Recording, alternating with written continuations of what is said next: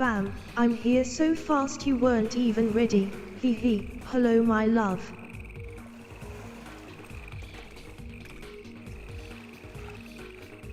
Maggie Moo, welcome back indeed. It did catch me off guard. A little bit.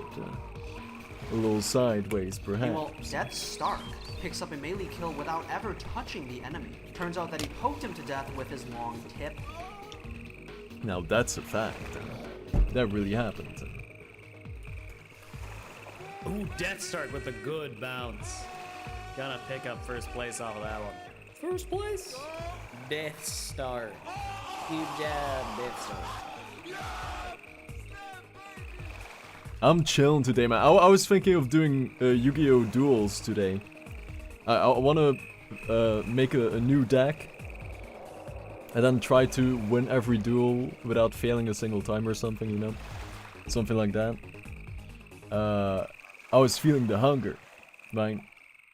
Now, I actually didn't want to stream today because I was busy, but then I finished my busy stuff. And then I was like, okay, now I have to like think about things.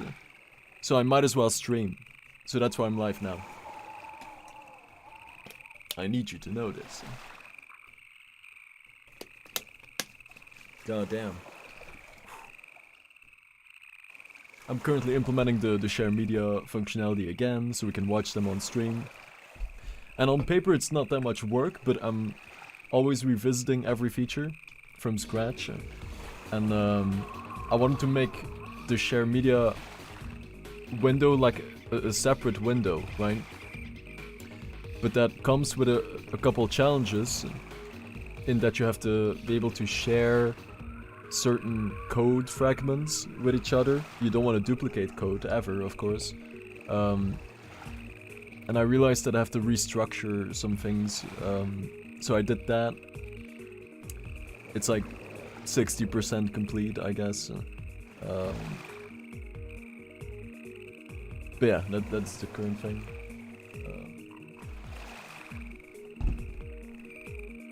And then I was just thinking about the border concept, man. I mean, ever since the last stream, that is now referred to as the core, right? And it makes sense if you see these borders, right? Like this is my border. You can see it as my soul or something. And then inside the border is the, or maybe inside is the soul, right? And the border represents the, I don't know, who I am, what I'm all about. I don't know. The border represents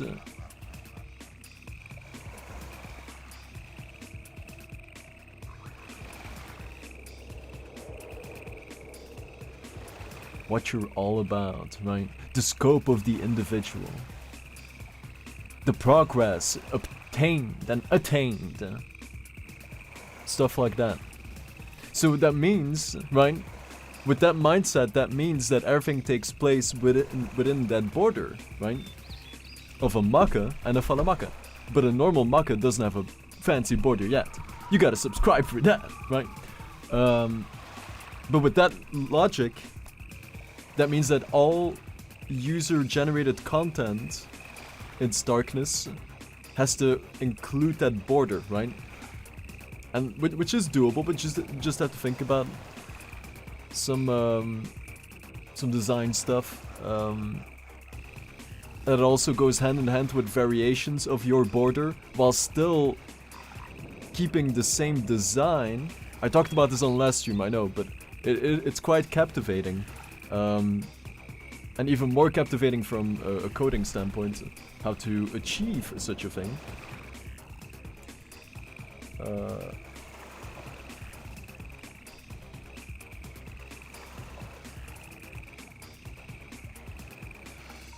Speedy, welcome back to, by the way, goddamn Speedy fast! Speedy beating Maggie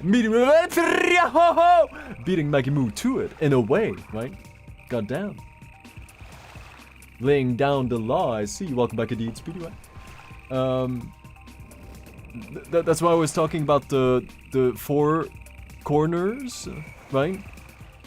Allowing the user to customize each corner of their border, okay? And if you do it like that, then it's gonna make it a lot easier to resize these borders to different ratios. And the reason why that is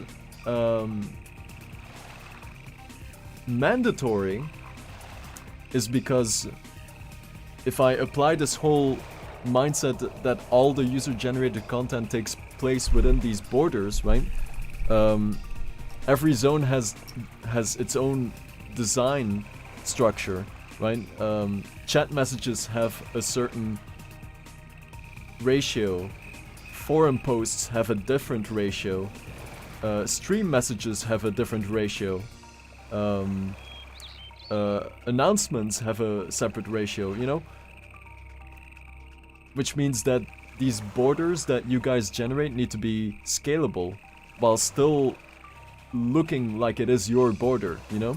So if this is my border right here, right? And let's say that this ratio is the ratio that is used on your profile, that's also a different ratio, right? That's gonna be 9 by 16. Let's say this is 9 by 16, right? Just for the sake of the argument. Then, if I want to reuse this border design in the chat zone, I would have to crop the 4 corners close to each other in like a rectangular ratio, which will contain profile picture, username, roles, role icons, and timestamp, right? And the border needs to encompass all that text, which means there's gonna be barely, like these sides, right? You'll barely see them, at least left and right, right? It's gonna be kind of small, which means the corners will be more in your face, right? But still shrunk, but still the same. It's crazy, man. Then you also have to make it so, because that's what I want. I want you to be able to upload a corner image, right? Let's say that one. And as you can see, there's like a part of the image that is going inside the content area, which is cool, right? But that also comes with some challenges, right? In that you have to like kind of calculate a certain margin where there's like a safe area, right? So it allows the user to kind of cut into the content area without ever obstructing any content, right? But it's a cool thing, so it should be like this. And this will, like, on your profile, you'll see the name here too. And then above the name, you'll see like 80% of a circle with your profile picture as well. That will be the because like in every zone there needs to be a template, right? There needs to be a standard layout. But then later on, Fadamakis will also be able to customize their layout. Or not like the default layout, of course, right? It should be a global thing where the username is always here and the profile picture is above. But I mean the surrounding border and then like the layout of the content, at least for the profile, you'll be able to customize that. Yeah. But the templates need to be there, right? Needs to be consistent.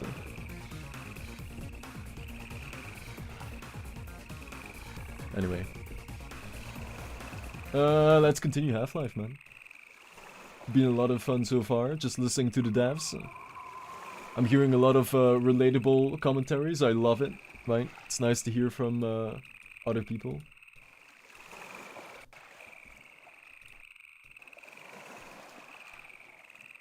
Especially that part where they have to think extra deep about features that most people just glance over. I love that. It's a very common thing too.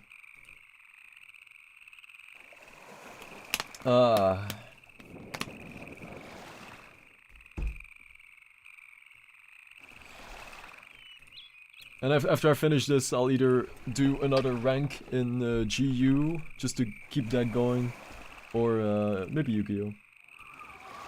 Whatever comes to mind, right? I have that power.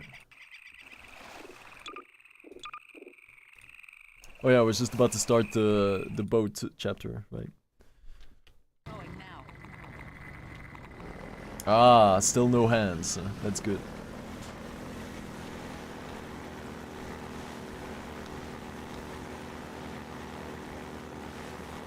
I can't shoot, right?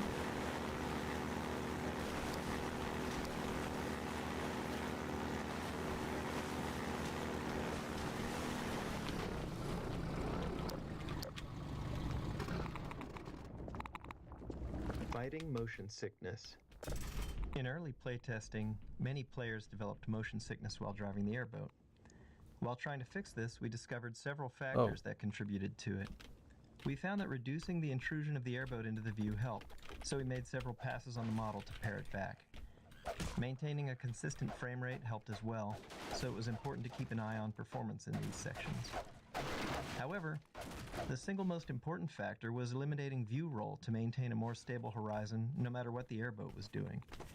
One of the programmers on the team was super prone to motion sickness, and they valiantly offered to playtest several times to test our progress towards a solution. I'm pretty sure they threw up at least once after playtesting. Damn. Their noble sacrifice was hugely appreciated. Yeah. No view bobbing, right? Imagine if there was view bobbing.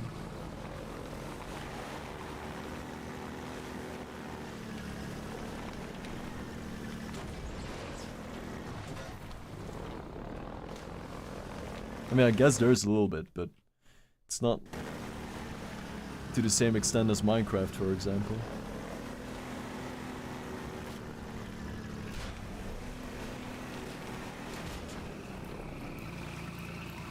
Gotta make sure to not miss any bubbles. It's like 90% of the reason why I'm playing this, just to listen to the commentary. G-Man? He does walk away.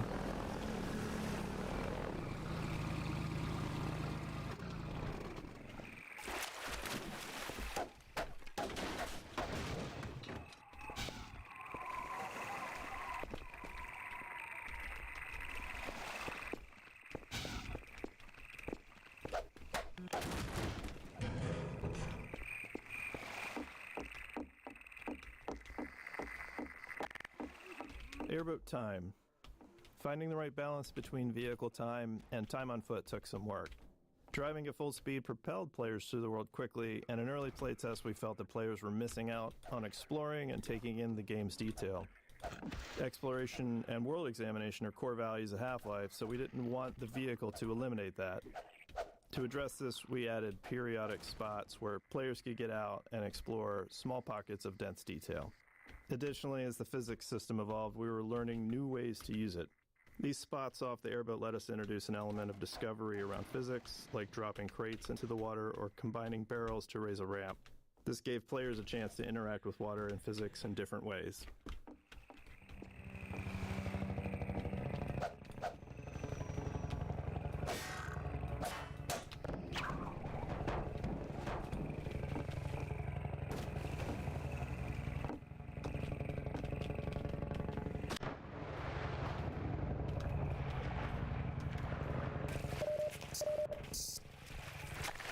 That was great. I don't think I've ever been up there.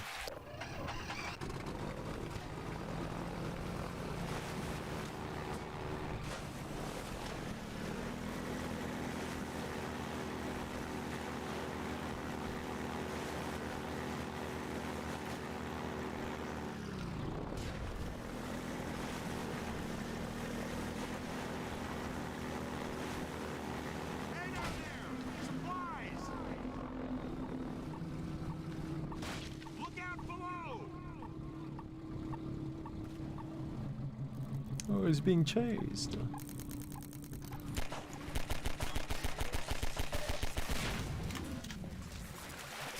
Floating supplies. In the alpha playtest, the canals were sprinkled with floating supply crates that players could smash with the airboat to collect the supplies inside.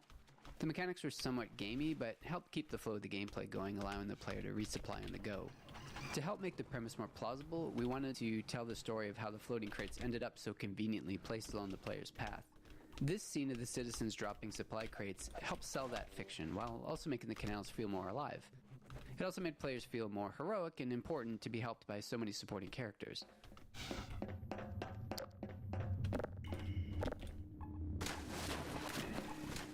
Am I supposed to go here?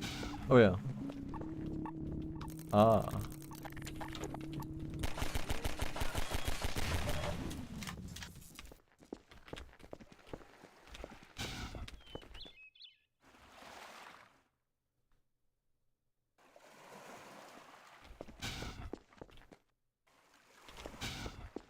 What is this? Oh, I have to build a ramp.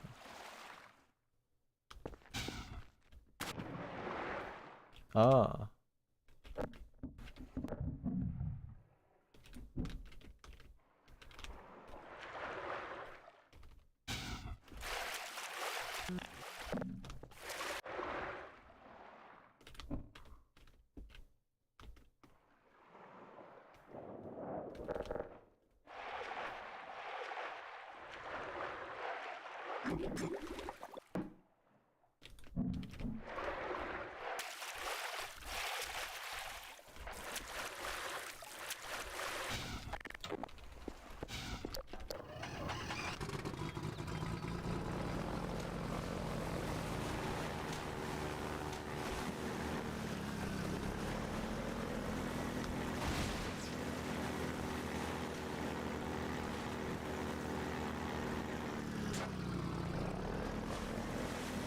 There's one more bubble. The hell? I don't recognize that shape.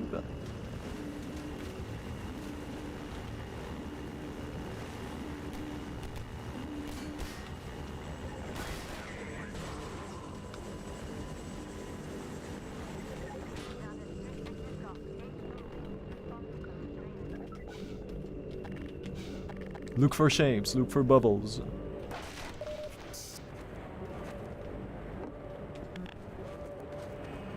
They know I'm here, huh?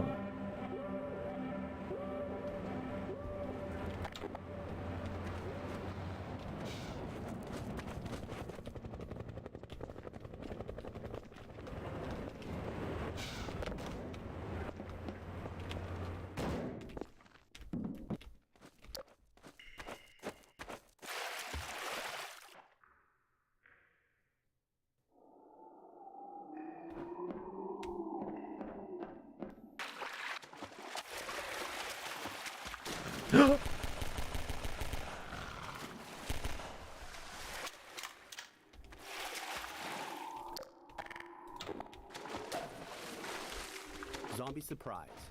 There's a little bit of a cheeky jump scare in this sewer pipe. They got me, yeah. Players wander in here, all focused and curious, and then an underwater zombie pops up, almost always scaring the pants off of playtesters. One fell completely out of their chair, and we marked that moment as a success. Good job, that was good.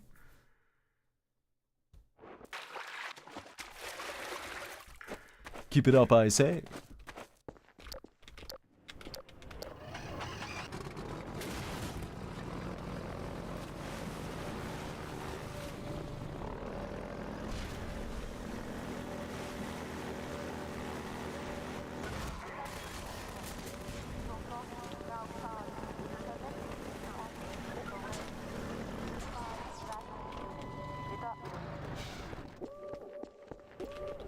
Portrait, you're making a red eyes deck. Nice, Magimu. I really want to commit to the revival gem type of deck. All these little innocent looking slimes, but they're very powerful, you know. I love stuff like that. But then also combine it with all the new synchros and stuff. Fuse the old with the new. Make it better. Avoid any meta.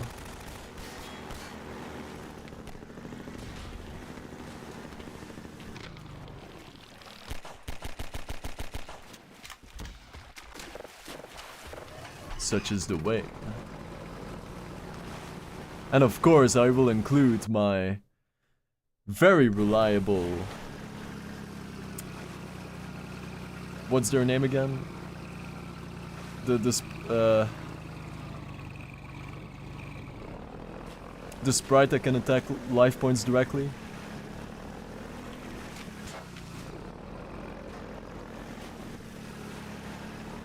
I'm gonna include 3 of those. Very strong.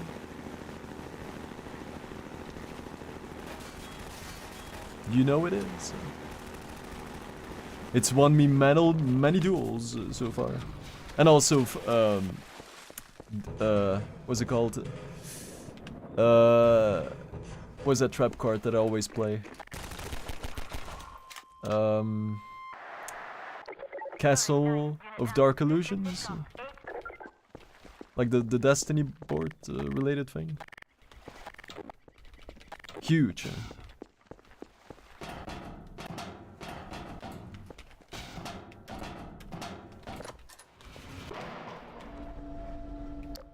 Smush.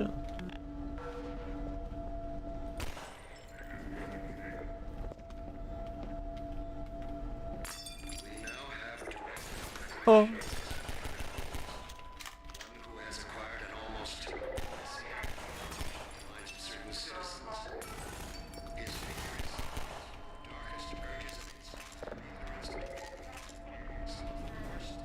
Grenade intro.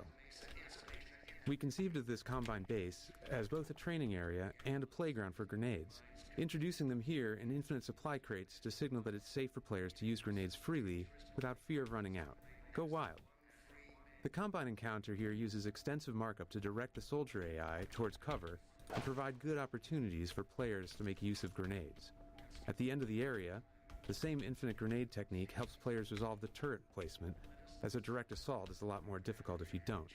A bright red light and a particle trail were added to the grenades, making it significantly easier for players to follow their trajectory, whether they're throwing them or dodging one from a Combine soldier. Yeah, we'll see about that.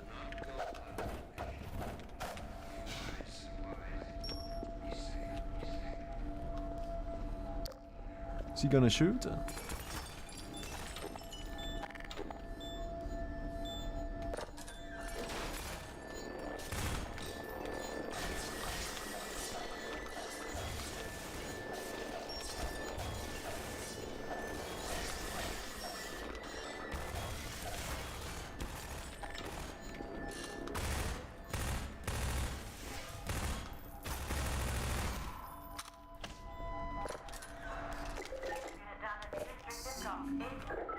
Air resistance. One important feature we had to add to our physics engine for Half-Life 2 was air resistance. At the time, physics engines would typically implement a general damping feature for slowing objects down as they moved, but this merely removes energy in a symmetric way.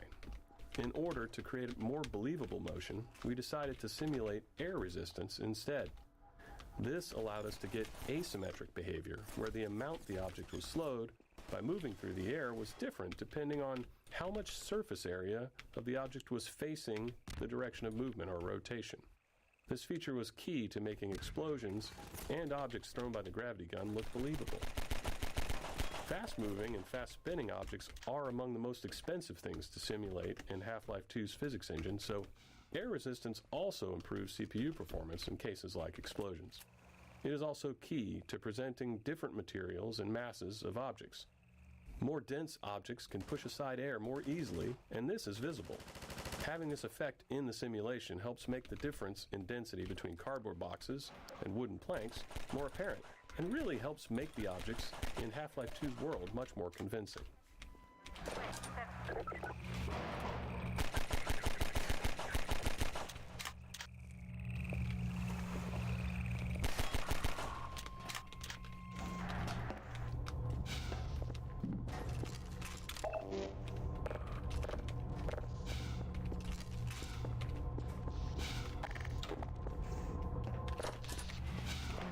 Puzzle layers. Because players are often totally unaware of the designer's intent, which we think is a good thing, They tend to respond in all kinds of surprising ways to our puzzles.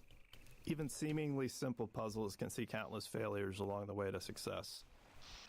That was the case with this puzzle to open the canal gates, which required many layers of hints and cues. The sparking wheel communicates that this is where someone would normally open the gate, but some other method is needed. A few crows draw the player's eye towards the solution, in this case, a bundle of girders on a pendulum. As grenades have been thoroughly introduced, we originally wanted players to throw one to break the wooden support structure, but that wasn't obvious enough. We added exploding barrels as a much clearer clue. But even after solving the puzzle, some players didn't realize that the gates were now open, which led them to endlessly explore the base interior looking for another exit. So we had to remind them of their original problem, the broken gate. We added smoke, the alarm klaxon, and a spinning light, and it was then that we finally started seeing reliably good results in playtesting. Wow.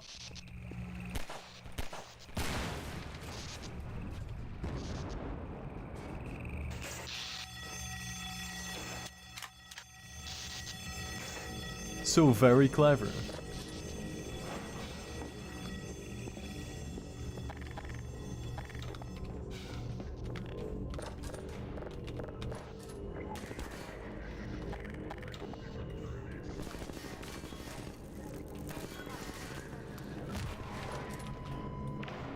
Uh-oh.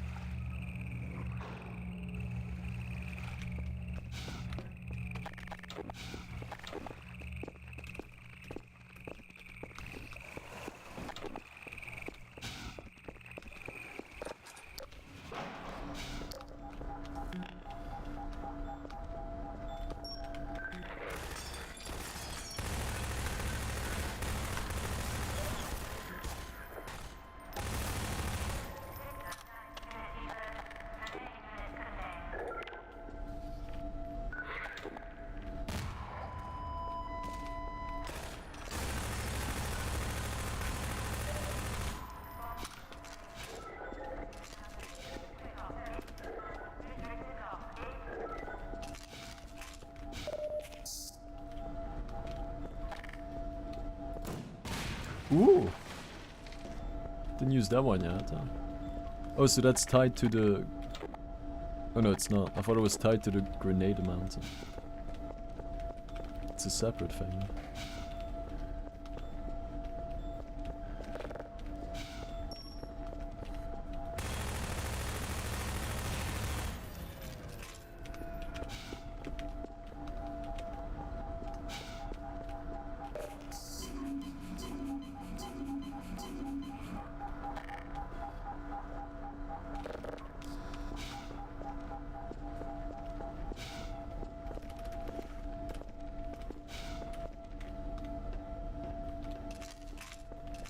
What are you doing tonight, Megamove? How's the little kid? Oh.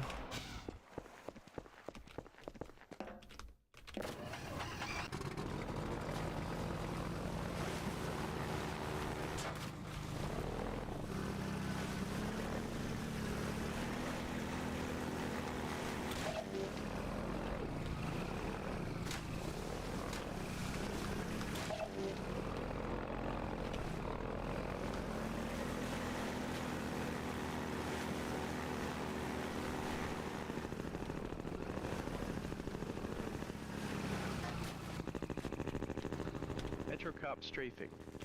The initial design of the airboat levels aimed to challenge players with tight maneuvers under pressure from Metrocops. The Metrocop strafing fire pattern was meant to make players slalom around the shots as they sped through, but in a review process, internally known as Overwatch, some playtesters felt frustrated being shot at without a way to retaliate. They wanted the airboat to feel powerful and unstoppable. Based on that feedback, we refocused the levels to emphasize empowerment over challenge, shifting from dodging attacks to fast-paced combat, speed, and busting through barriers.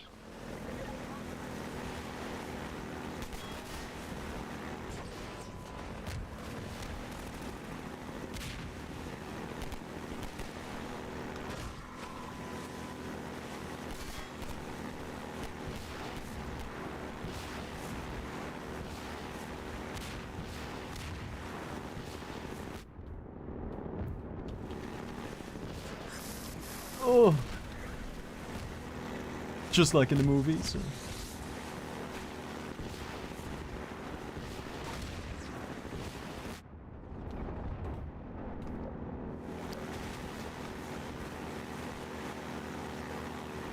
I hope I didn't miss a bubble. I might have missed one there.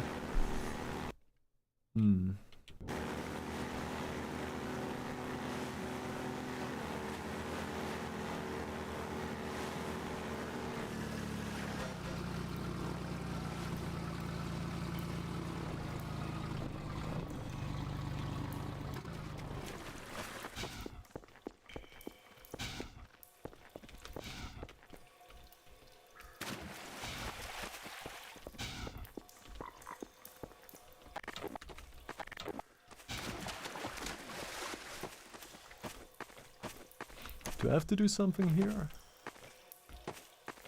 Oh.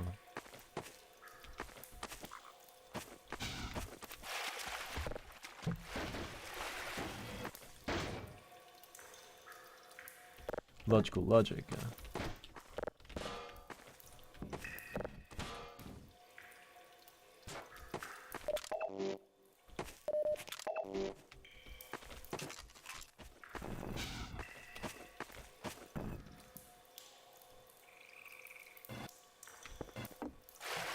That makes sense.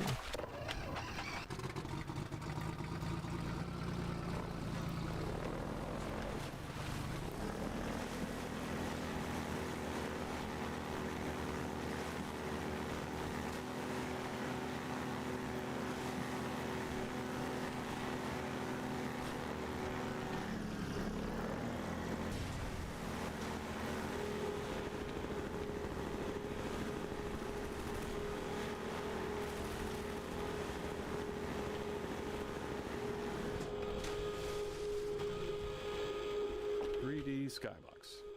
We've always needed to render a world that feels larger than our map limitations allow. In Half-Life 1, we used a cube map texture to let players see beyond the playable area.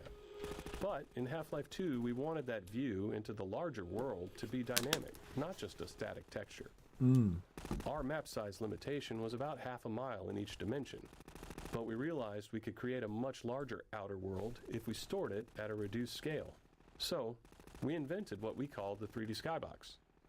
The 3D Skybox is a small box hidden within the actual game map containing geometry at 1/16th scale. Inside it, a reference point corresponds to a matching origin in the main map. Then, when we render the space beyond the playable area, we use the geometry from the 3D Skybox, positioned by that reference point and scaled up 16 times. Getting the lighting and fog to blend seamlessly across the transition from the main map to the Skybox presented some sticky challenges, but it worked. The result made the world feel significantly larger and more immersive than it had in Half-Life 1.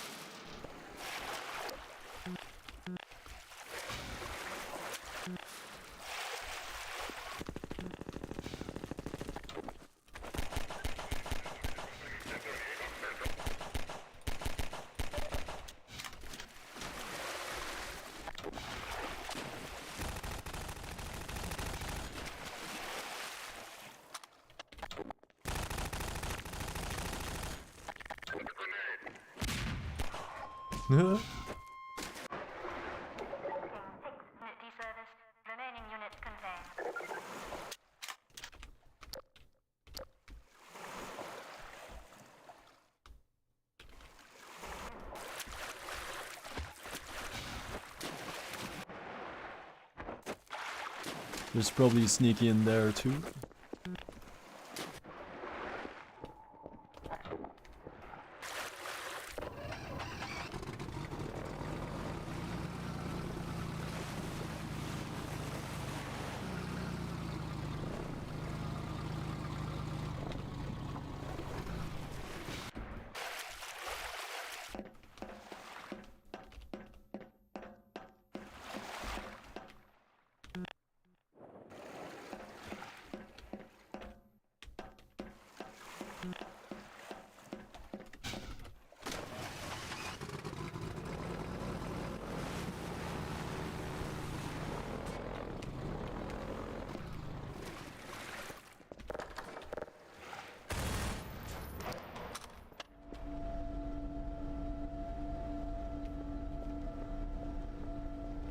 357 Intro. The Magnum, unlike the basic handgun with its slower rate of fire, is meant to be fired in a more measured, calculated way, dealing catastrophic damage to your target. Earlier versions of the Magnum had a bit of random dispersion, which we felt fit the heft and the less sensitive trigger pull of a larger pistol. However, this led to anticlimactic moments where players would carefully line up a shot only to miss due to the accuracy penalty. To address this, we made the first bullet perfectly accurate, with each subsequent shot becoming less accurate as you blasted away. Less accurate with every shot. VMPI. During Oh, the more you development, spam, we became yeah. increasingly frustrated with our slow gameplay iteration speeds, mainly because map compilation, needed to pre-compute lighting and visibility, was taking hours. Computers in 2000 were far slower than today's, and they had only a single CPU core each. Huh. Inspired by SETI at Home, a distributed program that used PCs worldwide to analyze radio waves for signs of extraterrestrial life, we built VMPI, which was our own distributed system that spread the map compilation process across many office computers. Today, these kinds of distributed systems run on giant GPU clusters, but at the time we just ran it on all the computers in our office. To deal with how our lighting code was evolving as quickly as our maps were, VMPI also distributed new exe files to everyone's computer too. In retrospect, this was a pretty terrifying security concept, just awfully bad. It's like the stuff of nightmares for IT folks, because we were sending an arbitrary executable to all of our work PCs and they would just run it. It was absolute madness. But it worked for us, and it did significantly increase our map iteration speed, and as a result, it ended up being a crucial tool.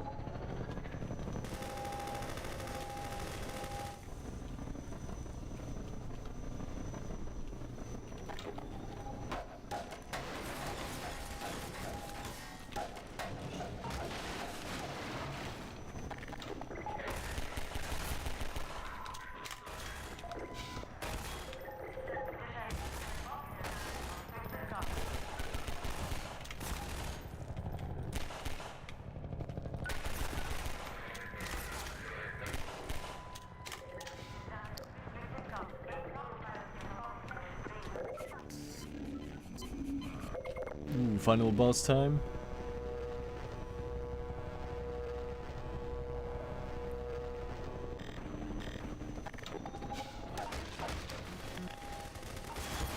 Damn.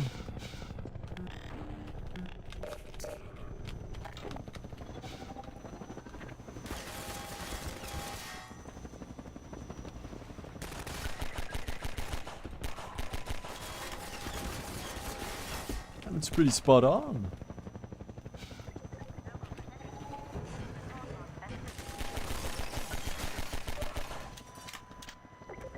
Mounted gun. The mounted guns were added here to help train the player on the gun's effectiveness against the attack helicopter for the final battle in the reservoir. This was necessary because up to this point, the helicopter was invulnerable to the player's weapons. True. And we had to give some indication that it could be harmed with larger weaponry. This was only somewhat effective in playtest due to the amount of pressure the player was under at the moment, which led us to developing the particle effects and sounds that would sell to the players that they were really doing damage.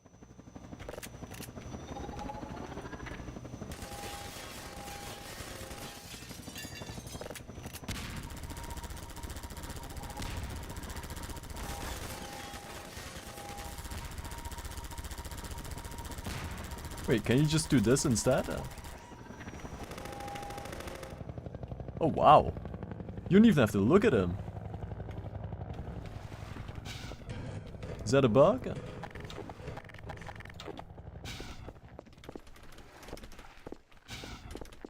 Or a feature.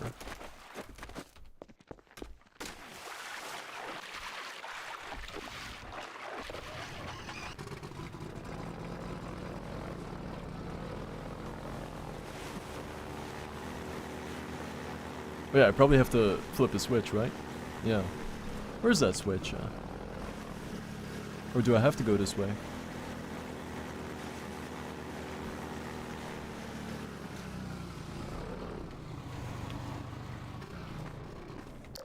Or is this where I came from? I don't remember. Oh yeah, it is where I came from.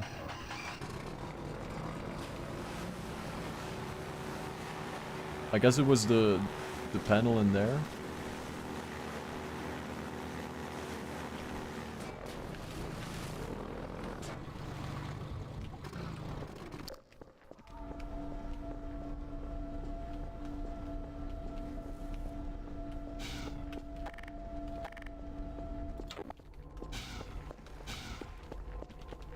At least now I can freely roam around too.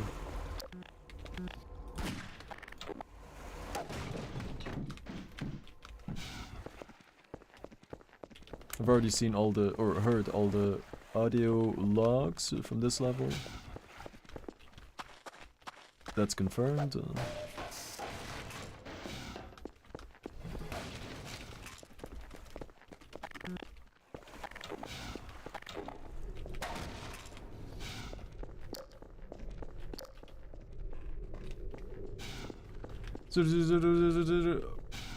I'll check it right away, Magmoo.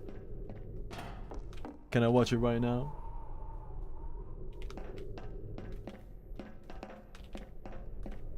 Is it time?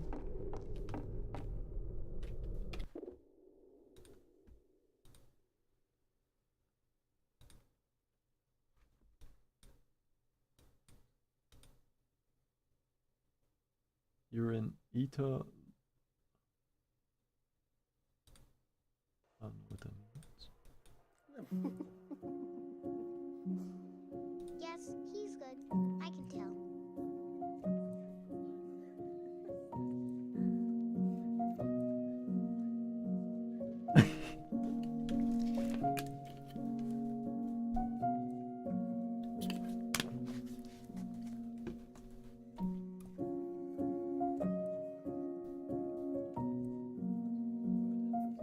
That's a cozy bowl.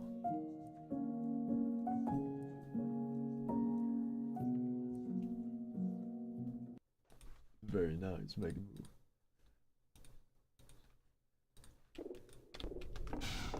I'm sure many more clips will occur.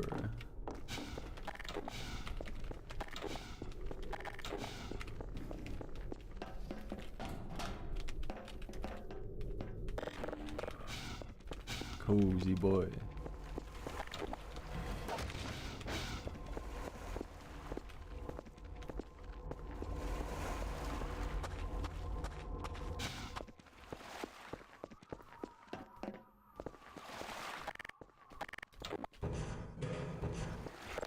Yep.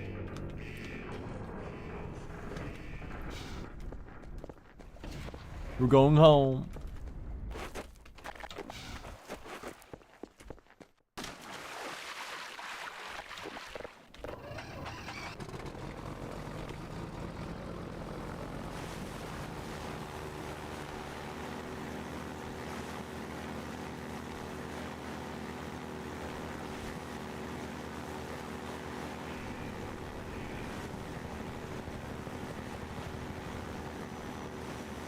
Who dat?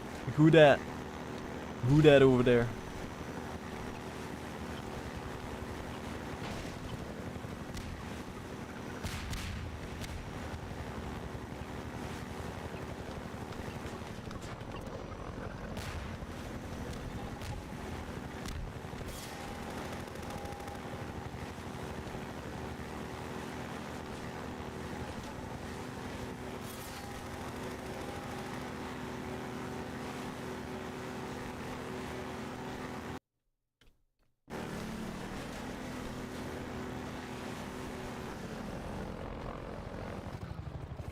Helicopter bombing run. This is another example of us creating movement hazards while driving the airboat.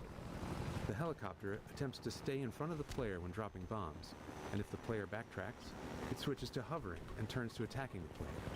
In one playtest, a bomb just so happened to drop between the pipe seams, creating a pretty cinematic moment. The playtester had a positive reaction, so the team decided to script it so it happened every time. This process has become part of our organic design process. Every so often, a cool thing randomly happens in a playtest, and we find a way to make it happen more reliably. Oof.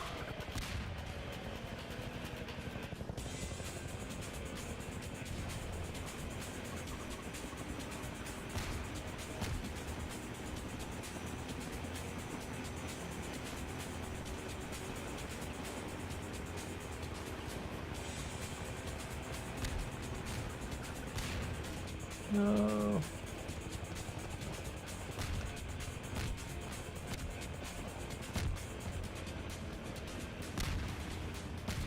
I'm sludging.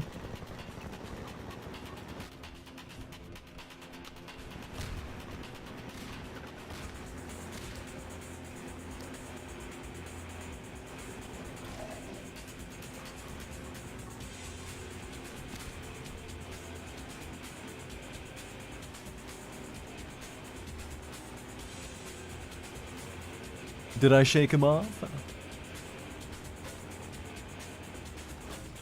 Man.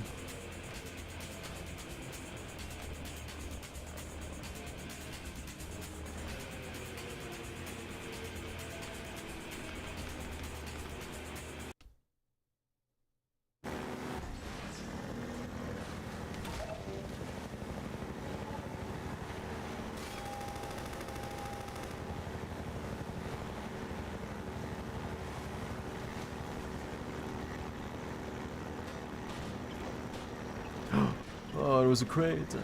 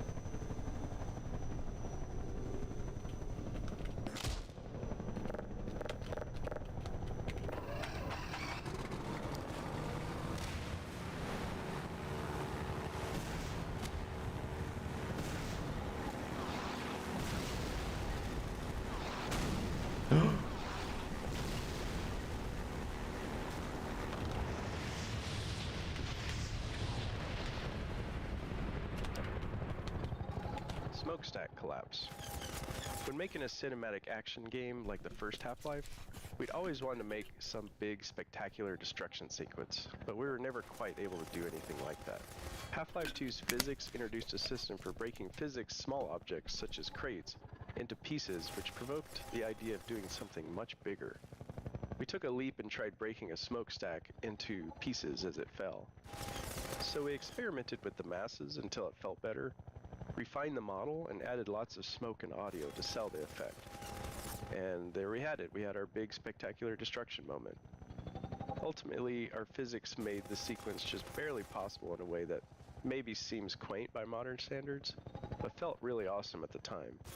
Because the simulation was unique every time we ran it, we had to take steps to avoid completely blocking the player's path with the big chunks of debris. The success of this sequence whet our appetites for the much higher fidelity cinematic physics destruction effects next seen in episode 2. I can't wait.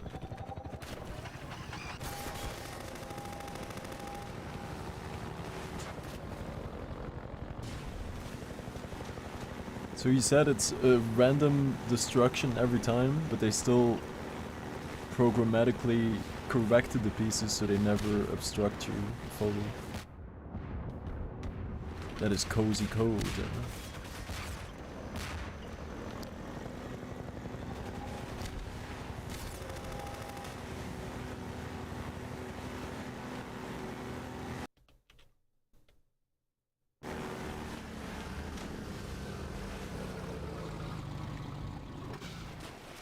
Washing machine puzzle.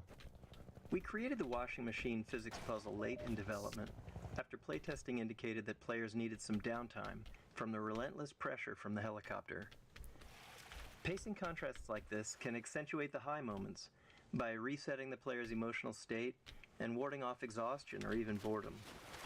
It was a positive sign that players reacted so strongly to all the work done to make the helicopter truly menacing, but if we didn't manage the stress of it, fatigue set in, which quickly started to feel like monotony rather than excitement. Originally, players quickly drove through this area, but because of the nice sunlight and composition of the canal here, we decided it was a good spot to pause the action and have the players spend some quiet time solving a puzzle. The puzzle itself, which was the first to use masses and pulleys, ended up giving rise to other physics navigation puzzles elsewhere in the game. Displacements 2.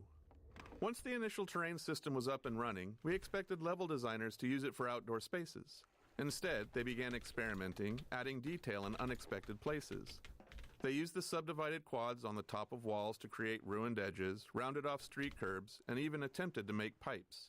This met with varying success since the terrain system was designed for landscapes, not architectural detail. So we returned to the code mines, transforming the height-based terrain system into a fully 3D displacement system. Now, instead of only moving grid points up and down, designers could move them in any direction.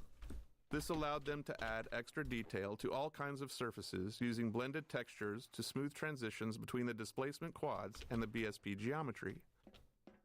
However, this required additional tech work to ensure consistent lighting between the two renderers, or those edges would have been noticeably mismatched. But with all this done, the level designers seemed satisfied, and we naively thought that this time it really would be enough. Displacements 3. With the general displacement system in hand, level designers didn't stop at adding detail to the world and returned to their original goals of building large-scale outdoor sections.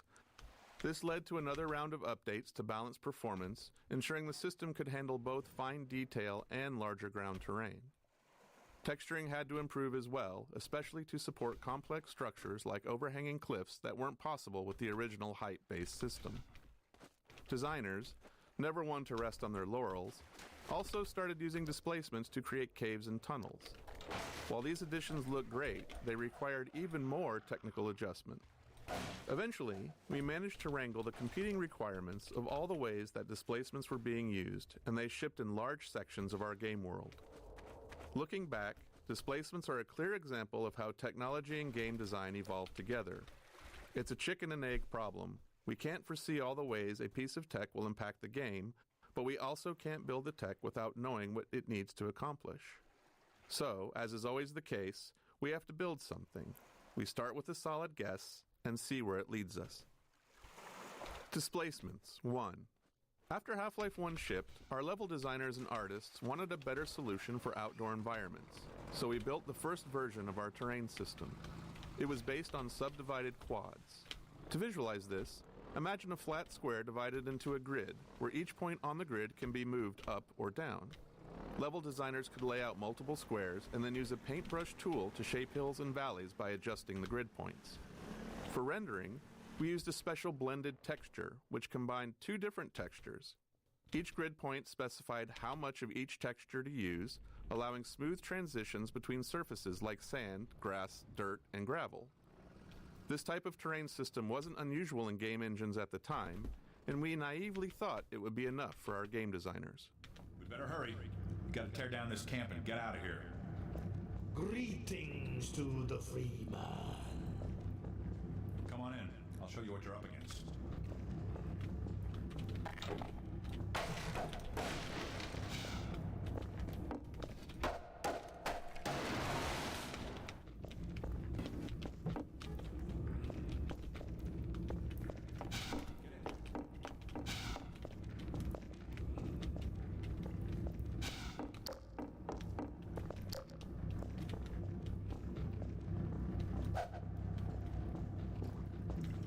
Gestures. Each of our characters had a library of simple animations called gestures, which we could easily layer on top of other body movements. While originally planned as a production savings to allow us to reuse animations throughout the game, we found they actually had more utility than that. Humans often repeat certain movements, and these can be markers of a specific personality. As a result, our gestures library ended up capturing the essence of each character, helping to unify our animation team's understanding of who those characters were. This made it much easier for our animators to share any one character's workload among themselves, which production often required. He already finished talking, huh?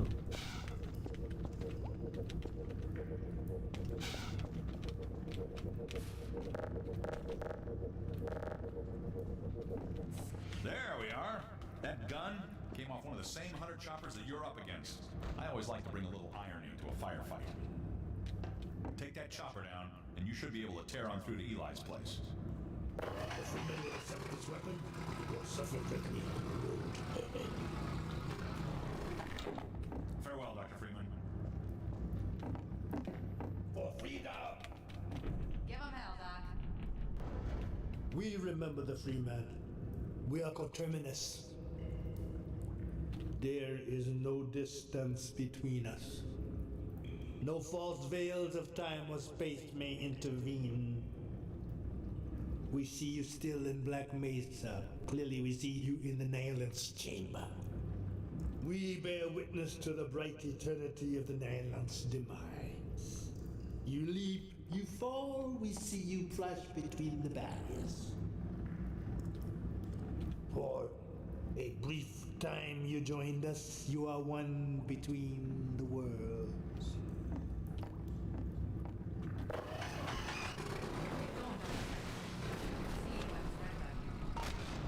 Airboat changeup. We heard. No. Airboat changeup. We heard from the playtesters that they wanted more varied gameplay from the airboat. Up until this point of the game, the player had no real way to fight back against the helicopter and other enemies, so it felt right to introduce a new weapon, and in turn, deliver a pacing change and set the stage for what would come next. In the subsequent areas, we added target practice to acquaint people with their new weapon. Extra physics force on the airgun projectiles meant targets would get sent flying and make it feel way more powerful than anything in the player's loadout. Even then, when it came to playtesting combat against the helicopter, a lot of testers still thought it was invincible, and hadn't noticed our efforts to illustrate that it was taking damage from the combine-mounted guns earlier. To get over this, we did the most obvious thing. We put the helicopter directly outside the tunnel in which you get the gun and make it extremely clear that you can and should shoot it. And it worked.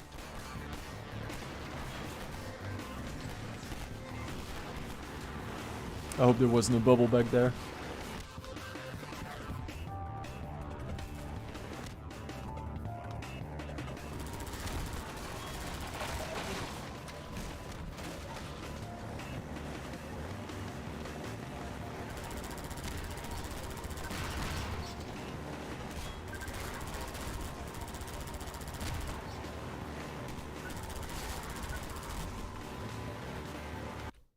Oh, it regenerates the ammo.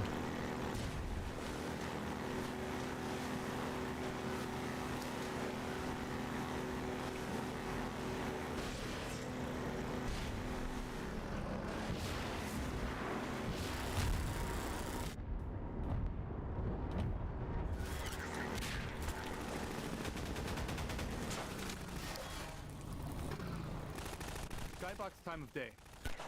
The skybox and fog color changes incrementally during this chapter. This is meant to visually represent the passage of time as the player journeys through the canals and the chapter. Two fog color values in opposite directions help sell the illusion of the oblique angle of the sun. You can see it getting closer to sunset by this point. This culminates in the helicopter combat arena with the sun setting and Ravenholm visible in the skybox.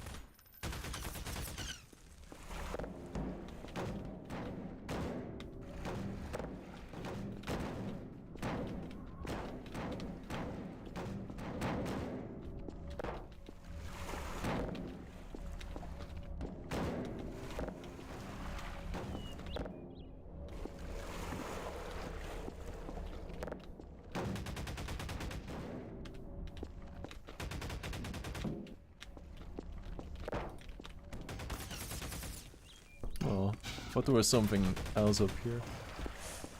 Not today.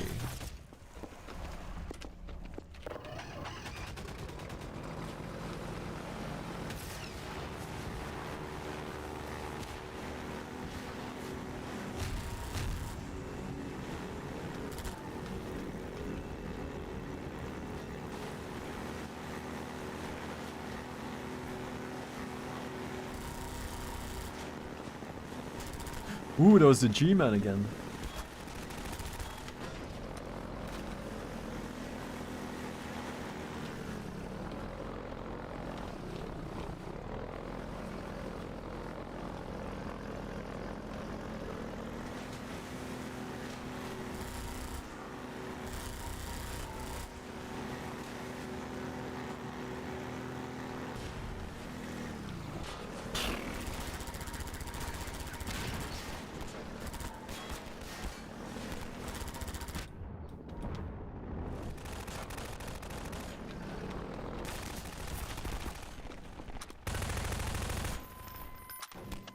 Donkey Kong Barrel Ramp. This particular area, the drainage ramp, originally started as just an interesting piece of level architecture. But during playtesting, we quickly saw how fun it was to slide the airboat up and around the slope, so we added more elements to enhance that experience. This included Metro Cops dropping barrels down toward the player, and a little nod to the classic arcade game, Donkey Kong.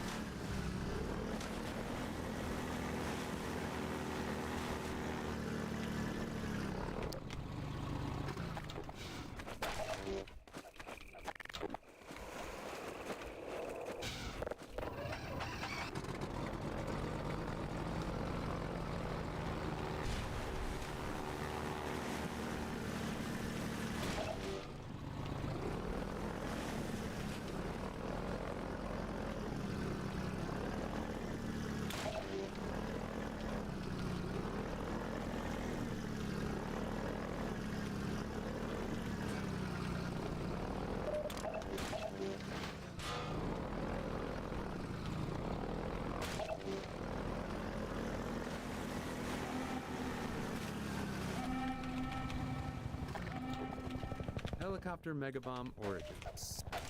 The Megabomb helicopter attack was based on a bug where a programmer accidentally removed the bomb drop cooldown, resulting in the chopper dropping hundreds of bombs all at once. It looked so cool that we decided that we had to keep it for the final shipping bombing run attack.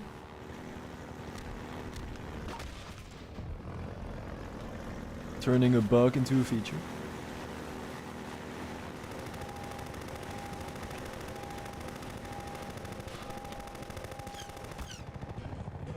Arena exit gate. The wheel mechanism to raise the exit gate was added specifically to force the player to defeat the helicopter before they can move forward. We often refer to elements like this as gating the player, using design elements to keep them from progressing until they've completed a necessary task. It's quite literally a gate.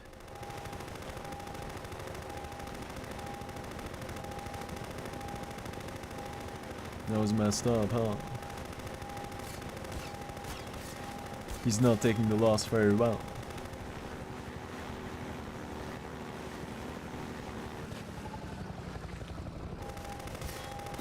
Jesus.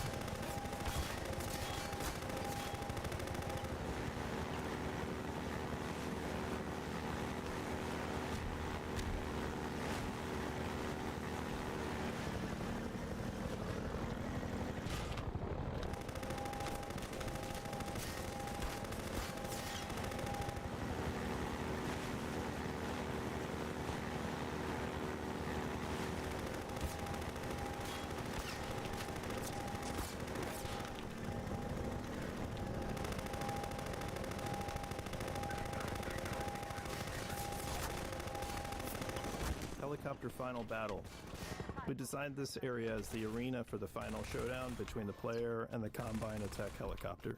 It's the player's chance to finally eliminate the relentless enemy that's been hunting them since fleeing underground after leaving Kleiner's lab.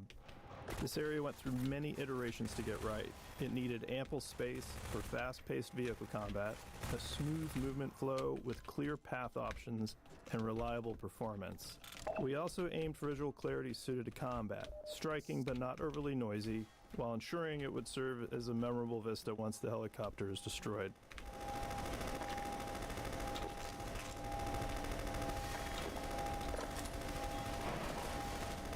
Dude, is he just stuck?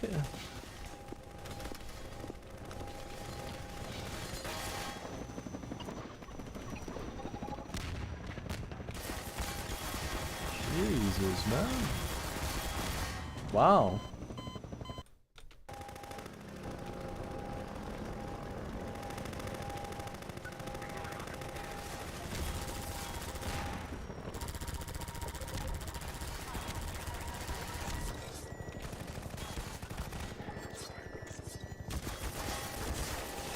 God damn, wow.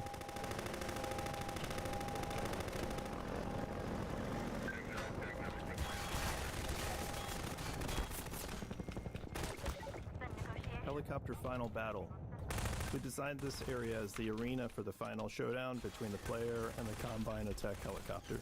It's the player's chance to finally eliminate the relentless enemy that's been hunting them since fleeing underground after leaving Kleiner's lab.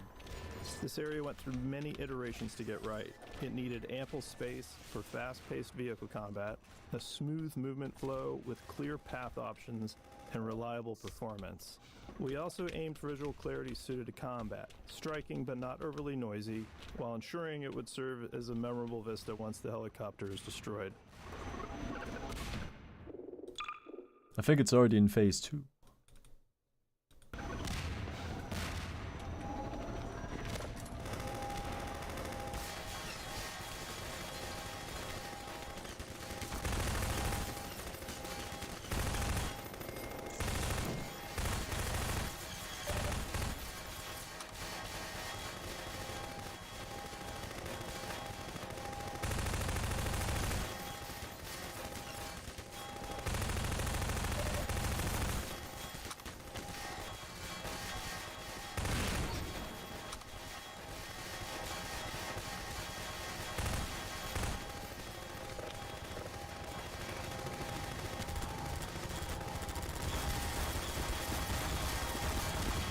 Wow.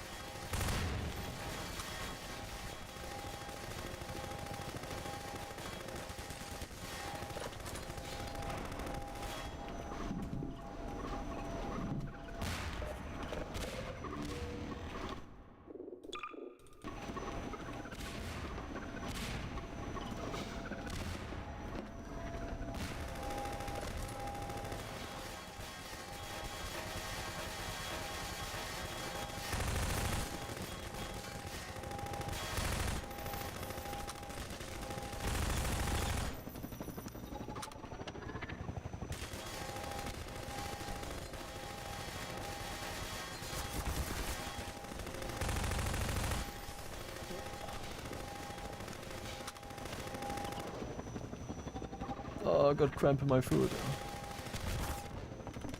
The true final boss.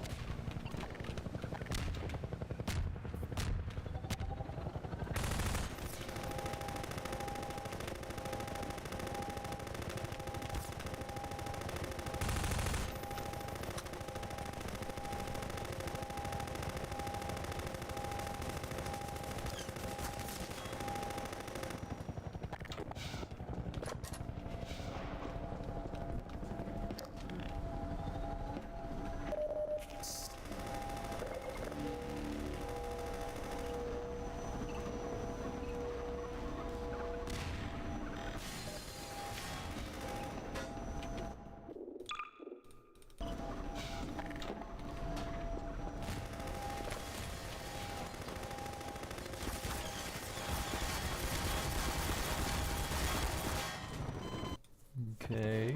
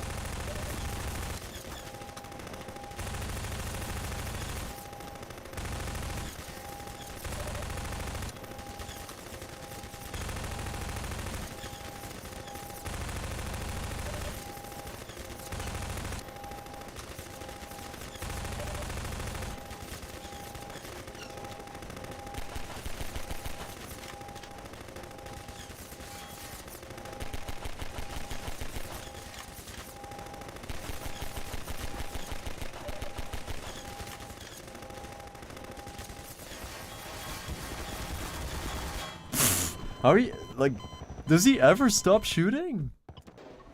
How are you supposed to do this? If he doesn't stop?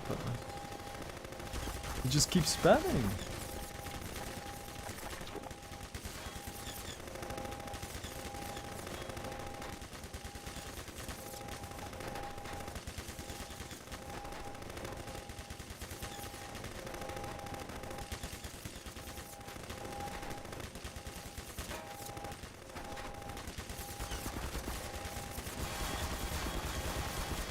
Jesus, man. Is he glitched out?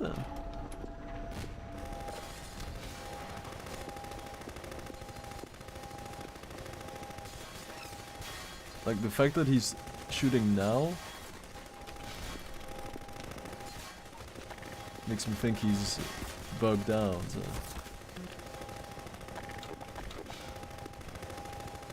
Maybe I'm not supposed to fight him?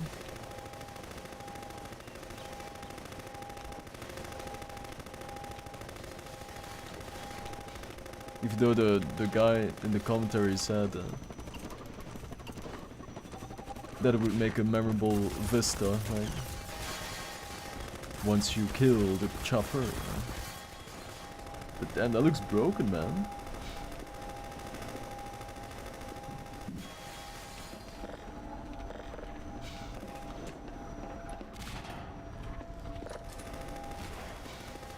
Like, he's already shooting as soon as you exit and he doesn't even see you.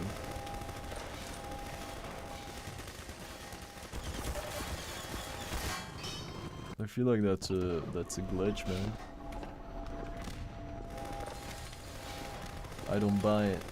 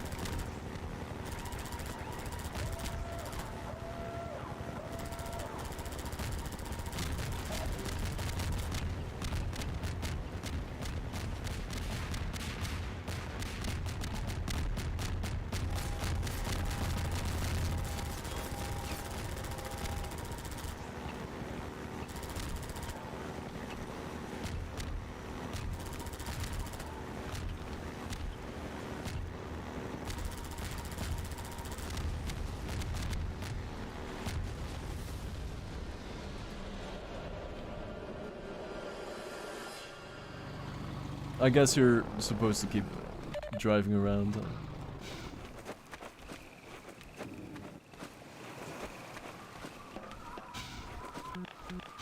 No sneaky inside.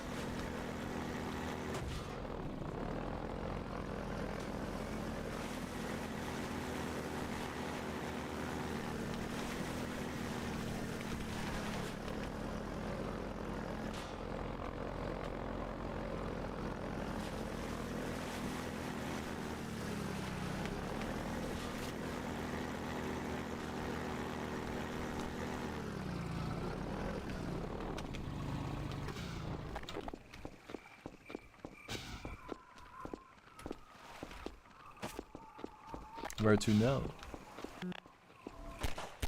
Beyond. I don't know if I still have to take the boat.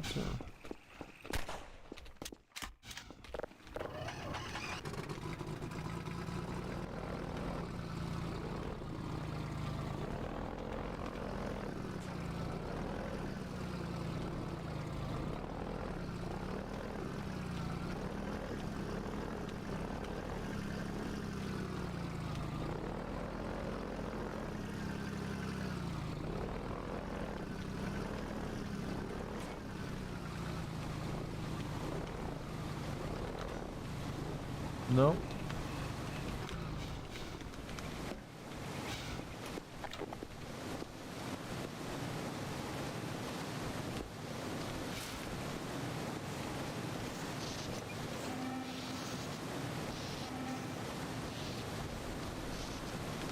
I see.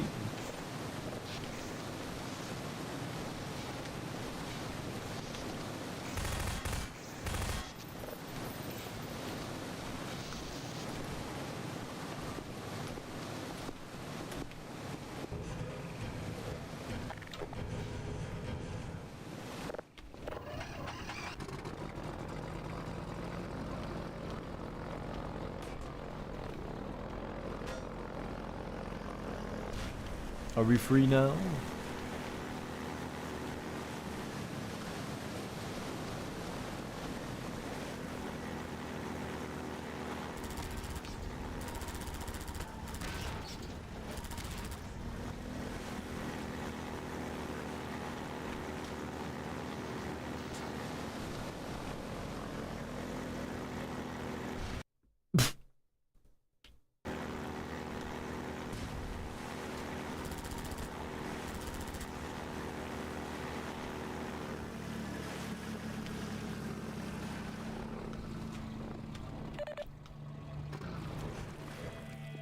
Airboat wreckage.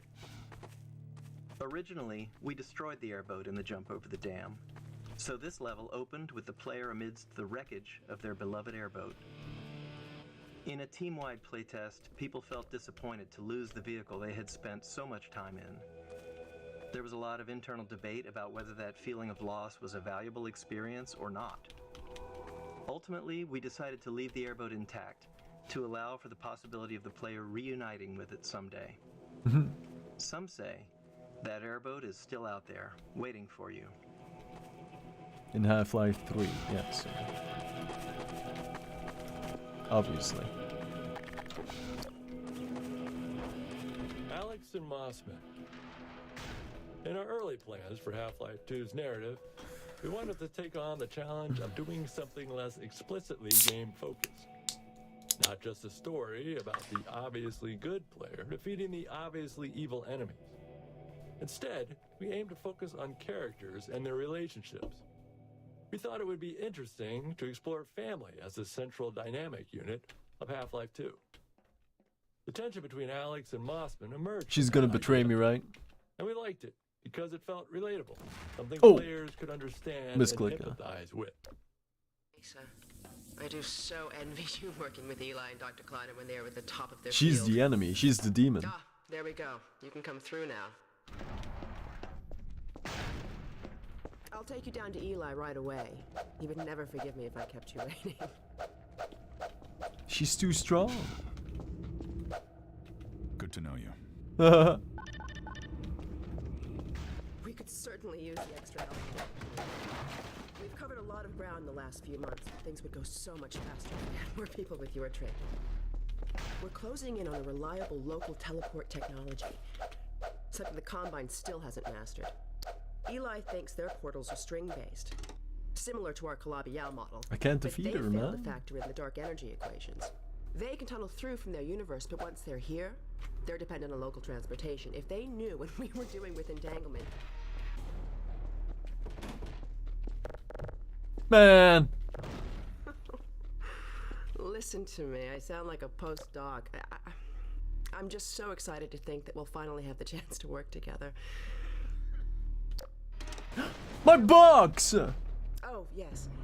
Dr. Kleiner compressed the Zen relay far beyond anything he imagined at Black Mesa.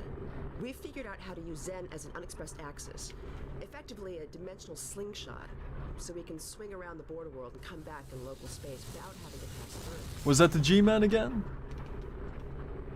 Oh, here's Eli now. All right, good.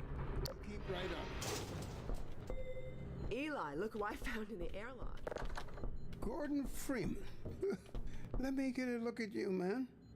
My God, you haven't changed one iota. How do you do it? Now, let's see. The last time I saw you, I sent you up for help after the resonance cascade. I never thought it would take you this long to get back to me. Welcome to the lab anyway. I do this to It's Megamu not too. Black Mesa, but it served us well enough. It's going to be a lot more like Black Mesa with Gordon here to help. Right you are. MIT graduates are few and far between these days. We'll get you out of that hazard suit and back into your lab coat where you belong. Let me just finish up some work and I'll see what I can dig up. Dr. Freeman, it's been a real honor. I'm looking forward to working together. Feel free to look around. Yeah. Just like that, huh? Oh, Ooh. Dr. Freeman, you should stay with Eli. Go on, I'll rejoin you shortly. You're the enemy, right? Gotta box her in at least. Stop her in her tracks. Yes, yes, this will do. Yes, I see it now. I have a few things to attend to, Dr. Freeman. Let Eli show you around. Can I unlock the door? That's not bad. Eli's lab.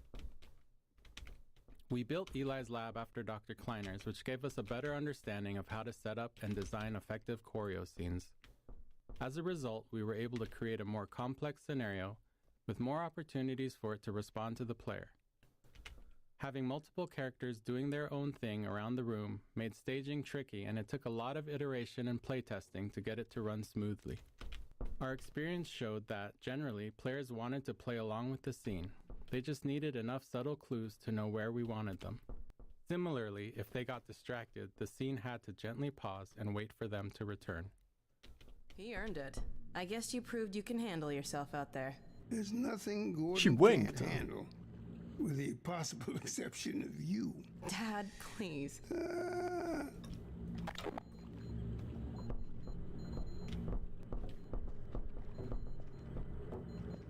What was that supposed to mean?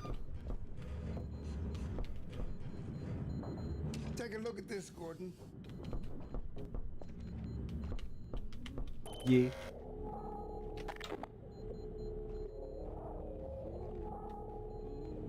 We looking?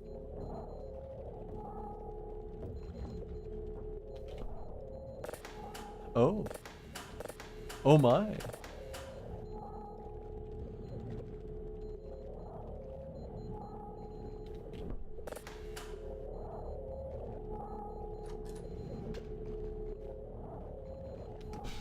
Who just opened that door? Aha! Man! Alex, I thought you were on watch. The Vortigon Pythons relieved me so I could come see Gordon. Anyway, I should be in here working on the portal. I have the repairs well in hand. Someone misjudged the capacity of the combine thyristor. Are you blaming me? No, not at all. It was a calculation error, not a mechanical problem. Then maybe you should let me do the calculations next time, as well as installing it. Alex, really? Sometimes I think you deliberately misunderstand me. Alex, why don't you take Gordon along and give him some practice with the gravity gun? Sure. Come on, Gordon. Let's go have some fun. No, I'm not coming down. Manipulator is not a toy, Alex. Ugh, let's get out of here.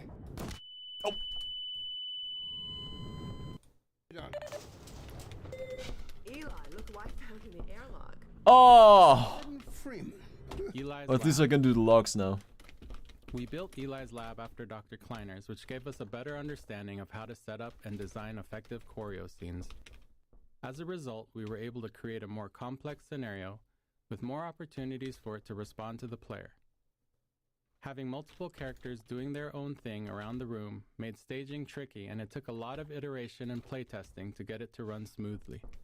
Our experience showed that, generally, players wanted to play along with the scene.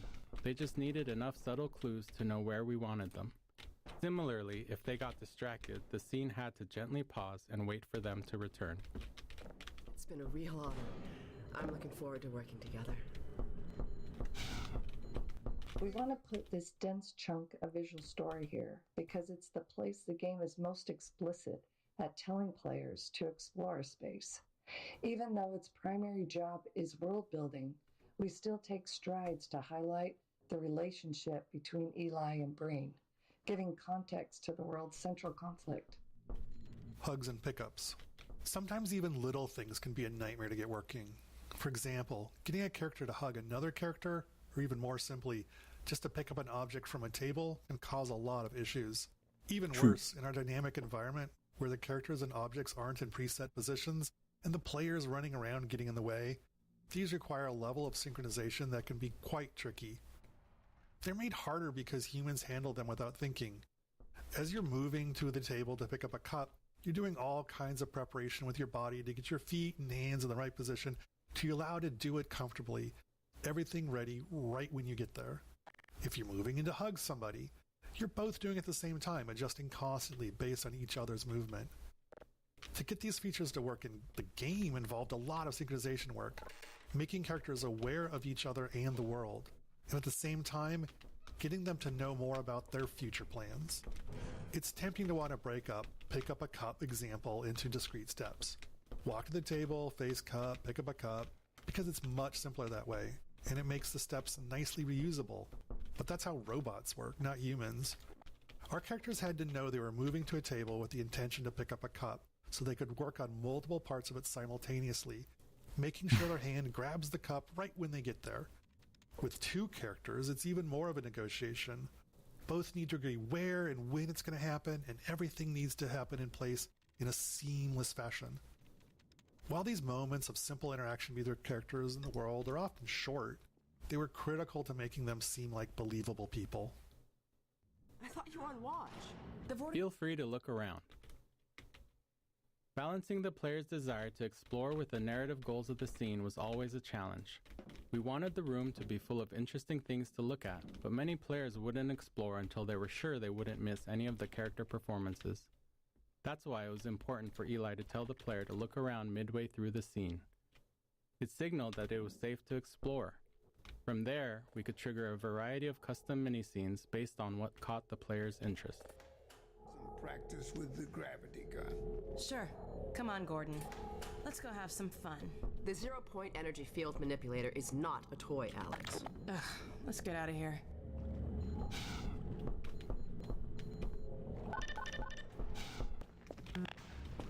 I want to go up there, right? No one has ever set a foot on top of the staircase. I like that.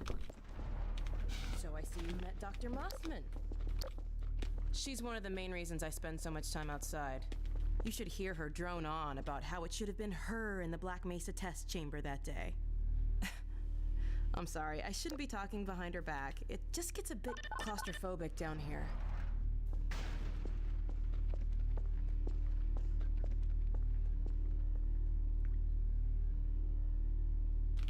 That's the old passage to Ravenholm. We don't go there anymore.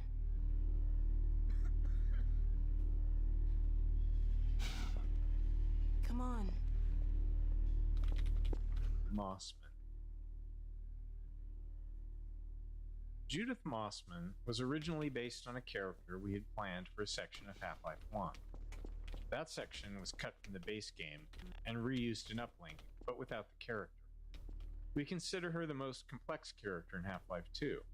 We knew we'd be walking a tightrope with how the player felt about her even before Nova Prospekt, because the player's trusted sources don't agree. Eli likes her, but Alex doesn't. We recognized there was a limit to how much complexity we could pull off in relationships, but we felt that a stepmother-daughter dynamic was something players would understand. Whether or not you agree with Mossman, she's doing something heroic. She risks being a double agent to get the information she needs to protect Eli and Alex. She just didn't plan for Gordon.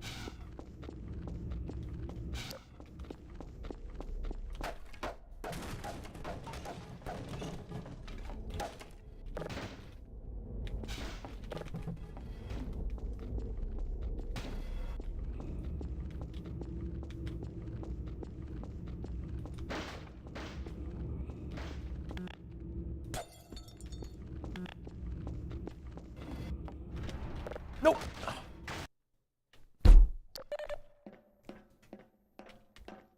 I can't get it right then. So, here we are. The scrapyard. This is the gravity gun my father was talking about. You can call it the zero-point energy field manipulator if you really want to. It's designed for handling hazardous materials, but we mainly use it for heavy lifting. Give it a try. The primary trigger emits a charge. You can punch stuff and send it flying. I found it handy for clearing minefields.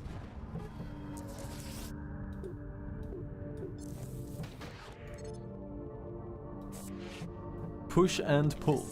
Character lighting. In the first year of development, we were struggling to get our characters to feel as realistic as we wanted them to. There were actually quite a number of different problems, all of which eventually required specific technological and artistic improvements to fix. The first major problem was lighting. At the time, lighting technology in games had many shortcuts, some due to performance, but many due to misunderstandings of how it all works. To make characters look good at the time, models and textures had to be created with much of their lighting solution baked into them, like shadows and glossiness. The characters looked cool, but they also looked like video game characters. We started building Alex with this approach, because that was how you're supposed to do it. We used the baked solutions and lit her like a movie actor, essentially as if she had a custom lighting rig that followed her around and ensured she always looked good. But it didn't really work. The range of lighting environments and the dynamic nature of video games meant that she'd look great in some environments, but always end up looking terribly unrealistic at some point.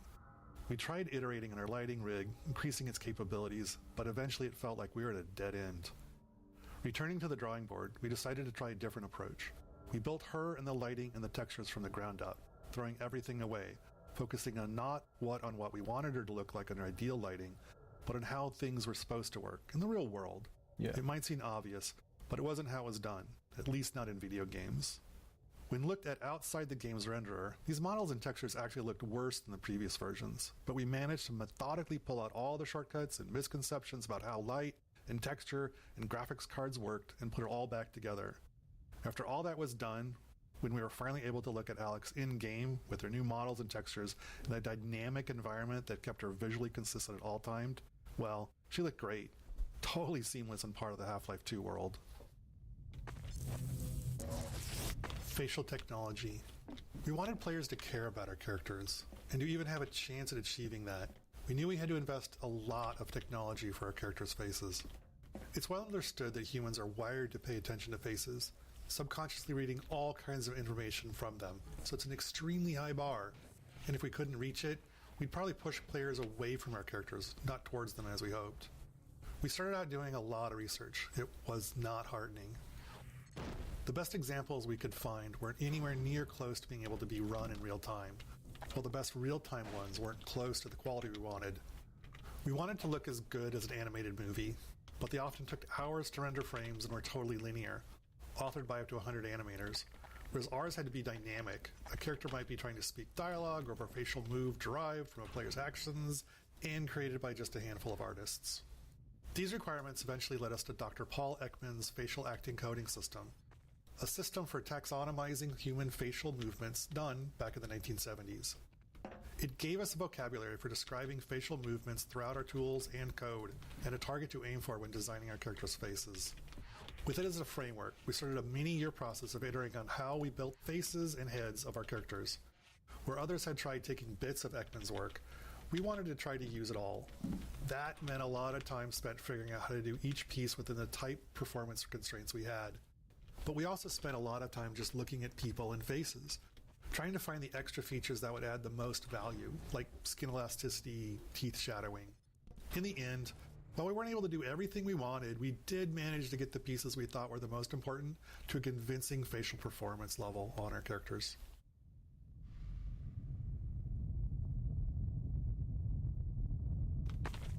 Try grabbing those barrels from that ledge up there. Oh. All right. That's why she kept looking up there. Eye shader. Another critical part of getting character faces to be convincing was in the eyes.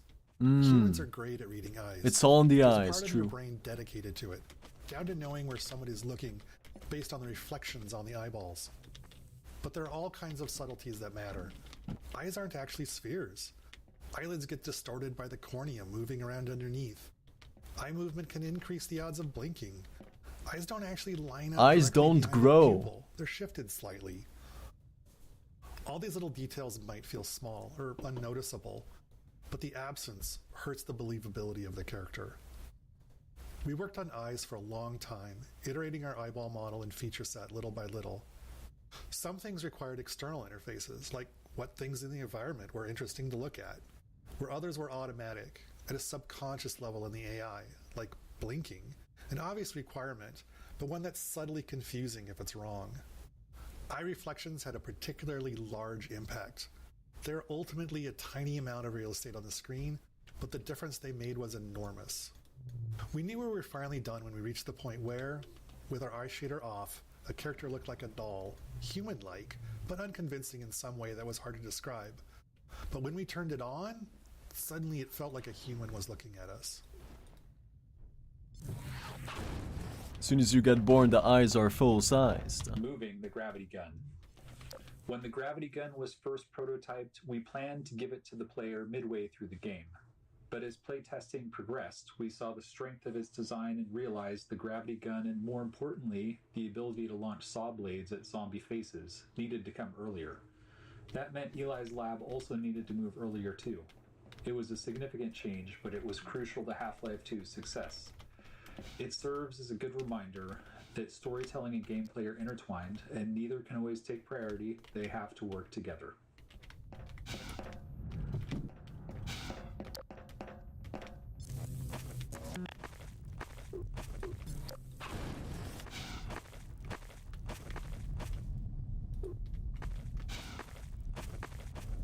Now let me call Dog. He loves to play fetch. Dog! Come!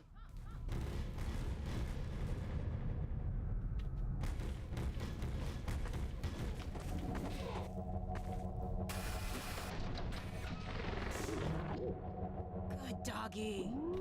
Gordon, this is Dog. My dad built him to protect me when I was a kid. First model was about yay high. I've been adding to him ever since. Yay high? Have a night, boy. Okay, Dog, let's play catch with Gordon. You'll need to use the gravity gun. Go ahead, Dog. Throw!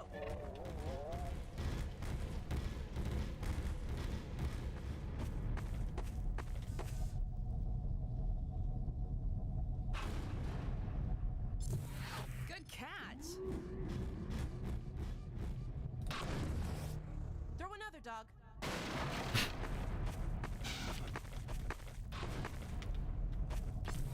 Awesome! Another one, Dog.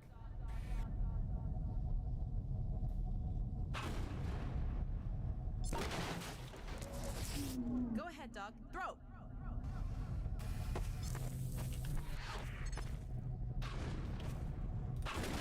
Ooh. Throw another, dog.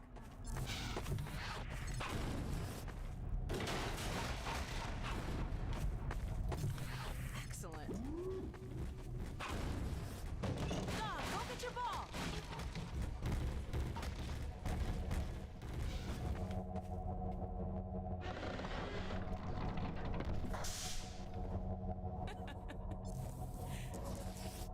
Okay. Is that the ball or is that the ball?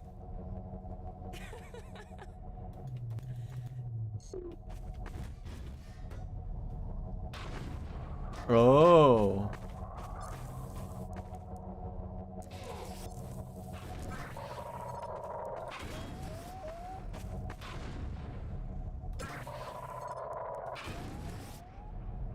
Ooh. No.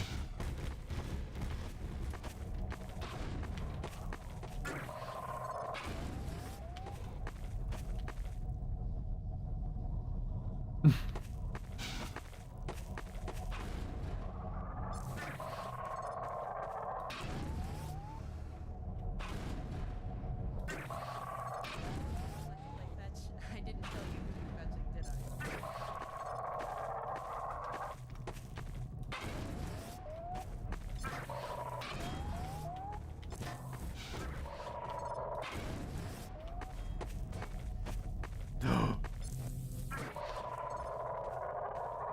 Okay, Gordon, let's try something else. Dog, throw something bigger.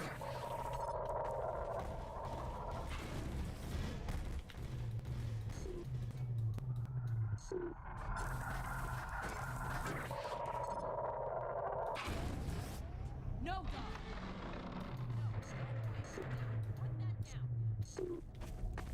What is it, dog? Oh my god, what was that? Scanners! Oh, the combine's sweeping the area! We've got to head back to the lab. Come on, Gordon. Damn.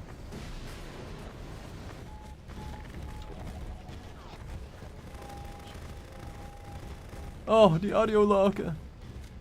That brought me down to 8 HP. Looking back on Half-Life 2 now, 20 years later, it's sobering to reflect on how terrifying it was throughout much of the development. Game development is hard. You never really get what you'd like to have, which is be able to validate risk before you start to pile more on top of it. For example, our facial animation technology, it took probably 3 or 4 years of work before we were confident it was actually going to work, but we couldn't wait until then. In that first year, we immediately started making all kinds of other choices in our game design, our asset production, and our other technologies, all based on the assumption that our facial animation technology was going to work in the end, from a quality and performance standpoint. If it hadn't, many of those other choices wouldn't have worked either. At the same risk profile is true of other large choices we made early on. We can't wait. We just have to build and hope that our guesses will be true years from now. Terrifying. Alex, do you read? Alex! Honey. What's going on in there? Where are you, Alex? We're in the scrapyard airlock, stuck in a full auto cycle. Is Gordon still with you? He's right here. Good. I want you to... Dad? Take Gordon out of here. Head for the coast. Do not go through rape... Dad? Dad! Damn it! Dog, open the airlock. Get us out of here. Hurry, now! Tear it apart if you have to. Just get it open. That's enough, dog. Come on, Gordon. Come on!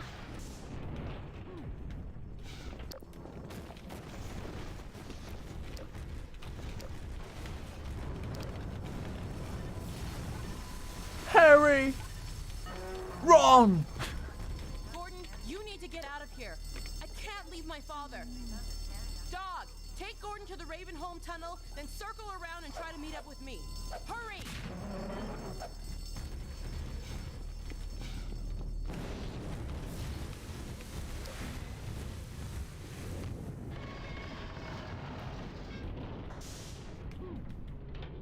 You're not coming?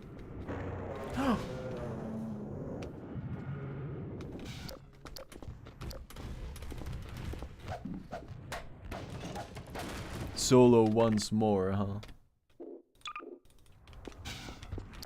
It kinda feels right.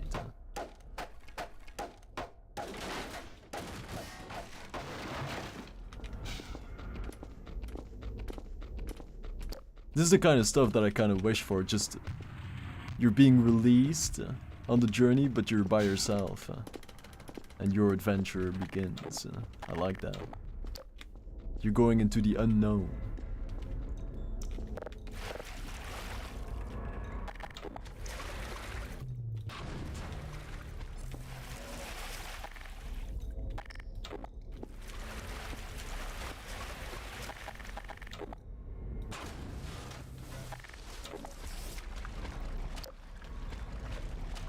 Are they gonna shoot?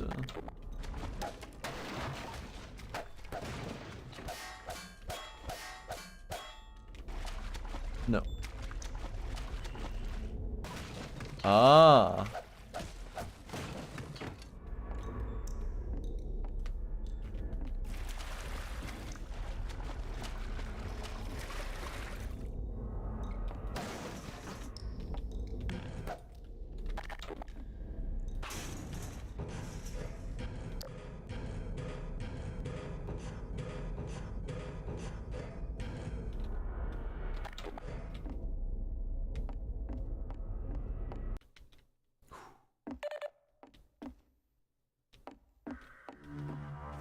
As we finished up our work on Ravenholm, we couldn't shake the feeling that the transition from Eli's lab just wasn't working. It was far too abrupt. Eli's lab connected directly to the streets of the town where you'll be shortly, and the section you're standing in didn't exist. We had just made this promise at the end of Eli's lab: we don't go there anymore. And we liked the overall build-up we'd created, but when the player got to Ravenholm, they were immediately dropped into combat with zombies without any room for tension building. So we built this section and the subsequent tight corridors to address that in a way we were happy with. We slowed the pacing, focused on art and lighting, and got you ready to experience why we don't go to Ravenholm anymore.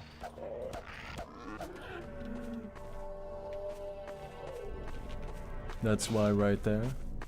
Ravenholm gameplay focus. After watching many playtests of Ravenholm, we knew the core gameplay of the level revolved around the gravity gun and physics. Once equipped with that knowledge, we felt we could appropriately build the transition into Ravenholm and help the player learn and understand a bit about what the upcoming experience would be. This happens often. We build the level track, figure out what's working, and then design its prologue. We built the following set of rooms with that table setting in mind. The brutality of the tools we provide the player seemed to aid in setting the mood we were striving for, helping to shift the tone from the safety of Eli's lab to something darker and more frightening. Bringing physics to the enemies. The physics traps in Ravenholm were some of the first gameplay elements in the level that we were really happy with, but they lacked player agency. It was the saw blades that helped us figure out what Ravenholm was truly about. With saw blades, the player was able to bring physics to the zombies instead of leading zombies into the physics. Once we had that understanding, Ravenholm evolved rapidly. We kept combing through the map, looking for anything, especially anything unusual, that could be turned into a tool or weapon for the player. Magimu, who would win, a face hugger or a head crab?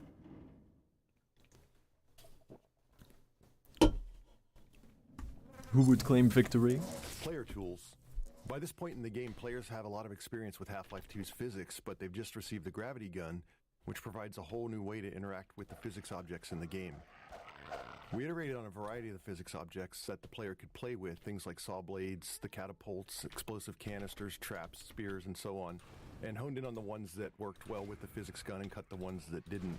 Then we went about stripping the levels of ammunition items so that the player had to rely on these objects to survive. The face hugger? Would they lay an egg inside the head crab? Or does that only apply to humans?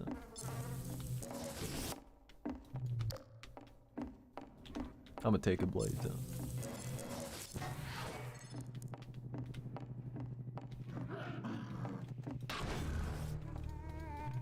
Oh. Oh!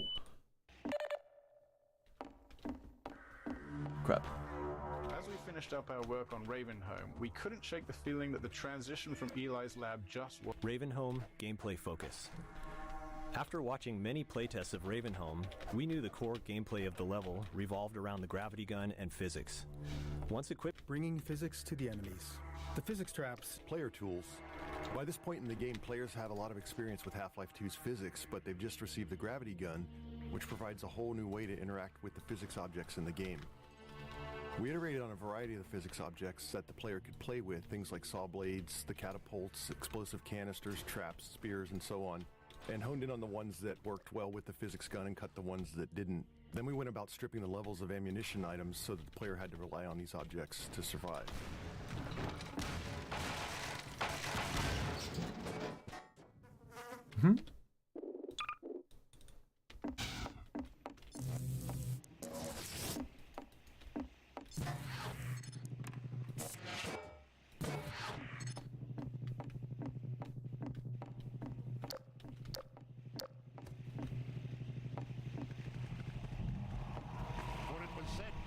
Some Prince of Persia action.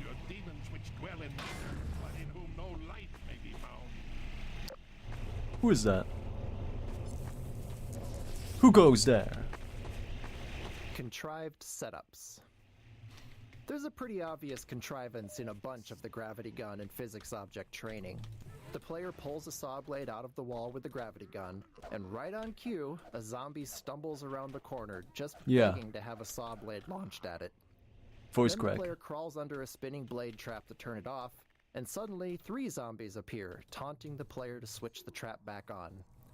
We didn't have much Wait, there's time a switch? to iterate on this section, so we there's needed a setups switch. that worked for all players, not more open-ended ones that relied on them making the right move.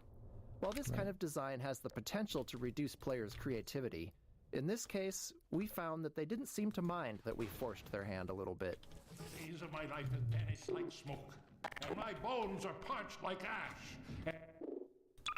And let all my impurities be as fuel for that fire until nothing remains but the light alone. Paint cans.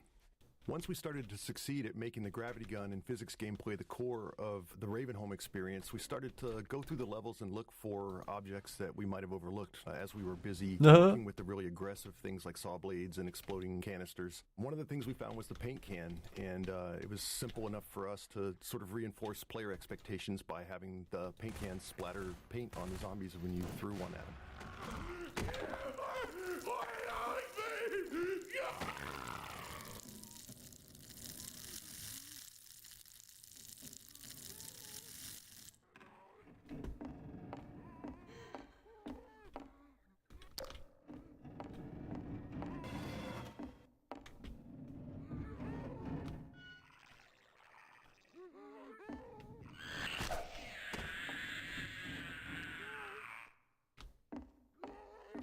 Oh yeah, true, they did do the dog, right.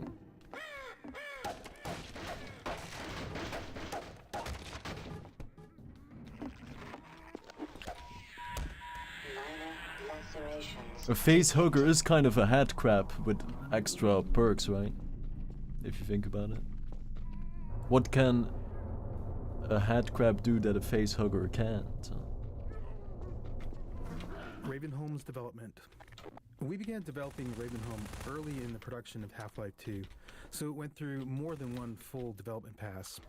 The first version predated the gravity gun, with gameplay focused on traditional zombie combat using guns and some of the physics traps. We even planned to showcase Ravenholm at E3 in 2002, but the game was ultimately unveiled a year later in 2003. By that point, we had invested heavily in Ravenholm's art, something which we generally avoid until the gameplay is fully proven. So once we went back to Ravenholm with the gravity gun mechanic in mind, we were working with a lot of pre-existing level geometry that had been designed with a very different gameplay goal in mind.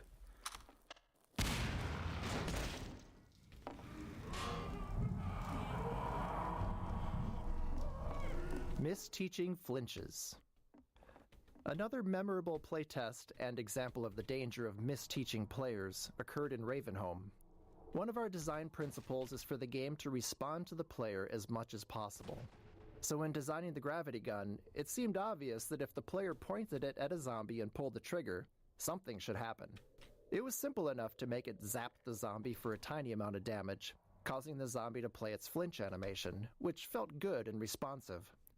Later, we watched a playtest where the tester discovered this interaction immediately upon arriving in Ravenholm, and interpreted it as a feedback that the gravity gun was hurting the zombie.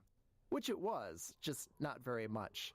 So they zapped the zombie again, repeatedly, shocking it over and over until it died. This is a slow, unfun, inhumane way to fight zombies, especially where you're surrounded by saw blades and explosive canisters. Having learned our lesson, we removed that flinch animation, even though it meant losing that interaction between the zombie and the gravity gun. In this case, it was better to not have the simple interaction, rather than give the false impression that the gravity gun was an effective way to fight zombies. Even simple principles can require trade-offs when you get into the details. Grigori Plaza. This open plaza is one of the areas that was fully detailed in our first development pass, and when we returned to it, we wanted to preserve as much of the existing art as possible while designing a new player path that used all 3 dimensions, moving players up and down, through windows, across rooftops, and between buildings. It wasn't a large space, so we had to squeeze as much track out of it as possible, and since that started as an art-focused area, it was light on gameplay and we needed to address that playtesters tended to fly right through it. And to top that off, it was already pushing our rendering performance budget with little room left for anything new. The challenge became finding small additions to slow the player down by adding threats around corners and into every nook and cranny of the level.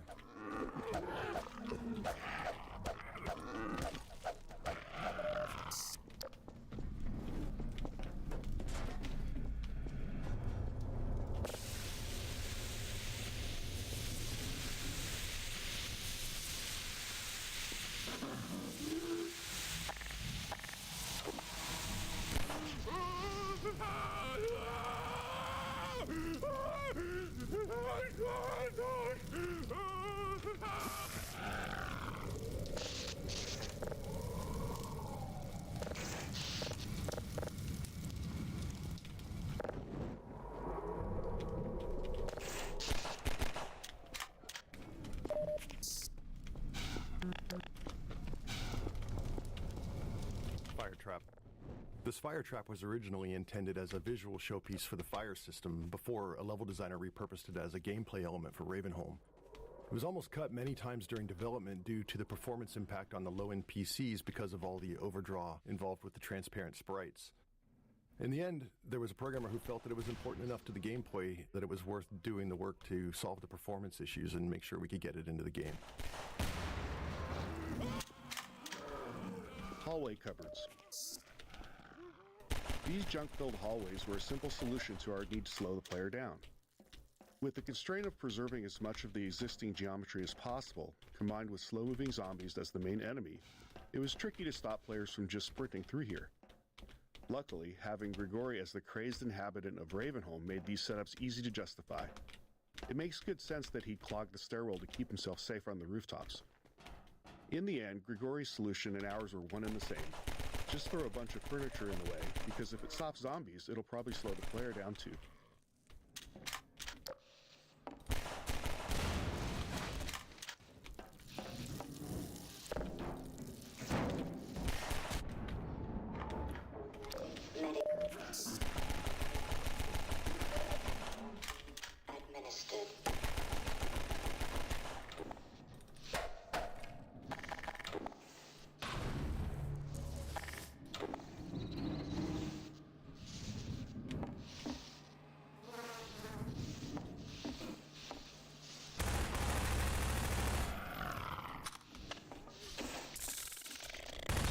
Woo.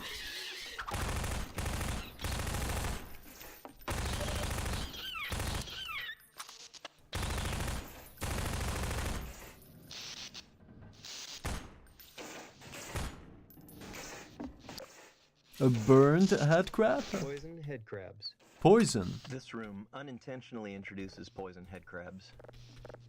We'd spent a lot of time crafting their proper introduction later in the level, but once we saw how well they were playtesting, our excitement got the better of us, and before too long we'd scattered them throughout the level. By the time we realized they'd appeared before their intro, it was really too late to rework it. Fortunately, a tight room of poison head crabs works as decent training because their design avoids a common issue with combat training. Typically, players are stressed and they can get frustrated if they die repeatedly without understanding why. And sure enough, we encountered that problem when trying to train the player with both poison head crabs and their source, the poison zombie. However, poison head crabs can't kill the player by themselves. So while stressful, a room full of them at least avoids that frustration. Even with all the work we did to try and make a connection between this lever and the outside electric fence in the players' minds, some testers would still flip the lever and not know what they'd done. They'd even wander around, flip the lever back on, and wander around some more. With not much time to spend on making the connection clearer, we elected to just have the lever break off. This prevented players from undoing their progress and added to the feeling that Ravenholm was an unreliable and decaying environment.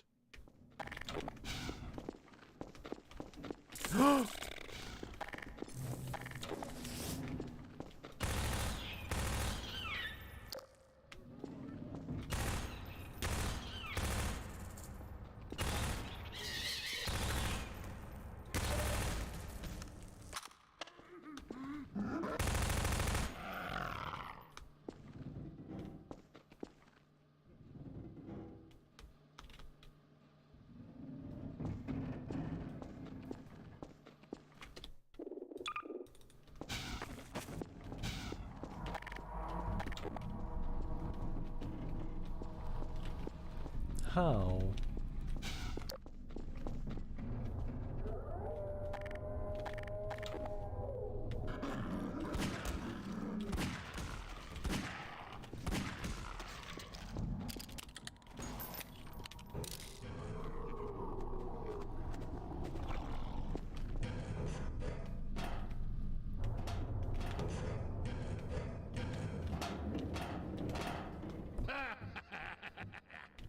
Well done, brother.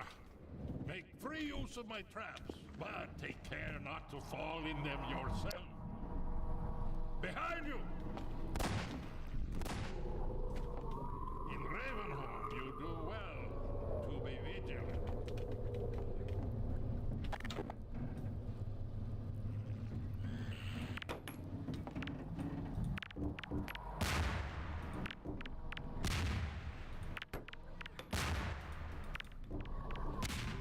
We all went to Ravenholm. When fans talk to us about Half-Life 2, Ravenholm is often the most remembered section. Thanks to its multiple development passes and the density of the material in it, more members of the team are represented in Ravenholm than anywhere else. It was where we figured out how to apply our artistic pipeline to the set pieces and mood we wanted, how physics and gameplay combined with the gravity gun, how head crabs and zombies need to evolve for Half-Life 2, and much more. Looking back on it now, it reassures our belief in individual empowerment over centralized design. Ravenholm is dense, highly efficient in its gameplay and artistic execution, and the sum of many small contributions by individuals who understood how they could push it just a little further with their own unique capabilities. Car crushers. These car crushers required some adjustments and quite a bit of work to our physics damage system. There's always a challenge when big physics objects interact with non-player characters. For instance, if the physics can push the NPC, it might shove them somewhere they're not supposed to go, leaving them unable to recover. This isn't a big issue for something like a head crab, which can just hop out of a tricky situation, but for something like a zombie, it could mean they get stuck and end up helpless, flailing away in whatever gap they manage to wedge themselves into, which kind of kills the survival horror mood we're going for here. Car crusher lifts. Getting the car crushers to lift the player was also tricky. See, the player is always being simulated by both the physics system and the game's movement system. Each time we update the player's state, we compare the results from both systems and decide which one is right, then sync them up and repeat. This allows the two systems to influence each other. Like when the player stands on a seesaw, the physics lets the board give way, or when they stand on the car crusher, it lifts them up. While more complex, this dual system approach was easier to tune than trying to handle both physics and player movement in a single system. By keeping them separate, we could fine-tune the player movement system to feel good on its own, only reconciling the two when physics was affecting the player. You have already met my congregation.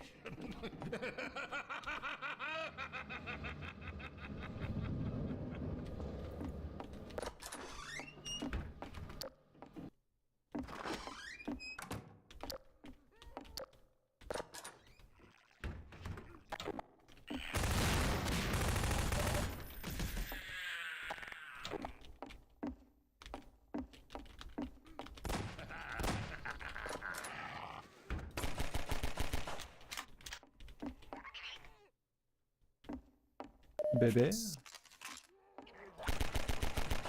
you, brother. I apologize. But no harm done. My bullets are the least.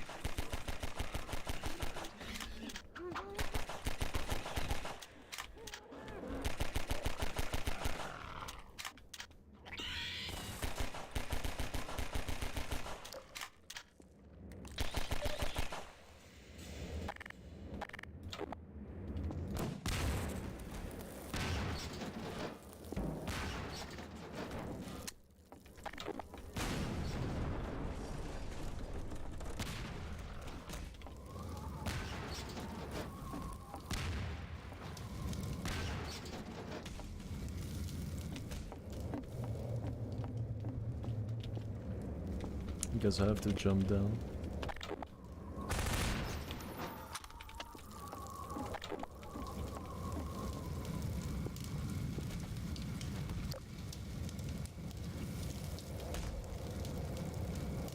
He died?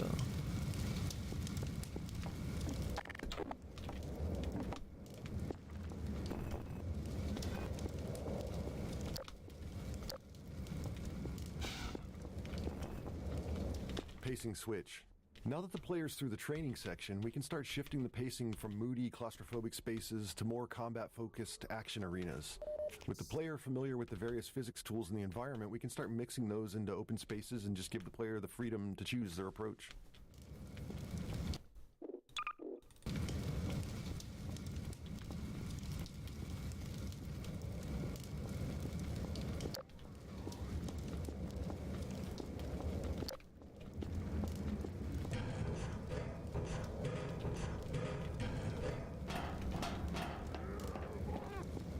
Although they call me crazy, I care, for thou art my help, my strength, and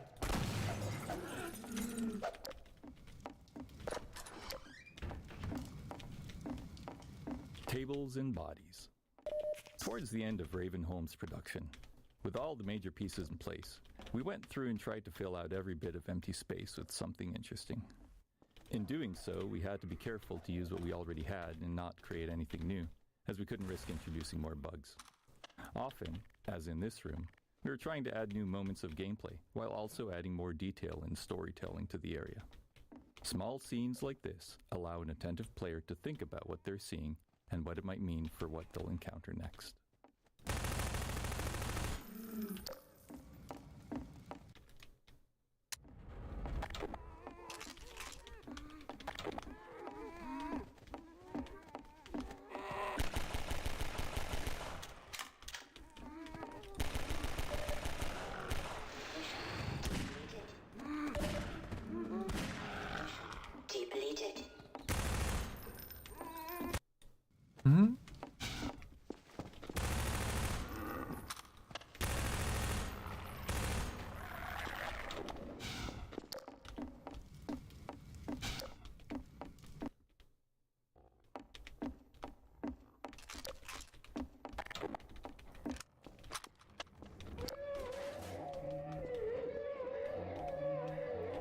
Zombie introduction.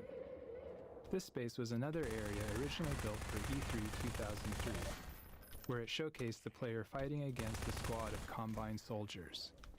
When we returned to use it to introduce the fast zombie, we tried to keep as much of the previous work as possible. We wanted an iconic moonlit shot with zombies leaping past the moon like werewolves to draw the player's eye. Once that beat is over, we introduce the first fast zombie to the player space and send it at them. It took a lot of iteration to find the right balance of lighting for the scene to look good, while ensuring it also worked for the gameplay goals.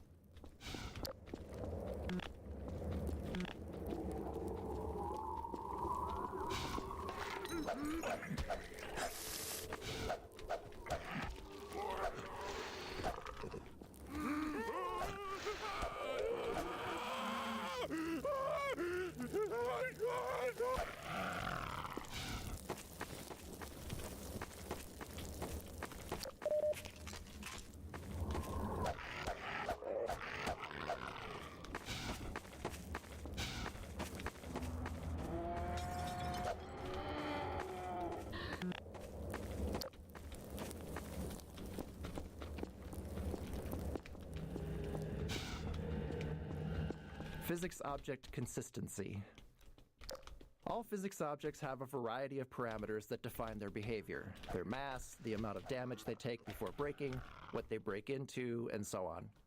During development, these parameters were specified by level designers for each item, which is how most things in the game worked. But later in development, we realized we'd created a problem for ourselves. There were thousands of physics objects in the game, and no method to ensure consistency across them. As a result, a cardboard box might break apart with a single pistol shot in one level, and be completely invulnerable in another. Internally, we generally referred to these inconsistencies as level designer crimes. To fix these, and to deliver some justice, we built a system that enforced consistency on all physics objects based on their visual model. Since most of the game had already been built, we were forced to allow level designers to explicitly opt out of this system for rare edge cases where they needed to do something criminal to preserve what they'd designed. Internally, we refer to these designers as recidivists, some of whom perpetuate their life of crime at Valve to this day.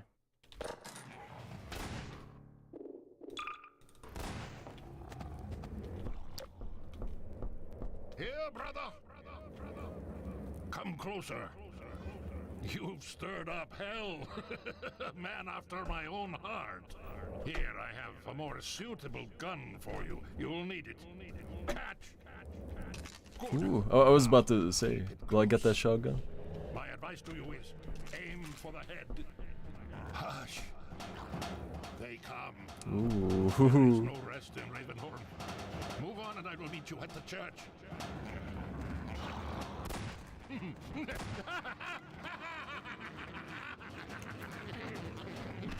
What the hell?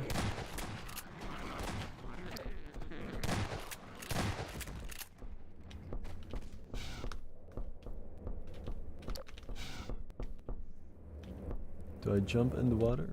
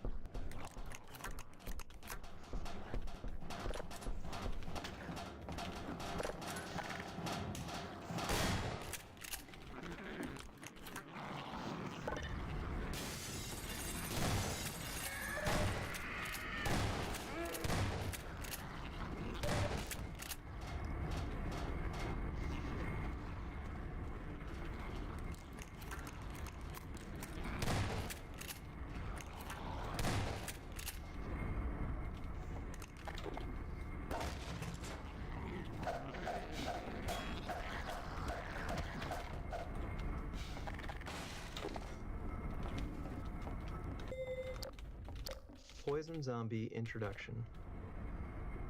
That was a poison Constraining zombie? the player in a tight space while providing them with a view outward is a useful way to increase the chances that they'll notice something we want them to see. True. Here, we draw the player's attention with the sound of a whale before the poison zombie itself becomes visible. Originally, this encounter was also the first time players faced poison headcrabs. But as mentioned in an earlier node, we got far too enthusiastic in proliferating poison headcrabs around the level and ended up spoiling their joint introduction here. In the end, however, these first encounters worked better as separate instances anyway.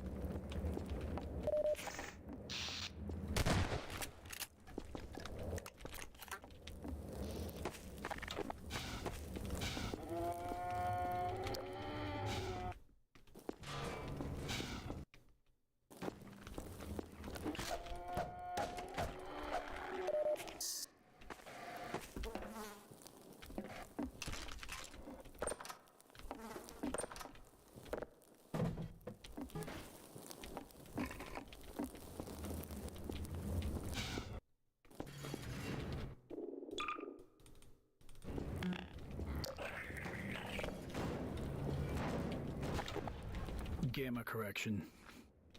Our game engine has a rendering system that's responsible for taking the entire state of the game and calculating a color value for every pixel on your screen to represent that state.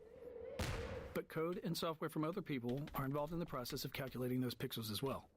As an example, the software and hardware in your GPU and monitor. At one point during development, we were unhappy with how our characters looked. In particular, we thought that they looked waxy or sickly. Their skin was wrong. We spent some time tuning our lighting, but we just couldn't get both our characters and our world to look right. Luckily, we still had a fully featured software renderer, which allowed us to run the game without a GPU, because this was an era where many players still didn't have one. And looking at the game on that renderer, we noticed that our lighting didn't have the same problem. So we went through our code with a fine-tooth comb, trying to figure out where our rendering code was doing something wrong when it was working with a GPU. After failing to do so, we tried talking to the GPU manufacturers, asking them to double-check they weren't doing anything wrong with the pixel values we were passing them. That was the start of a long journey, and long story short, it was a journey of almost 2 years of back-and-forth communication with GPU manufacturers before we were able to convince them that they were doing gamma correction incorrectly in the low-level math on their cards. No way. During this, we'd even had to build a system that validated the color values of an individual pixel throughout the entirety of our rendering pipeline.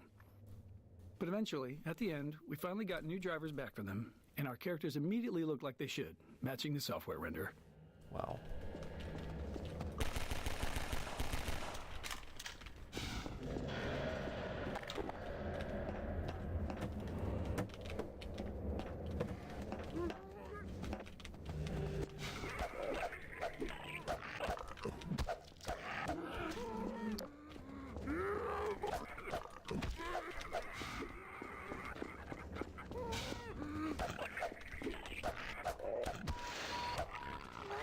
Laceration detected.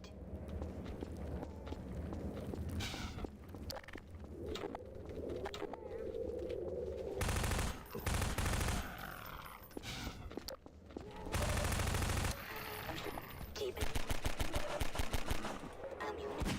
Depleted.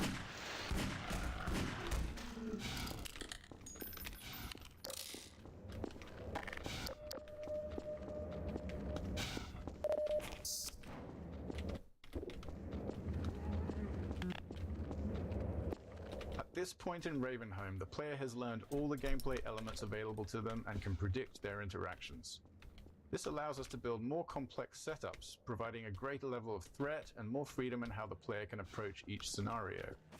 This arena is a deliberately entwined space that the player will need to explore, and we use that exploration time to slowly ramp up combat intensity.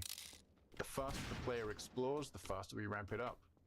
The freeform nature of this design made it challenging to tune, given the large dynamic range in how players played through it. That's the first time.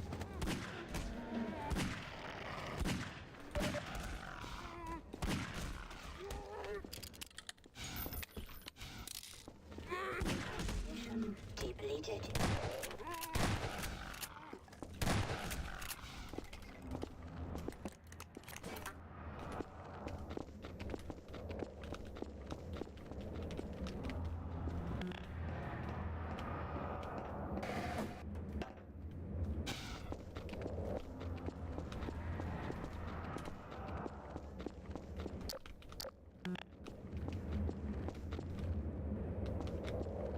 I think that opened something in that wall, yeah.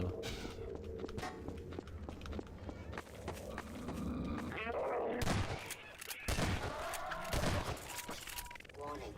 Toxin levels detected. Laceration detected. User dead.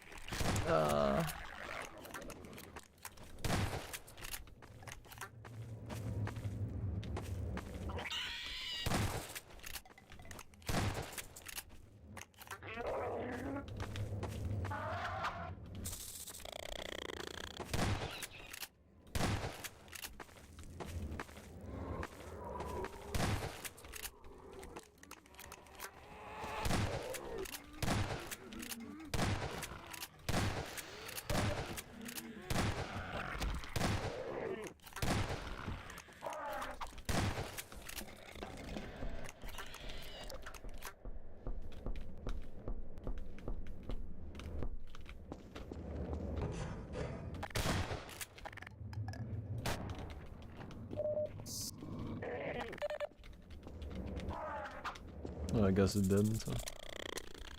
Oh, I'm out.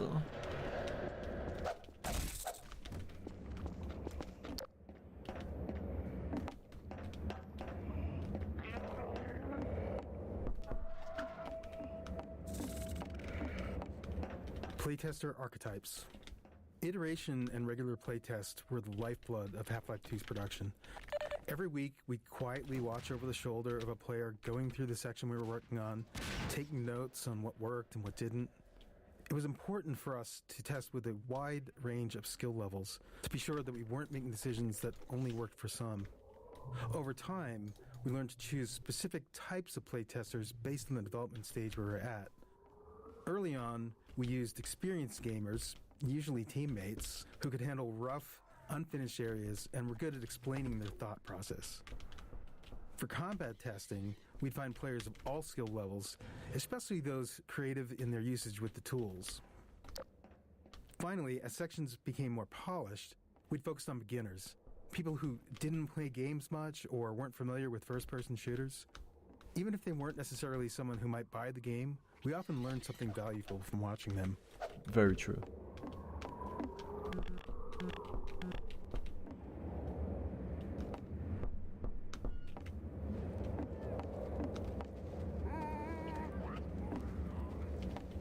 I feel like I have to pull that thing over here.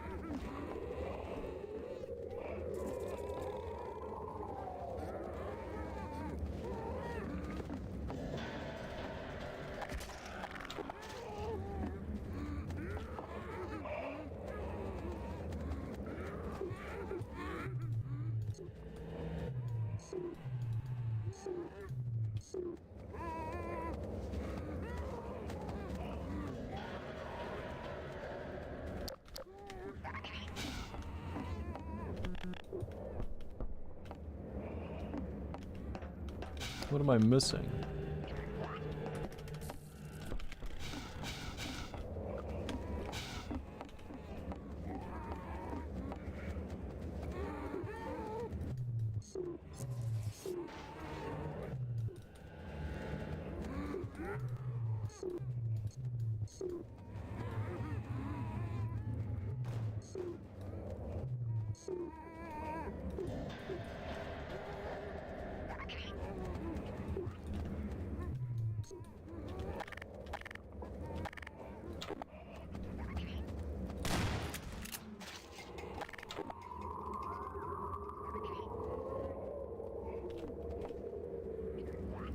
I don't get it. Do I have to jump? Can I make that jump?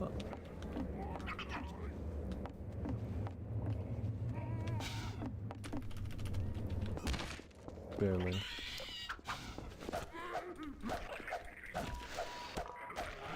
Lacerations detected.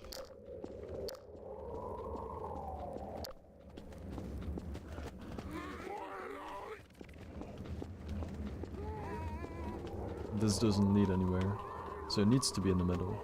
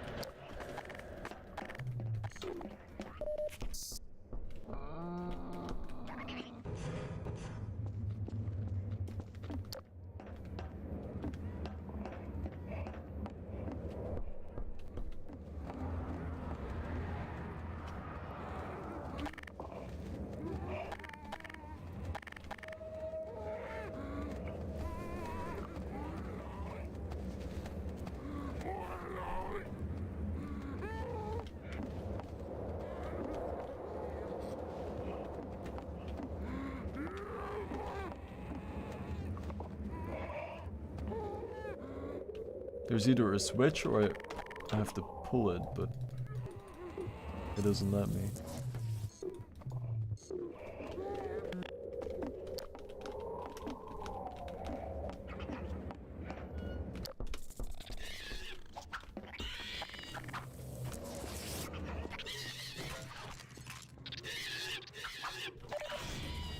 Warning. Toxin levels detected.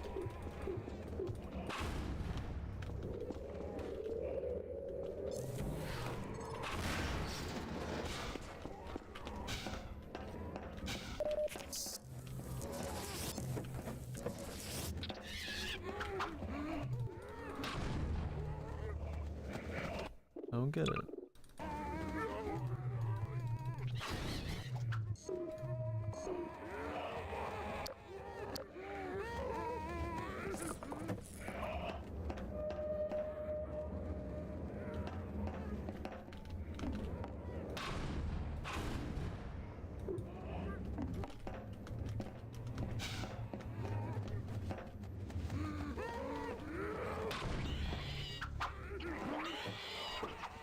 Are you kidding me, man? It's right here.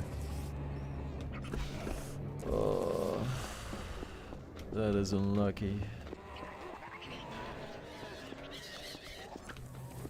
The box was in the way.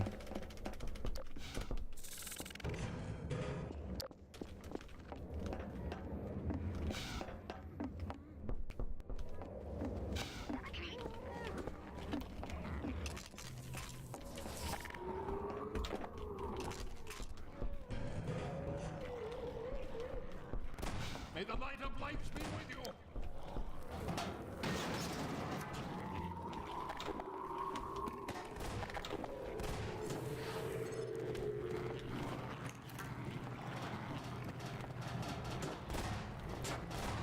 God.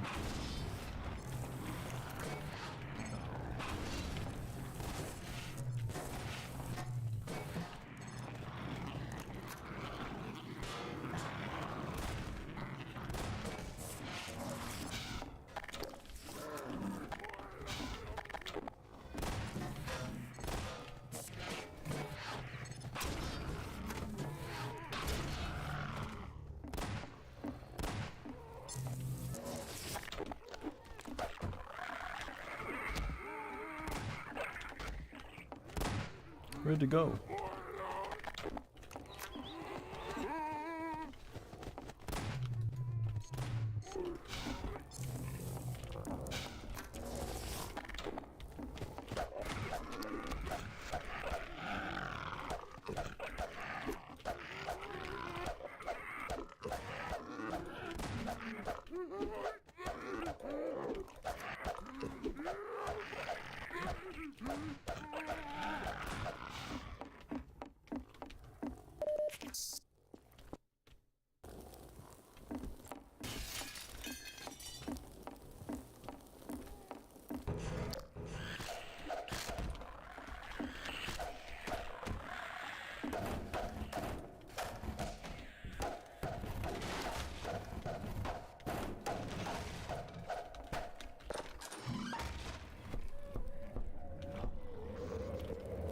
This is the main road.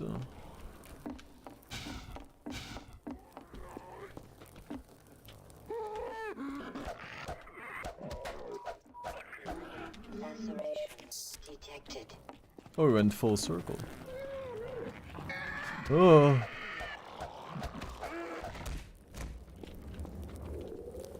Or is this a different area? Oh no. Cool.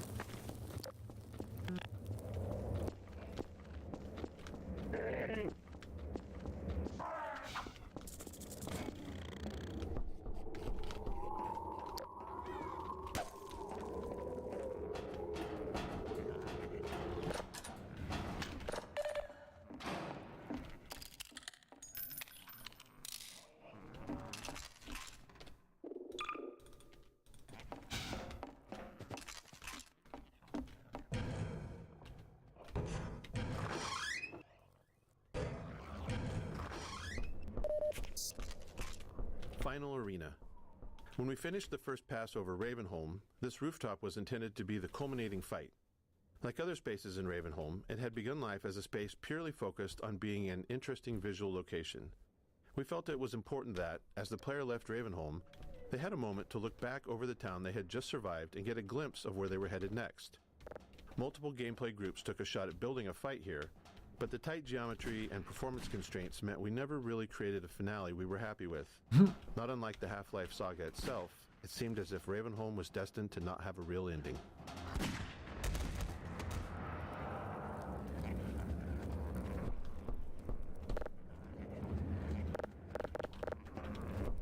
I wonder what the guy said.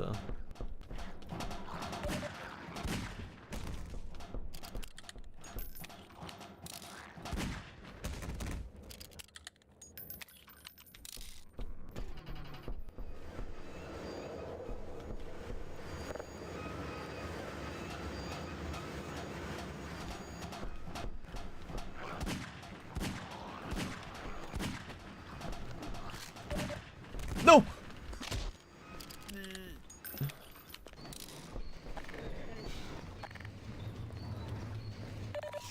Oh.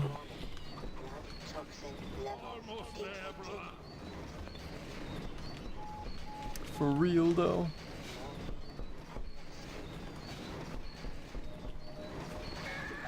Oh god.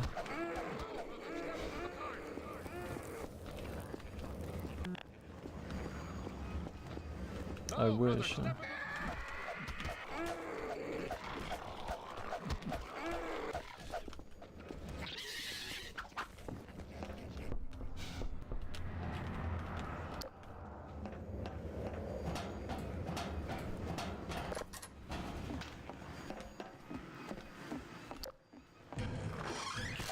Mm-hmm.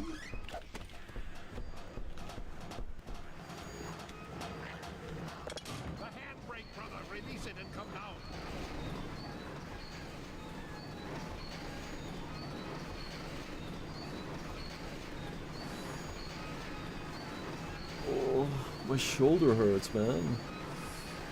I don't know why.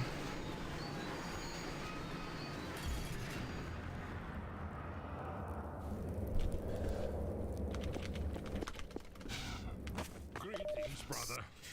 And so we meet at last. You are to be commended for avoiding my traps. The work of a man who once had too much time on his hands and now finds time for nothing but the work of salvation. I suspect you have little wish to remain in Ravenholm, so I will show you to the mines. As for me, the shepherd must tend to his flock, especially when they have grown unruly. Follow me, brother, and tread lightly, for this is hallowed ground. Over here, brother. Follow me. Ooh, the reverb.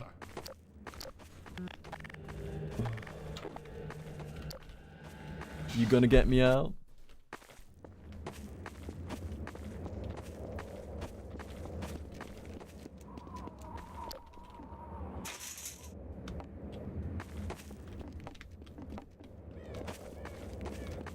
Response rules.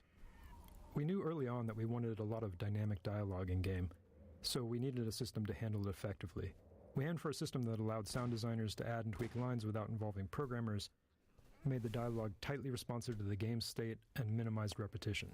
With these requirements, we created the response rules system. Whenever a character speaks outside of a choreographed scene, this system determines which line to deliver. Rather than picking up lines directly, character AI is constantly flagging opportunities for speech whenever a relevant event happens. Whoa. Spotting the player, getting hurt, firing a last round in a gun, encountering overwhelming enemies, and so on. With each opportunity, it sends the response rules system a packet of data about the game's current state, and the system returns the most fitting dialogue line, if there is any. This setup allowed our sound designers to create a detailed decision matrix for dialogue. For example, a character might have a different set of lines for announcing a reload while under fire versus after the end of a fight, or if only one ally is left standing, or if there's a strider in sight, etc. By the time we shipped Half-Life 2, we felt we'd only scratched the surface of this system's potential. It became a core feature of Episode 1's Alex, and went on to power the dynamic dialogue in our later games, including TF2's classes and the cast of Left 4 Dead. Dude, my shoulder is killing, man. That just goes to show how little games I play, or PC games.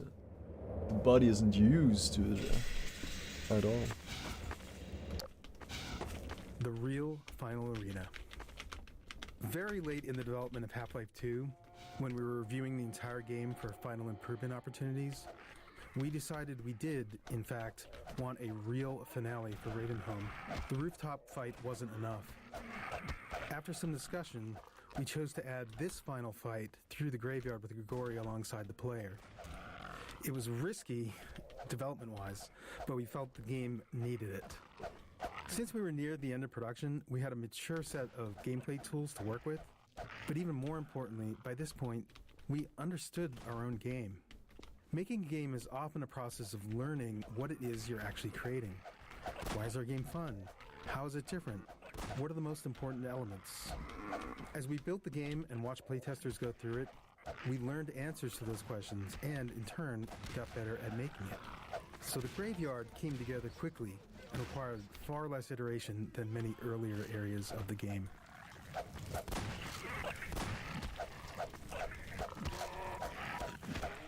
Lacerations detected.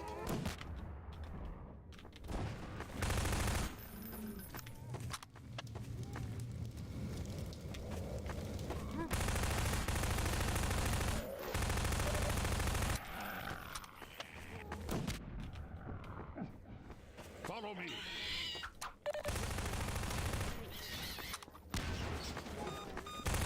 Emergency. User dead. Seek medical.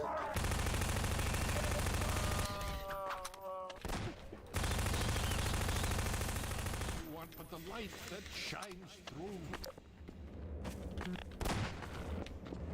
Be free, my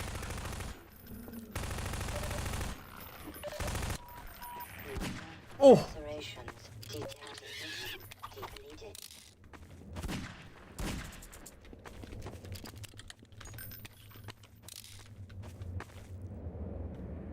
Yeah.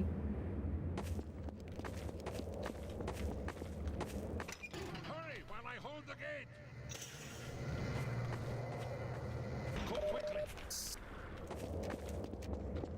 Farewell, brother. I fear I deliver you to a darker place. May the light of lights illuminate your path. Look to your own salvation.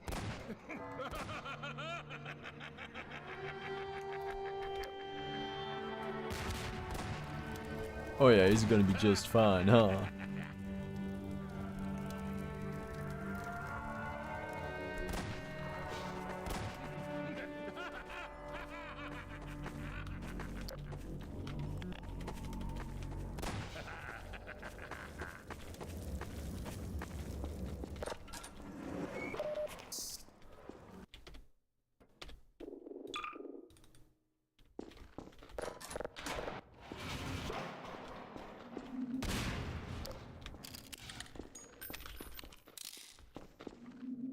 Oof.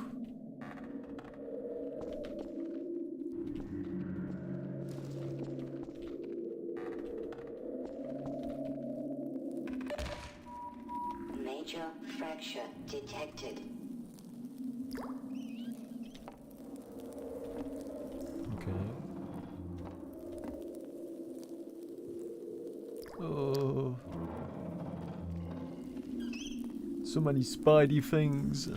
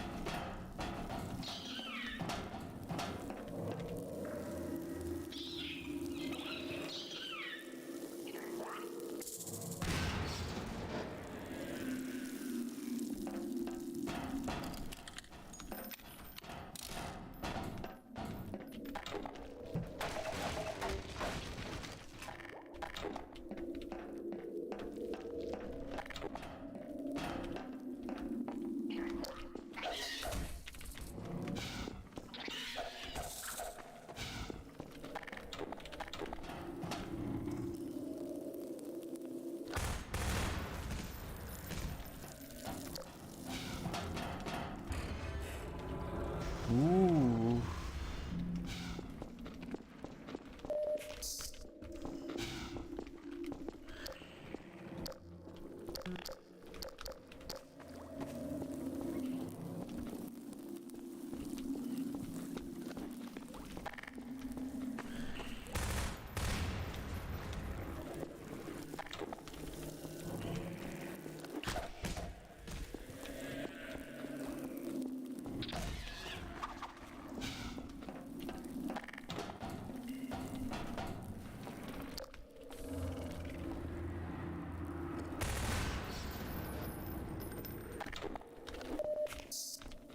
Huh?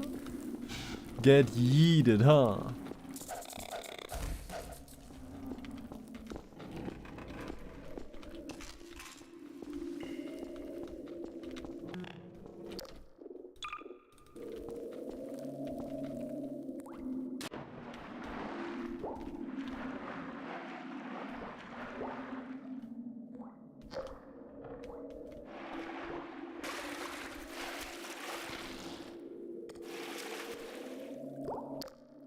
Bruh.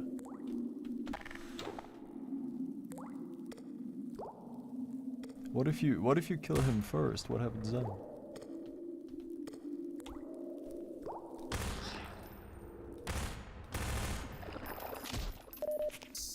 Or is this an optional area? It looks like it. Yeah.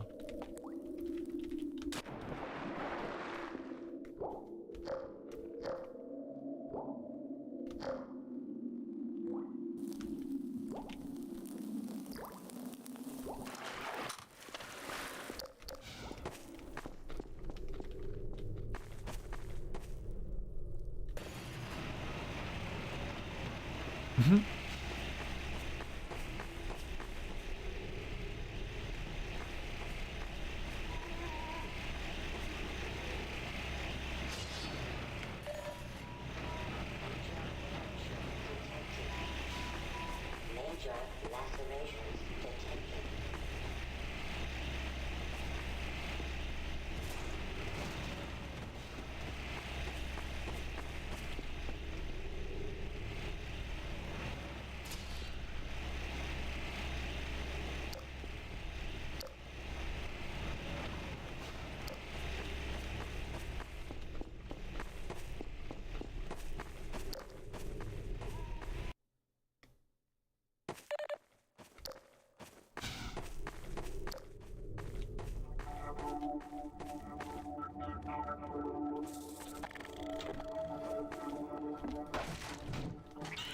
Sick.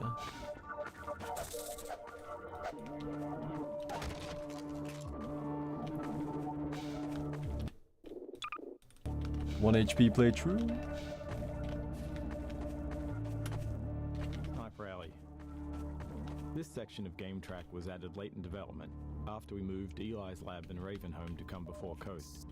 While you might think that we build the game linearly, we actually split up into 3 different groups and worked in parallel on different sections, starting mostly in the middle of the game. Each group's first pass focused on nailing down the core of their section before they moved on.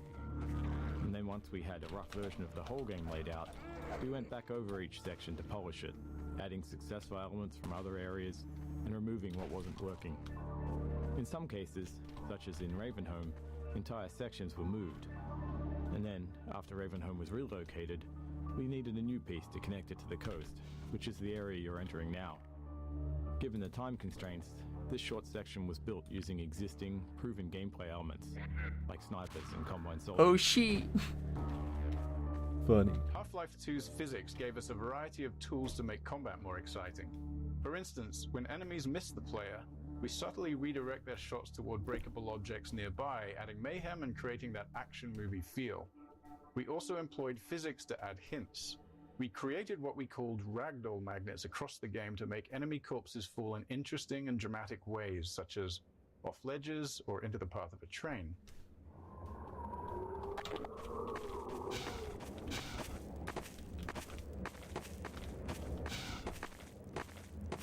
Snipers. The Half-Life 2 team was never very large, so we were always looking for ways to create new gameplay without high asset production costs. The sniper is a great example. It has no actual model, just a laser beam, so it required no art or animation support. When it dies, it simply spawns a Combine Soldier ragdoll and launches it out the window. Despite that simplicity, we got a lot of unique gameplay from it.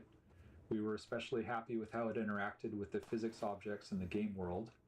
Players are used to exploiting explosive objects near enemies, so it felt fitting to have an enemy that flipped that dynamic when the player was in cover.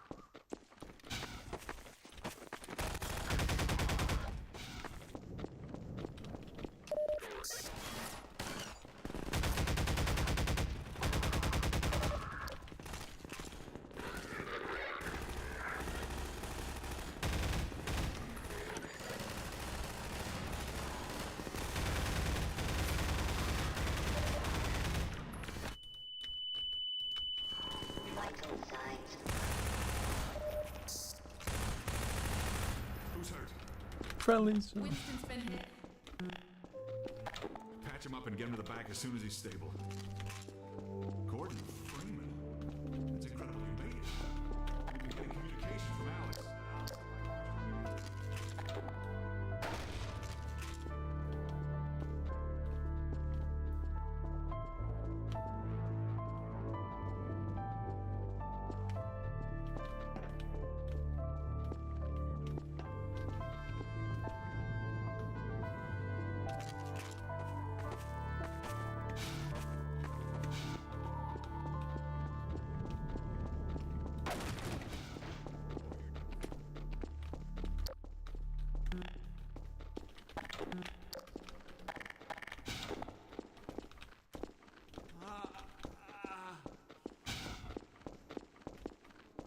Over here, Dr. Freeman.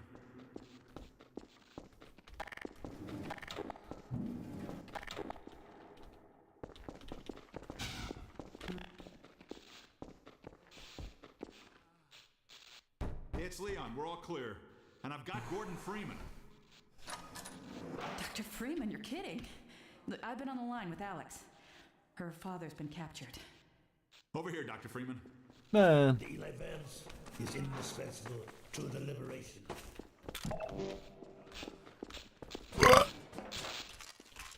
Alex, it's Leon. And I've got Gordon Freeman with me. Gordon, you made it through Ravenholm, thank God. I need your help. They've taken my father. He's been taken to Nova Prospect. The Vortigaunts tracked the ship that made off with him and Judith Mossman. While the trains are still running, I'm gonna hitch a ride. Here's where you come in, Gordon. I need you to make your way along the coast until you get to Nova Prospect. It used to be a high-security prison. It's something much worse than that now. But I think it's still easier to sneak in than to break out. You want him to take the coast road? He won't last 5 minutes on foot. It's spawning season for the antlions. That's why I called you, Leon. I was hoping you still had the scout car we left with you last summer. The one my dad rigged with the Tau cannon. Yeah, good idea. Hold on a sec. Norco? Bring the buggy out. Put it on the dock right now. Gordon Freeman will be driving it. Will do. I just finished mounting an ammo crate on the back. Good timing. Okay, Alex, we're all set. Thanks, Leon. Gordon, I haven't driven the coast in over a year, but I have no reason to think it's gotten any safer. Meet me in the depot where the trains unload. Take care of yourself, and I'll see you in Nova Prospect. Bye for now. Bye, Alex. Okay, Doc. Before you hit the road, you might want to grab some med kits, restock on ammo, maybe check the map, see where you're headed. There's an ammo supply crate on the back of the car, if that's any comfort. Stay with the car, make use of the thumpers. You'll stand a fair chance against the antlions. I'll radio ahead to let the next base know you're coming. Shore point to NLO. Shore point to New Little Odessa. Come in, Odessa. Do you read? Shore point to NLO. Shore point to New Little Odessa. Come in, Odessa. Do you read? Shore point to NLO. Shore point to New Little Odessa. Come in, Odessa. Do you read? Shore point to NLO. Bruh. Coast kickoff. This interstitial scene came along late in development to connect Ravenholm to the coast. Noticing a trend? Quite a bit of the connective tissue. Coast kickoff. This interstitial scene came along late in development to connect Ravenholm to the coast. Noticing a trend? Quite a bit of the connective tissue in our games comes together late. In this case, that meant cutting corners wherever possible. We didn't even have time to animate Alex on the monitor. These kinds of scenes are always a challenge to make interesting, and we didn't succeed with this one. It's a good example of what happens when NPCs are treated like signposts without adding character to them or the scene. The result is a forgettable moment where the game's seams show. But that's the nature of development. You only have so much time, and you have to decide where to spend it. Kleiner's lab and Eli's lab were much more important, so that's where we focused our efforts. I thought it was still alright. Buggy model. The Buggy's model went through many iterations before reaching its final version. We cycled through designs that satisfied both our artistic and physics simulation needs, but then hit an unexpected issue. Many playtesters, even experienced FPS players, were getting motion sick while driving it. Along with some simulation tweaks, we discovered that altering the buggy model helped. The more the model obscured the world, the worse the motion sickness became. So we began stripping away parts of the model, removing more and more of the body until players stopped feeling sick. In particular, being able to see the ground through the missing undercarriage made a noticeable difference. Oh, wow. The car's ready for you now, Dr. Freeman. Buggy introduction. We wanted something more engaging for the buggy's introduction than just having the player hop in and drive away. The crane helped with that. Crucially, we needed players to learn how to recover the buggy when it flips over, and this sequence forced them into that situation. Training under pressure is always tricky. We wanted to emphasize the antlion infestation as the reason to stay inside the buggy. So we kept the antlion threat active and provided a couple of citizens on mounted guns for support. A small bonus, players also get the experience of being lifted by the crane just before they'll get to operate one. Good, here we go.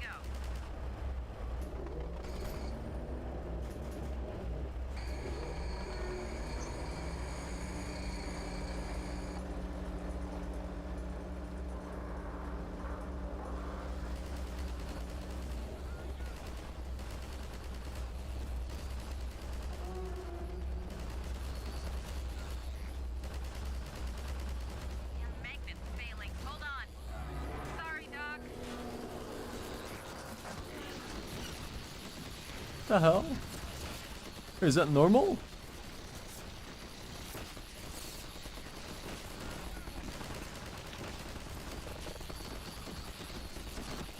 Is it supposed to fail?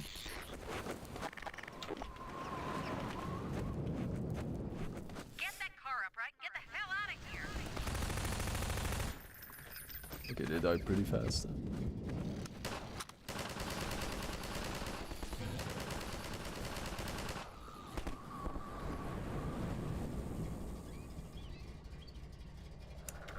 Why aren't they flipping the car? Get that car up, right? Get the hell out of here!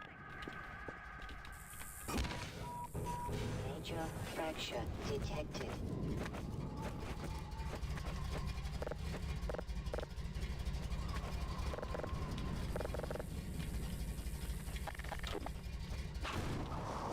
Buggy training course. This training section was designed to let the player play around with her buggy. At the time Half-Life 2 was released, this level of physical simulation in the vehicle was novel, so we wanted to give players ample opportunity to experiment with it. The player has also just left the tight confines of Ravenholm, and we liked giving them the contrasted reward of being able to move quickly through a large space, feeling safe inside a vehicle. We made sure to require a turbo jump to get out of this area, which doubled as a test to make sure they'd reached a level of comfort in their driving, and also ensured that they didn't leave their buggy behind.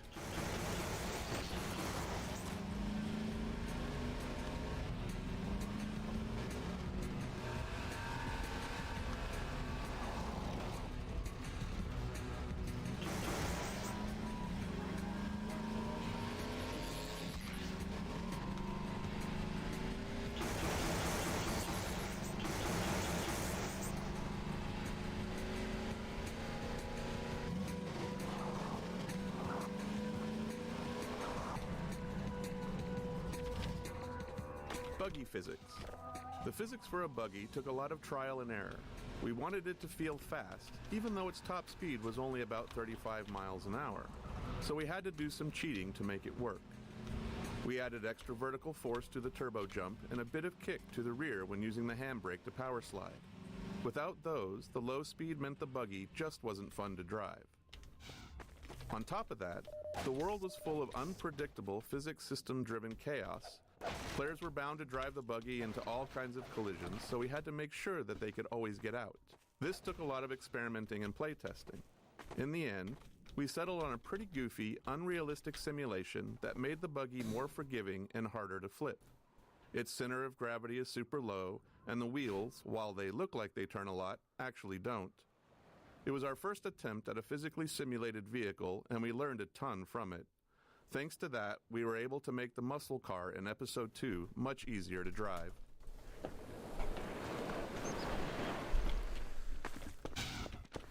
Transition tunnels. Building the coast required us to develop a way to handle level transitions. To move from one level to another, we need to save everything in the transition space as the player leaves the first level and restore it in the next level. Aww. Buggy sound engine. The audio for the buggy was challenging because we wanted to feel like a really powerful vehicle that's driving along at super high speed, even though the maps aren't really big enough to support that, and the buggy doesn't really leave first gear, and it has a top speed of maybe 35 miles an hour. Now, in our defense, 35 miles an hour is still pretty fast, especially back in 2004. In addition to the speed, the driving inputs are really simple. So with a keyboard as your target input device, the player's controls are basically binary. So the buggy's either accelerating or not accelerating, it's turning fully in one direction or not. So essentially, we need to create all this audio complexity to represent a simulation where the complexity doesn't actually exist. So we build a fake engine for the buggy's audio. It's got its own transmission, and we combine the player's inputs with data from the physics simulation. We measure the torque on each simulated wheel, whether it's spinning or making contact, and we create a set of looping sounds and then carefully blend between them as the fake engine shifts gears in response to the wheel data. And we just basically kept trying different things. We added more complexity. We did some fine-tuning until the buggy just feels more fun and sort of rewards you for that feeling of going fast. And most players, they don't really comment on it other than saying the buggy sounds good, and to us that's the success, given the amount of craziness that was going on under the hood.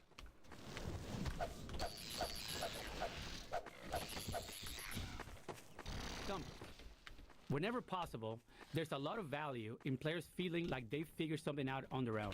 It makes the world feel more alive, rather than just a series of gameplay elements lined up for the player.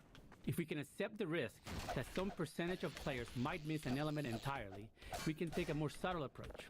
We took this approach with thumpers, designing setups that players are likely to encounter, but aren't forced to engage with. There are plenty of visual and audio cues, as well as headline reactions, to help the player understand what's happening.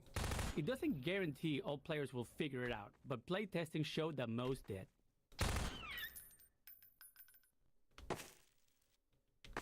Grenade House. A lot of a Half-Life game is about giving players slightly novel combat experiences around each corner, even if they're just small tweaks on previous ones. They don't all have to be skill-based challenges. Sometimes they can just be fun moments where the player gets to enjoy themselves. This Grenade House is one of those moments, with the twist being that we've inverted the usual setup.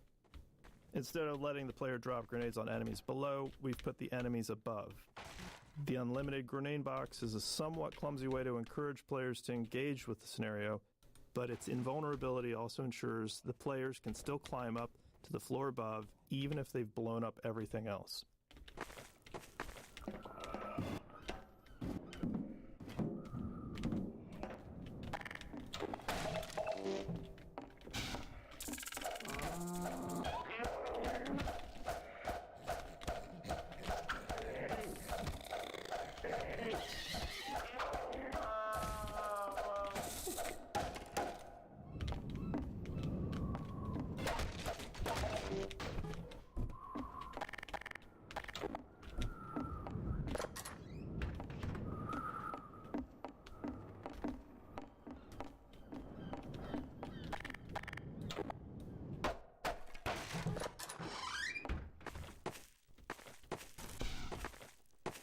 Coast. We wanted a wide open section of the game for the buggy, but we still needed a way to constrain the player's movement. Choosing a coastline gave us a natural boundary along one side of the map while still feeling open and expansive. It also helped visualize the effects of the Combine's extraction of Earth's resources. Playtesters still tried to swim out to sea, so we added leeches to deter them. The leeches couldn't be a real avoidable enemy the players felt they could fight, so they're a bit magical. Players generally understood that they were pushing the game's boundaries, so we didn't overdevelop them. Antlions. With the player driving the buggy throughout the coast, we needed a pervasive enemy that could justifiably appear anywhere and act as a constant threat to keep the player in or near their buggy. Antlions spawning from the sand were the perfect solution. Their high mobility allowed them to keep up with the buggy for short bursts, unlike our humanoid enemies. Plus, they were very satisfying to run over.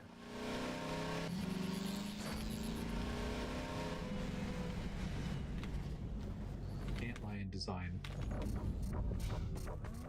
In some of the earliest design work for the game, we had plans for multiple core alien races, with the Combine being just one of them.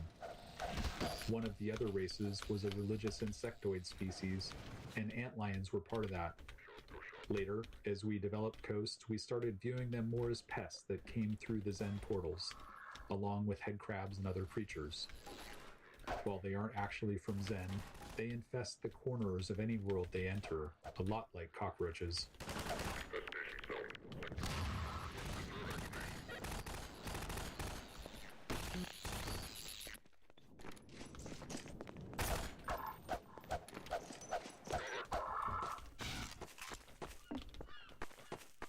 Buggy sound design. The sound design for the buggy was based on samples from an old 1968 Camaro. And we chose that car because they have these amazing V8 engines with just huge pistons. And there's not really another sound like it. It has this sort of gutsy, visceral sound that we were looking for. The transmission also has this really wonderful mechanical whine when it stops accelerating. And that combination felt really responsive within this basically binary input system that we had to work with. So the fake engine transmission wasn't modeled after a real-world car. Instead, it was just designed as a simple system to reward the player for holding down the accelerator. So it's like a looping escalator that produces a rising tone, constantly building tension and shifting gears whenever the tone needs to restart. And since the player would quickly run out of space in our relatively small maps, the goal was just to make accelerating fun for a short period of time. Open world loot. The openness of Coast introduced a new problem for us in how we distributed item rewards. In a Half-Life game, we typically reward players for exploring. If you see the way forward but notice something off to the side, there's probably something useful if you take the time to search. When we first started playtesting our Coast maps, we tucked rewards away in the corners of the outdoor areas. However, this led to a worse experience with the buggy. The wide open spaces meant there were always lots of small areas that looked like they might contain something, and players kept stopping and getting out of the buggy to search. It became tedious and interrupted the fun of the level. So, we removed those scattered rewards, but this raised a new problem. How do we tell the player when it's worth getting out of the buggy? After some thought, we established a rule. Any kind of human construction would always come with gameplay content and exploration rewards, while purely natural areas would be left empty. We couldn't tell players this directly, but it aligned well with their natural assumptions, and we reinforced it consistently with areas like this. Buggy birds. In one memorable Coast playtest, a player returned to their vehicle after exploring a house and happened to see a bird flying past. They yelled at the bird, telling it to stay away from their buggy, complaining that birds often foul up their cars in real life. In our post-playtest discussion, we realized that this was the first time we'd had objects separate from the player that the player actually cared about. We saw it as an opportunity to explore, so we built a system to deliver the moment that playtesters fear. When the player leaves their buggy alone for a while and is out of sight, we spawn a seagull at a random location on the vehicle frame. As time goes on, the seagull spawns poop decals on the car body beneath it, and continues until the player returns, at which point it flies away. Naturally, playtesters wanted to be able to clean their vehicle, so we added the ability to wash the car by driving it into shallow water.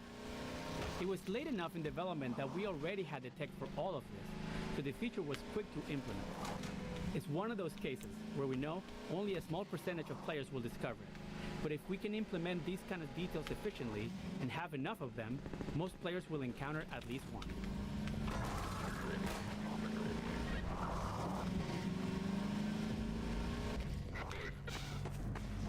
Boathouse. In Half-Life 1, we discovered we could get a lot of value from scenarios where different AI enemies fight each other. It's fun for players to watch them engage, and it's much easier to observe enemy behavior when you're not the one that's being threatened. This first encounter between antlions and combine soldiers is designed to be a fun opportunity to ram something with the buggy, but it also serves to highlight the thumper. By seeing the soldiers use the thumper to hold off antlions, we hope more players would come to understand its purpose. We liked how the soldiers demonstrated the value of staying near the thumper while engaging with the antlions.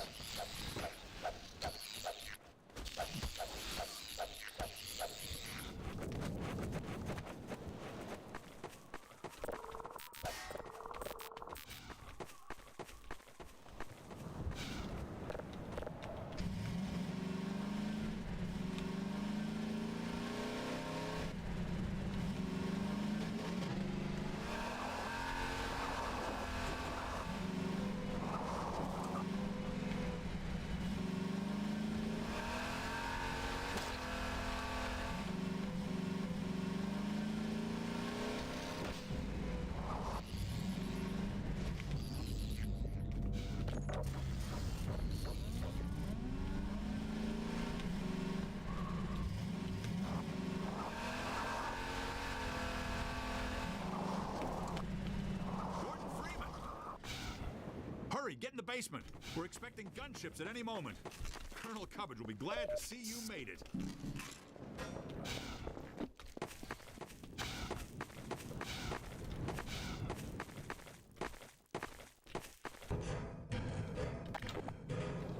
I'd get into the basement if I were you. We're bracing for an attack.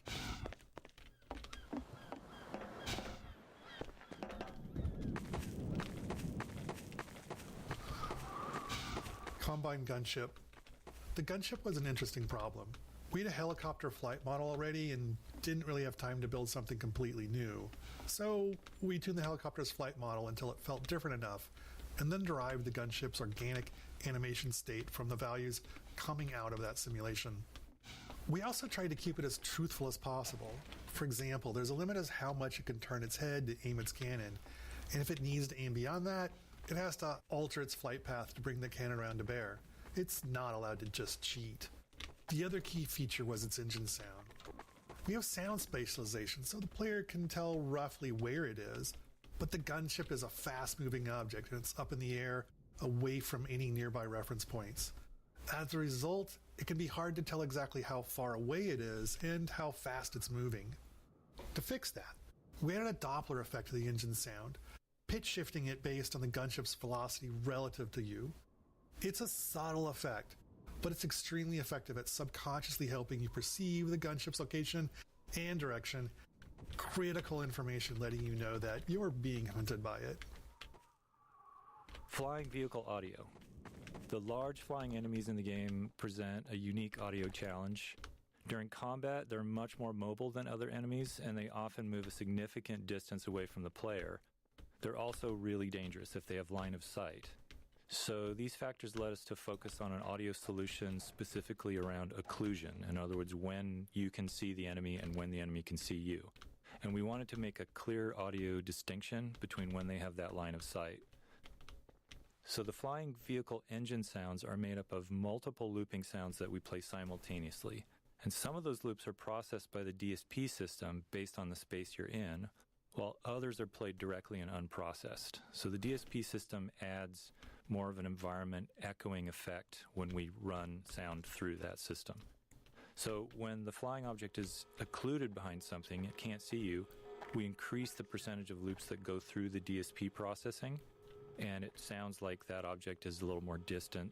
And then when that enemy emerges from behind an object and it can see you, we play more of the direct sound. So that overall just gives you a sense that the sound is either distant and directionless or more directly in your line of sight. And you can sort of hear it when a helicopter emerges from behind a building. Ideally, you can really hear that difference. Odessa Cubbage. Odessa Cubbage is an example of the kind of cameo character we found works well. He's an entertaining guy with some entertaining details, living inside his own little bubble. Since he doesn't leave his scenario, he's free to be exaggerated enough to stand out. We started with his model, which was repurposed from the cut section of the game, and named him after the title of a spam email we received. The model was originally a Norwegian fisherman, and it didn't quite fit as an Englishman, so we slapped a mustache on him, and in that moment, Odessa's character was born. He's ultimately a charlatan, with everything about him being fake. His accent, his mustache, everything. He would never put himself in danger, making him the perfect person to hand Gordon the RPG and explain exactly how to use it.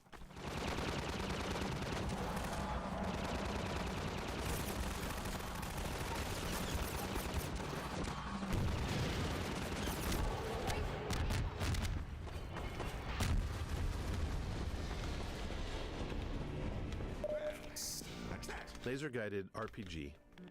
The laser guidance feature of the RPG was a huge headache for us because it was difficult to teach. Many playtesters would fire the RPG and then immediately duck behind cover, which meant they didn't see the rocket's flight path. Even worse, they didn't realize the rocket was now turning around to fly back at them. We tried various HUD elements and laser dot indicators to help, but found that most players overlooked them, focusing on the enemy instead. We made as many small improvements as we could, like emphasizing the feature in Odessa's speech and enhancing the audio and visuals around how the gunship shoots down direct RPG shots. While these changes helped some players grasp the feature, we never reached a point where we felt confident that almost everyone understood it. We even considered cutting the feature entirely, but gunship combat without it was much less interesting. The laser guidance forced the player to keep the gunship in sight while the rocket was in flight, but that also meant the gunship had line of sight back, creating a tension we loved. NLO to Lighthouse Point. NLO to Lighthouse Point. Come in. This is Colonel Coverage. Come in, please.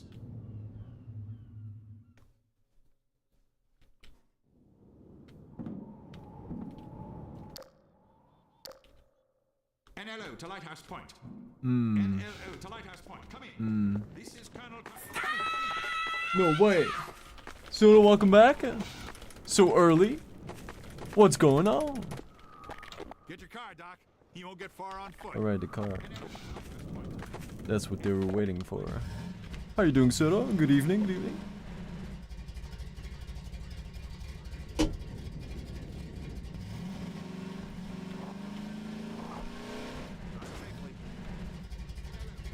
I already pressed that.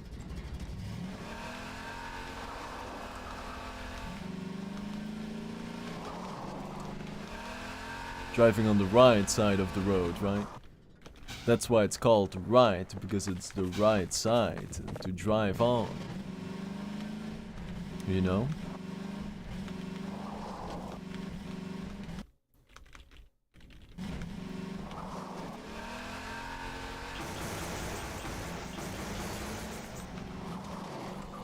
That's what that is, E2 Coast 04. This map was actually the first area of coast that we built, before the crane and other elements existed. The drained seabed and rusted ships were some of the earliest pieces of art direction we developed. Years later, we showcased the map in our 2003 E3 demonstration, though much of the gameplay was still being figured out at the time. As a result, when we began building out the entire coast section, that demonstration became a useful vision for us to work toward. Audio over distance. The large-scale spaces in the coast maps led us to seek an audio solution for how sound changes over distance. So, for instance, in these maps, an enemy can be my car can't well swim. over 100 yards away, and their gun should sound different at that range than when it's up close. We decided to store our sounds in a single stereo file with the near sound in the left channel. And I forgot there was a Half-Life 3 feature, right? Not a Half-Life 2. We crossfade, or we change the proportion of sound you hear between those two channels based on the player's distance from the sound. And it was a simple solution that worked well. It helped us with memory constraints. You can easily hear it in action. Just listen to how a Combine soldier's gunshots change as you drive towards them. We wanted the buggy to be more than just a means of travel, so we decided to attach a gun to it. We chose the Tower Cannon, a Half-Life 1 weapon we liked but hadn't found a place for it in Half-Life 2. The Tower Cannon can shoot through walls, which makes it tricky for level design, so we limited it to the coast section. Once you introduce wall-penetrating weapons, level design becomes much tougher. Furthermore, we mounted an ammunition crate on the back of the buggy, I'm going giving in. the player unlimited SMG ammo throughout coast. This is In a little especially bit. helpful for playtesters who struggled with the infinite antlions spawning Oh, do I have from to- sand. I guess I have to put the buggy on there in a little bit. The crane took a lot of fine-tuning to get right. Something that needed to generate so much physical force was always risky, given the limitations of our rigid body physics and destruction technology. For example, the magnet was never going to fully meet player expectations for something with that much mass. But because the crane was stationary, we could carefully choose everything within its range and fine-tune as needed. Fortunately, most players didn't seem to notice its rougher edges, likely because of the sheer novelty of interacting with something like it in a vaguely realistic physics environment.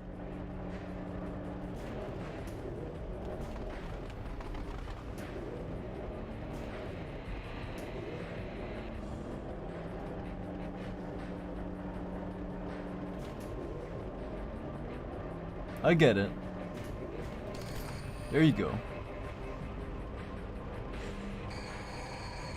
Bop, huh?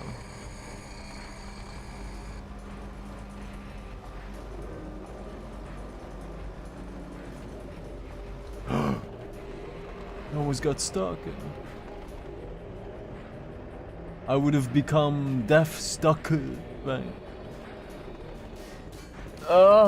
There you go, that's good enough. Get out.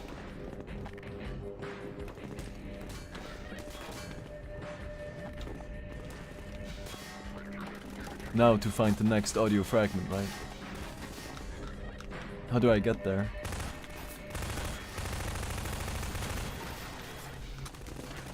How do I get there? Oh wait, no. I can't be in the car.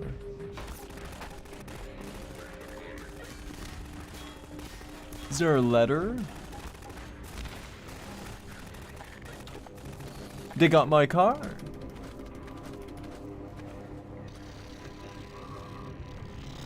Oh no.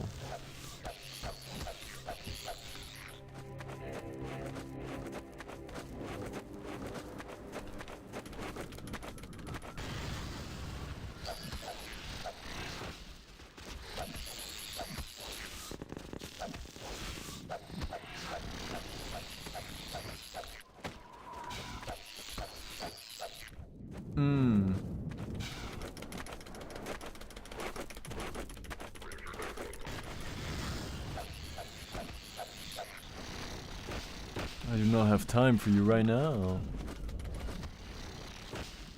The bridge. Oh, I have to knock over the bridge. That's what it is.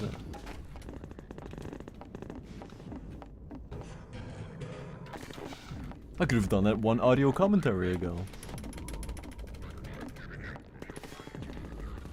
Okay. Thankfully this is not NG+, so the enemy bugs cannot climb the ladders just yet. Right, if you know, you know. There you go. Bop it.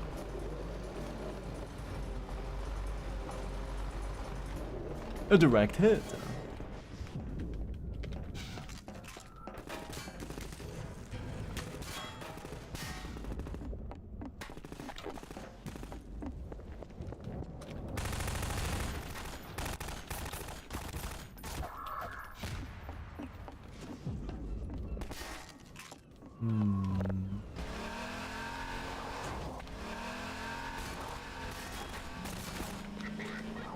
Bruh.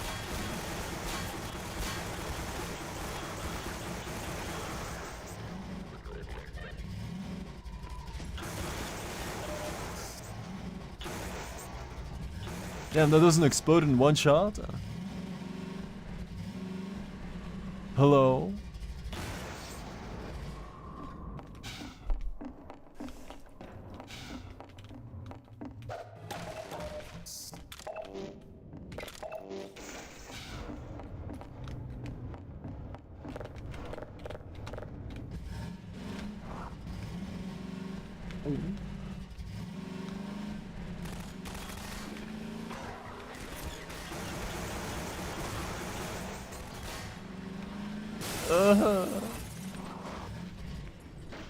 Gotta make sure not to miss any bubbles.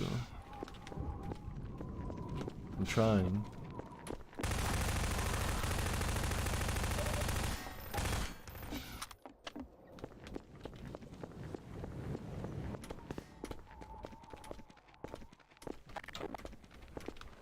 But I feel like we're in the clear.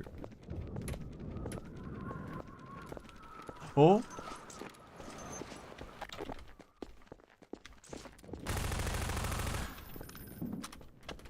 Ramming with the buggy. Our physics system is based on rigid bodies, which means it doesn't support any deformation or destruction of objects. If a physical object is hit by something, it can move if allowed, but otherwise nothing happens. So, when you drive the buggy through a glass window, we have to employ some trickery to make things work as expected. Because the window is fixed in place, the physics simulation will actually bounce the buggy off the window. But it does notify our game system that a collision occurred. The game system handles destruction, so it breaks the window into glass shards and tells the physics system to start simulating them. Crucially, the game system also tells the physics system to restore the buggy's state to where it was before the collision. This ensures that the next time physics is simulating, the buggy will drive freely through the now destroyed window. This process does produce a one-frame hitch in the buggy's physics, as it briefly stops and is teleported back to the instant before the impact. We're sorry if knowing this has made Half-Life 2 totally unplayable. But after there's an watching RPG. playtests at the time, we decided we actually liked the momentary hitch. It added to the sense of impact. Wait, what? Where's that going? Opportunistic moments. Some memorable moments in the game. He's rejecting my... Of multiple game systems, but sometimes we realize these moments are likely to happen only rarely. What? When that's the case, we often wish more players would experience them. There's a tension here. The more we know players will encounter something, the more effort we can put into it. But if it feels too artificial, the moment can come across as forced, and players may not respond as positively. How does that work? The gunship cinematic death is an example where we nudge things a bit, trying to increase the chances of a memorable moment. Is that bugged? The design of this area and the gunship's flight path make it likely that the player and the gunship are in the right spots when it dies. If they are, we trigger the gunship's crash into the cars. If not, it dies in the usual way. It's totally gamey, but playtesters didn't seem to mind when the moment played out well.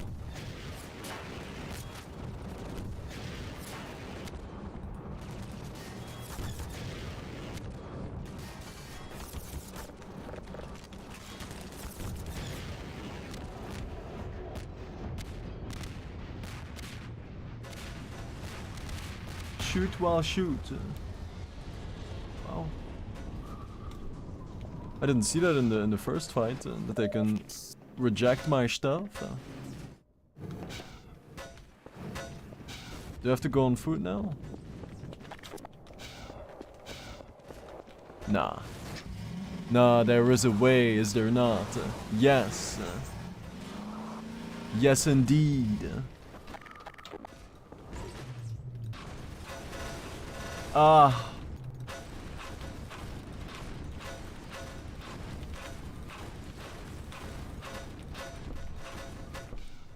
It's all coming together. Did you see the How to Train Your Dragon trailer, Megamoo? I bet you're all excited, huh?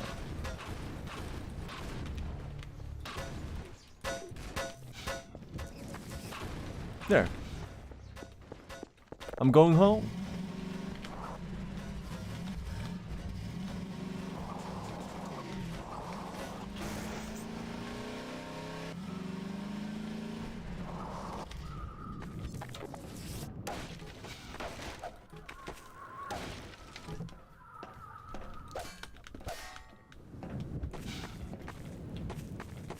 No Schneekes.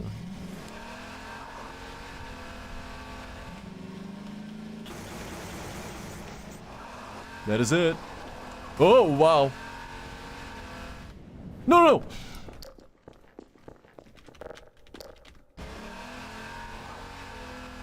Just like in the movies.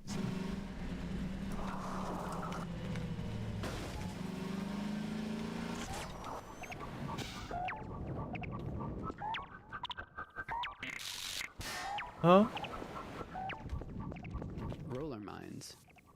Roller mines were created to fill the need for an enemy that could threaten players while driving the buggy. Since the player in the buggy was essentially a fully physically simulated entity, we thought it would be interesting to also have a physically simulated enemy. The manhack had already shown us how this approach could lead to an enemy with lots of interesting interactions with the world. So we built a roller mine, a ball whose movement is entirely driven by generating torque itself, and iterated on its behavior until it was fun to drive against. Roller mines aren't particularly dangerous to the buggy, but if you let them stack up, they can become a what? That was the most important thing. Roller mines. Roller mines were created to fill the need for an enemy that could threaten players while driving the buggy. Since the player in the buggy was essentially a fully physically simulated entity, we thought it would be interesting to also have a physically simulated enemy. The manhack had already shown us how this approach could lead to an enemy with lots of interesting interactions. They just chill out there? So we built the roller mine, a ball whose movement is entirely driven by generating torque on itself, and iterated on its behavior until it was fun to drive against. Particularly dangerous to the buggy, but if you let them stack up, they can become a problem, especially near a cliffside. We also made sure they worked well when the player's on foot, allowing level designers to get a few extra encounters out of them. This is fine.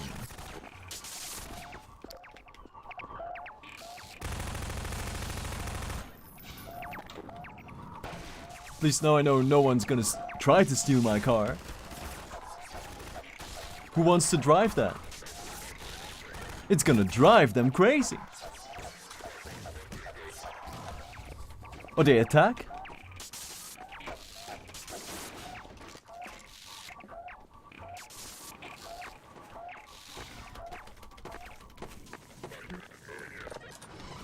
Ich muss.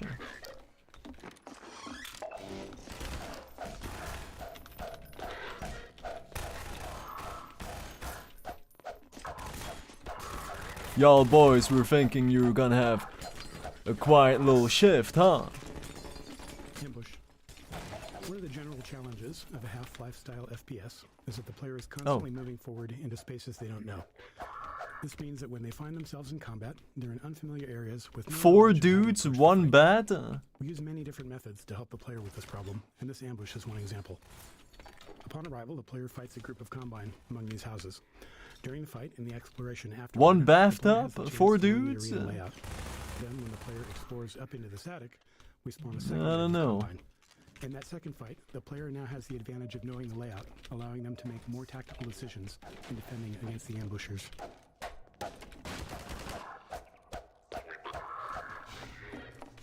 You're not ready.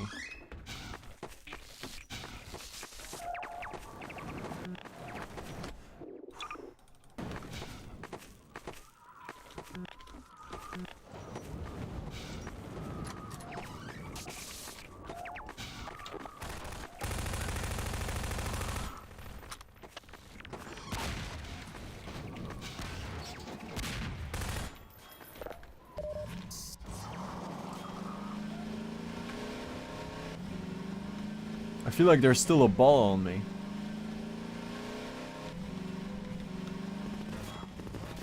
Something feels off.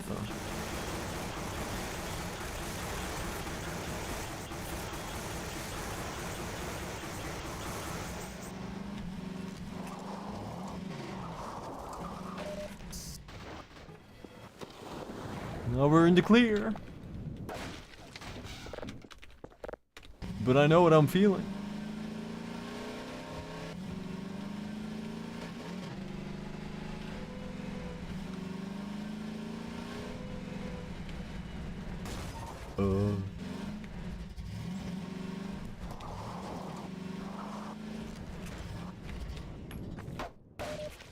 Crossbow. This is the player's Crossbow. first opportunity to get the crossbow in the game, and looking back, it's somewhat surprising we didn't gate it. It's entirely possible for the player to drive right past it. To make that less likely, we set up the roadblock and vantage point to encourage players to get do you out have of to the stop buggy, at which point they'd spot the crossbow and item crate.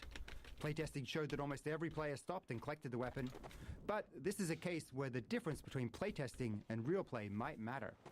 A playtester who's been playing since the start of Coast may not be as fatigued with exploration as someone who's been playing from the very beginning of the game. So, we placed another crossbow a few levels ahead, directly on the player's path in Nova Prospect. I guess I missed it, huh?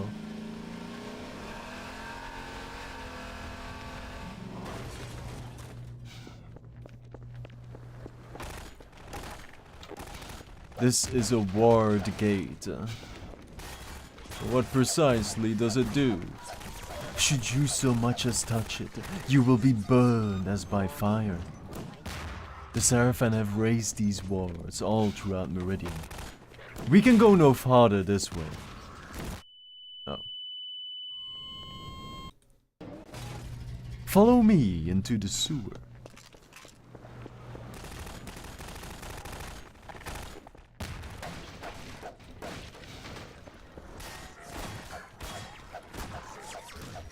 Alright, let me quickly find another audio commentary, maybe? Right?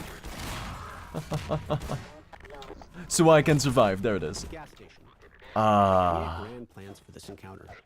We envisioned building a gas station that the player would fight around, likely igniting the gas tanks and setting fire to everything. We imagined the player driving away from a raging fire, but budget and performance were harsh constraints in 2003, and the station had to keep getting smaller and simpler to fit into Coast's large levels. Our plans for a dynamic fire system didn't materialize, and building it no longer made sense. There's always a limit to how much work we can justify for a single encounter. Where's this dude? In the end, the only remnants of our original vision are the explosive gas tanks.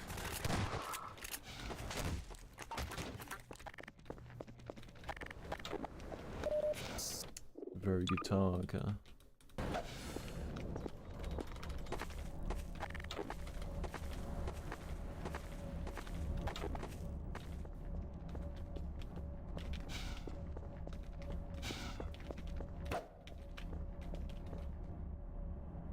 No toilet paper?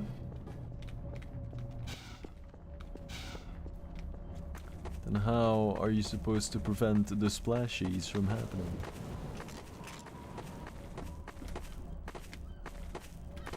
Those are the real questions, huh?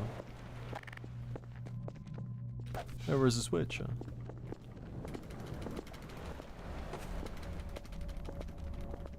Is this a switch, huh?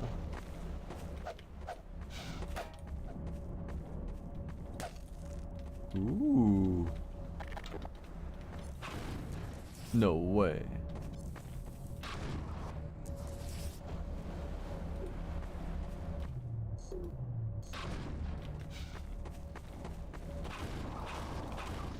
Yeah.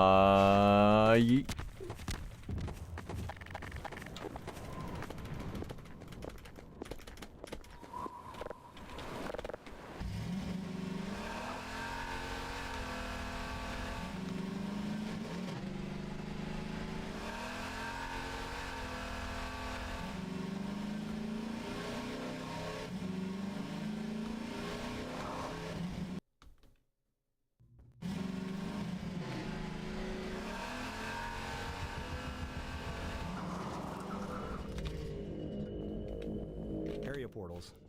One performance challenge we faced in Coast was handling wide open spaces that included buildings with highly detailed interiors, or at least they were detailed by 2003 standards. When the player was outside, we wanted to allocate as much of our budget as possible to rendering that space without losing resources to the building interiors. But unless we were willing to board up every window and door, the player could still see inside. To solve this, we created a feature called area portals, placing one in every open window and door. An area portal pre-computes a flat image of the building's interior, and during play, when the player is some distance away, the area portal displays this pre-computed image over the window or door, allowing us to skip rendering the actual interior. As the player approaches, we smoothly crossfade between the area portal's image and the building's actual contents. With careful use, area portals helped us to meet our performance goals on Coast, along with the occasional door that closed itself behind. Occlusion. In Half-Life 1 and much of Half-Life 2, the world consisted mainly of enclosed tunnels and corridors, which worked well with a binary space partition, or BSP tree. Essentially, this tech allowed us to quickly sort through the geometry and determine what might be visible in the player's view. But the open areas in Coast and other outdoor sections didn't suit that approach, so we needed some new tech. Area portals were one, allowing us to carve out the world into discrete chunks separated by portals. Doors and windows, that is, not aperture science ones. We also developed an additional occlusion system, which basically said that if the player can't see through, over, or around a large object, don't render what's on the other side. This might seem an obvious thing not to do, but it takes some work to make sure that calculating what's on the other side of the big thing isn't slower than just rendering everything. So to make that calculation fast, level designers placed large occlusion volumes inside major terrain shapes and big occluding objects like buildings. And during rendering, we could then test the bounds of entities against these volumes to avoid rendering anything the player couldn't see. Ooh, sneaky. Terrain and performance. Our performance budget was often a significant constraint when it came to combat, and even more so for combat on terrain surfaces. When NPCs move, they perform many small spatial probes to determine if they can safely navigate their chosen path. To help visualize it, imagine they can't see and are constantly waving a stick in front of themselves to check if the way is clear. The performance cost of these probes increases with the complexity of the world geometry. Our terrain displacement system creates uneven surfaces using many polygons, far more than the perfectly flat floors found elsewhere. This meant that NPCs moving on coast terrain were more resource intensive than in other areas, and that constraint dictated the scale of many encounters in this section of the game.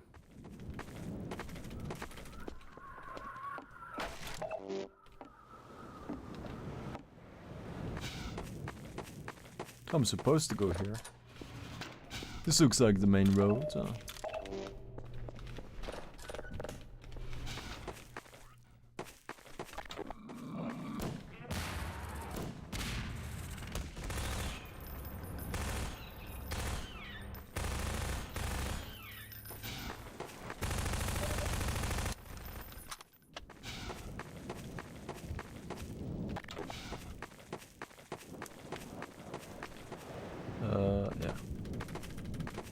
Detail objects. Once we had outdoor sections running, it was clear they needed some form of high-frequency detail, so we added small foliage elements like grass and shrubs across the displacement terrain. But we knew we couldn't afford, which is to say we didn't have the time, to hand-place them all. So we built the detail object system, which generates small foliage elements automatically based on the displacement material. Each material specifies the type of foliage to place, along with a set of parameters. At map compile time, the system calculates random points on the surface and selects foliage to place there. Given performance constraints, there was still a fairly complex hand-authoring process for foliage texture sheets, allowing us to render all of them in a single pass.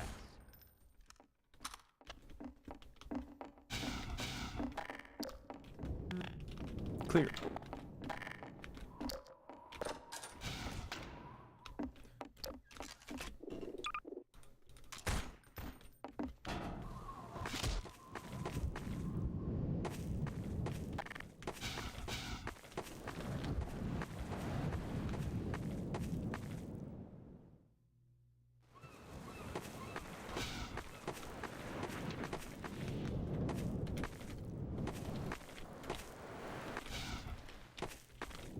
Damn.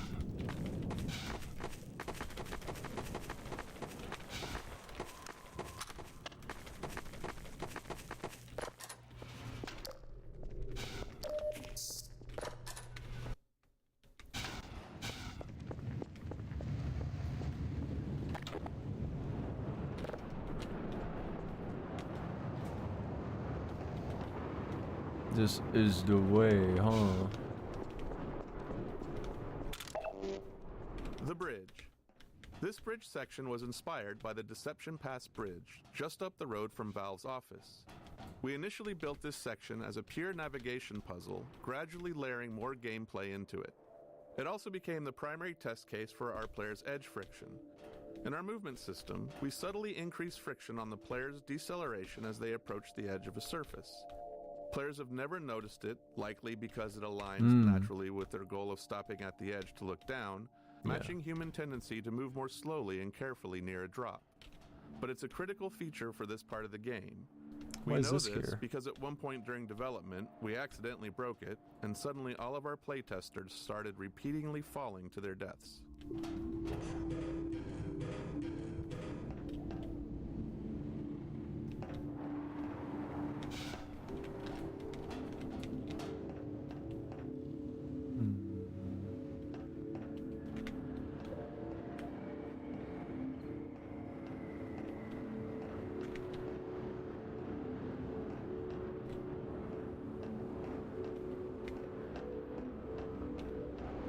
Bridge playtesting. The bridge section was always a high point in playtests, with testers consistently having strong reactions to it. The tension they felt while slowly making their way over the girders was visible in their movements. Over time, we layered more challenges into the traversal, and Why getting playtests shot? became more entertaining to watch. From the train rumbling across the bridge and Oh, the shaking the player, train. to a surprise head crab in a shack that seemed like a safe haven midway through, we did feel a little guilty relishing the playtesters' visible stress, but we weren't total monsters. After players made it across the bridge, they'd breathe a sigh of relief, disable the Combine shield, and then realize they had to return across the underside. Concerned they might be bored on the second trip, we decided to add a gunship to keep them company out on the girders. Bridge gunship.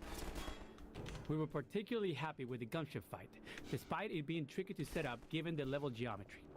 Being on the underside of the bridge allowed the gunship to move fully around the player, using all 3 dimensions to position itself above and below at different moments. The girders provide plenty of high-frequency cover, creating opportunities for the gunship's fire to produce a fun and dynamic visual and audio display.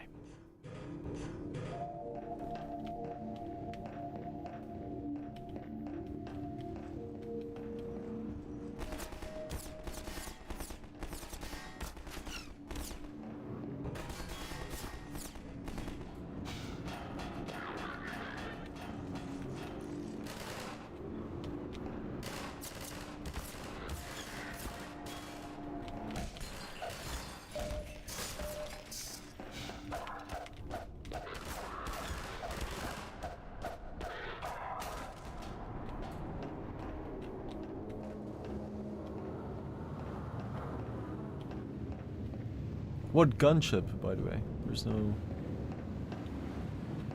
There's nothing there.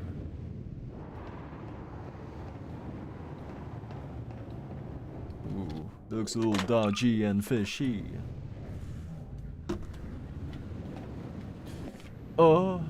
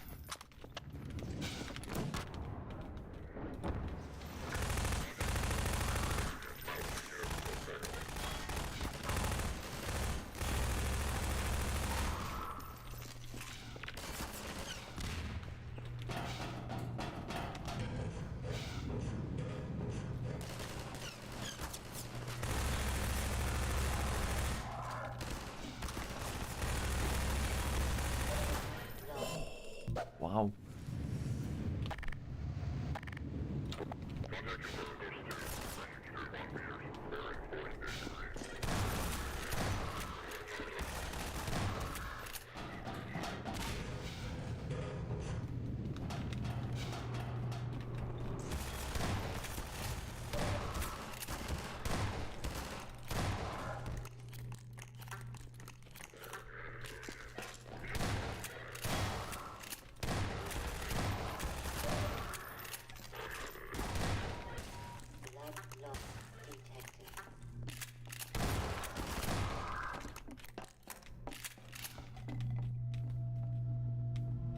I see.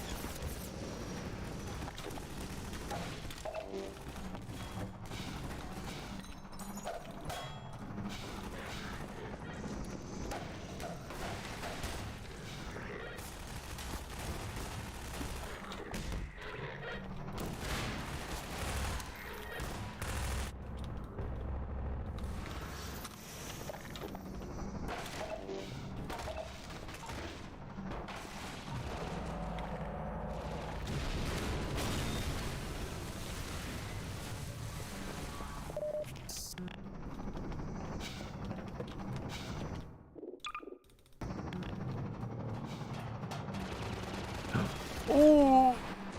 Didn't see that gap. Oh, it's awkward.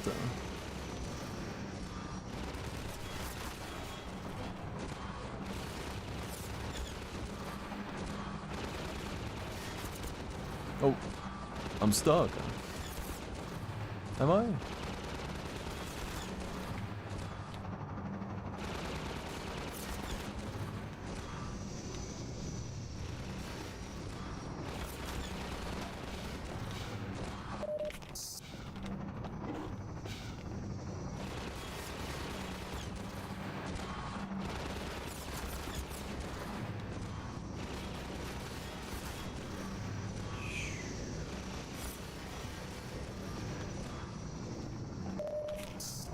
Not bad. Not bad.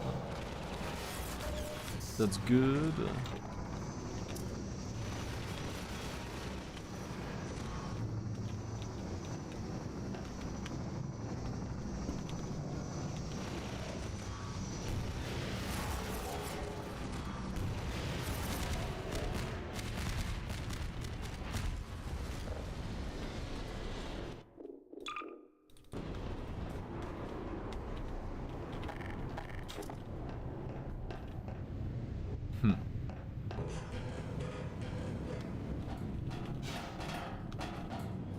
What was the point of me going there?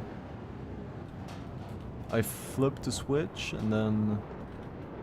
What did that do?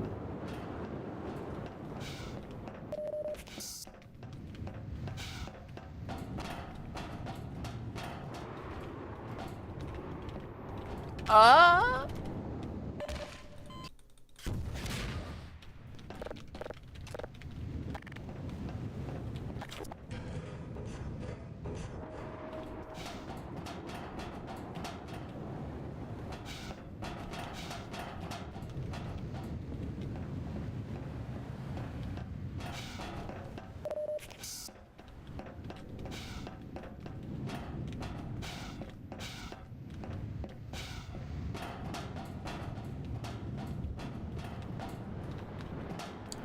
Oh!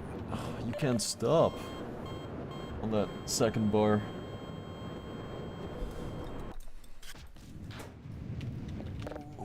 Dude, my shoulder kills, man. It's crazy. Only my right one.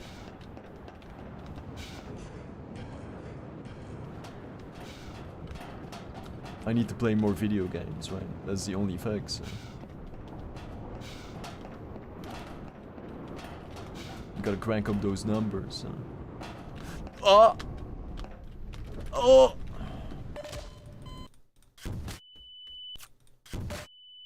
Huh?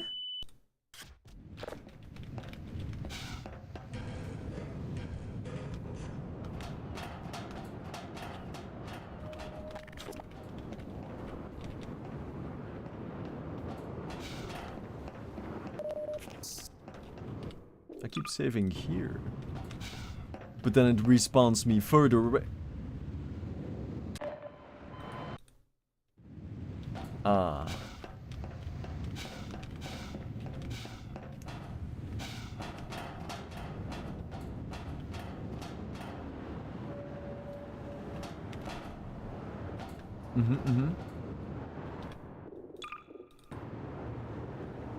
How? You just gotta yeet for it, right? There you go.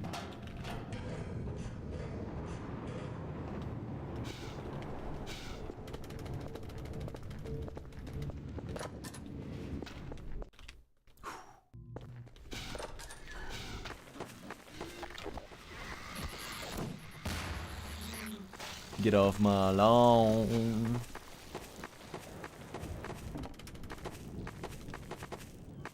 Am I free to go?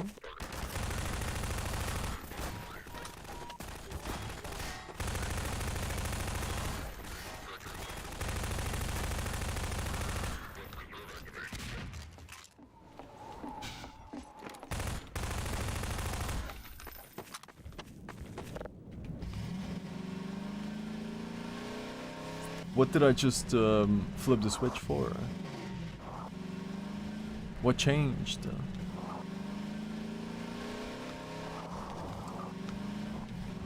This? Oh, probably this gate.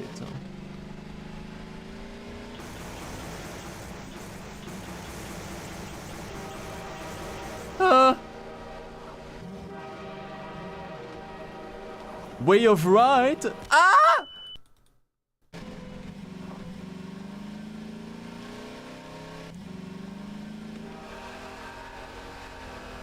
The faster moving vehicle will always destroy the other one. Hmm?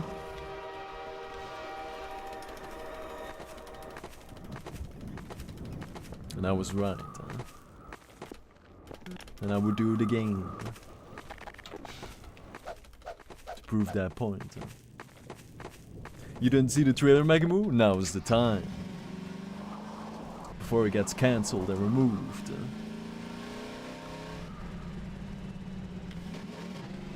It's time.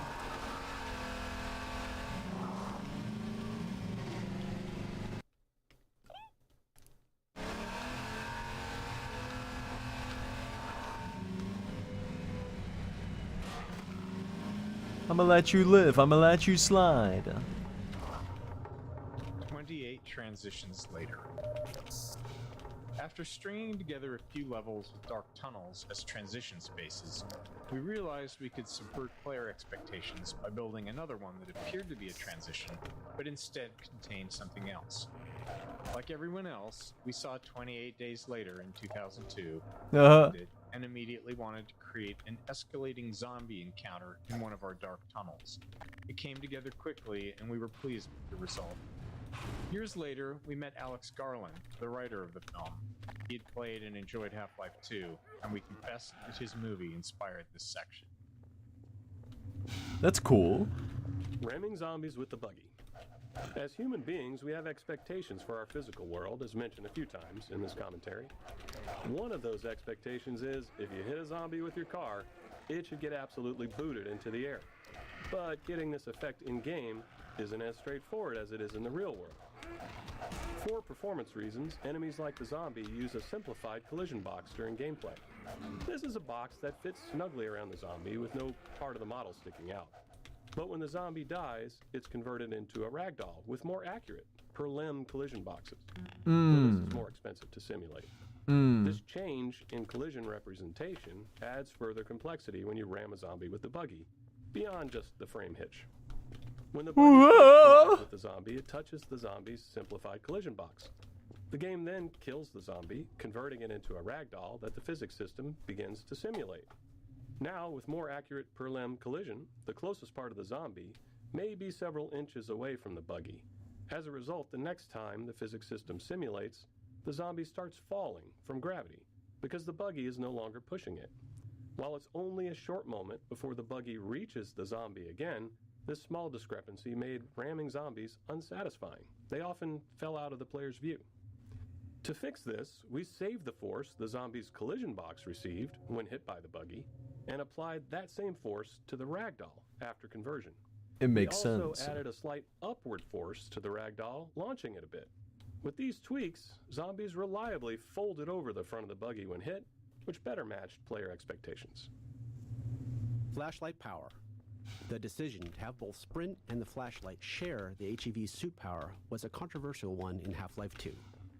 Initially, only Sprint used suit power, which made sense as it was. Do I still need my car? Short burst of speed. The flashlight, on the other hand, could be used indefinitely. Probably not. But playtesting revealed an issue. Players often left dark areas without realizing their flashlight was still on. In brightly lit open areas like Coast, our performance budget couldn't support the flashlight being on continuously. So we needed a way to turn it off without player involvement. Limiting its power seemed like a simple solution, with the benefit of adding some tension to dark areas too. The challenge then became, what resource should it use? We already had suit power and didn't want to clutter the UI with a new resource just for the flashlight. We toyed with the idea of other player abilities using suit power, thinking it might be interesting to have players make trade-offs between them. This is a good example of game design often being about choosing between imperfect solutions. We didn't love the idea of Sprint and flashlight sharing a resource, but we also didn't want multiple resources cluttering the UI. In Episode 2, with no plans to add anything else that consumed suit power, we ultimately decided to give the flashlight its own separate resource. Flashlight, but which one? Like, Mood, is your shoulder ever hurt from the mouse arm? How do you fix it?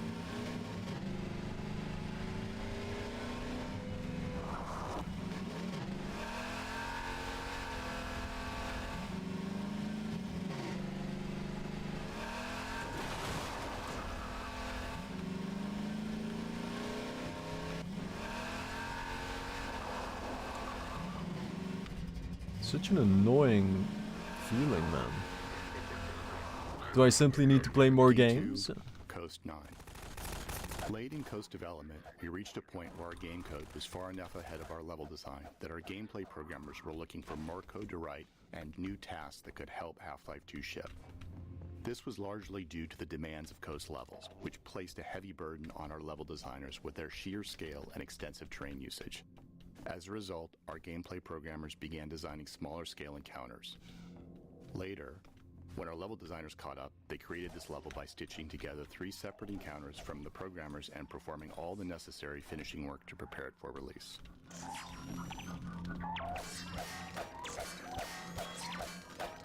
They're indestructible, huh?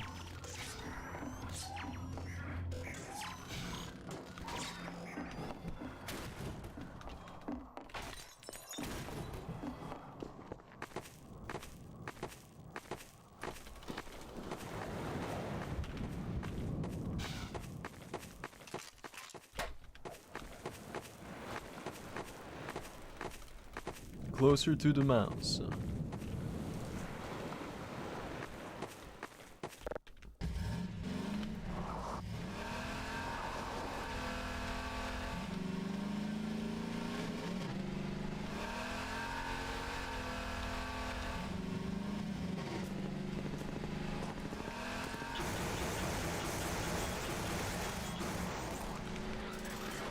Woohoo!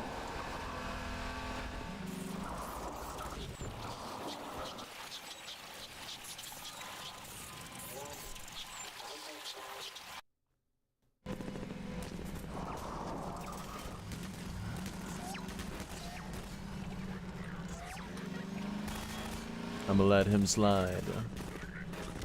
Wait, there might be a speech bubble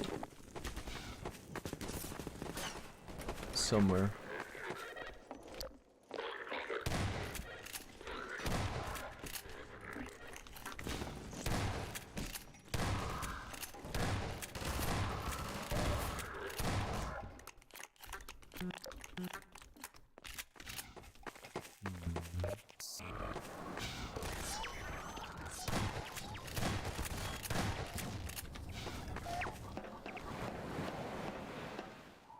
How?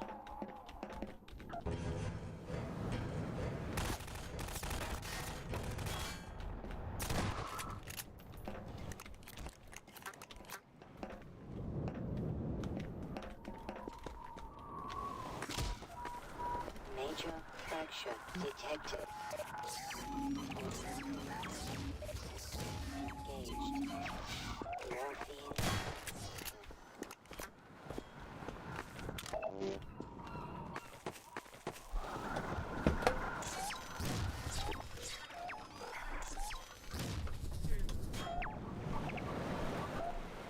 I'm lowering the desk.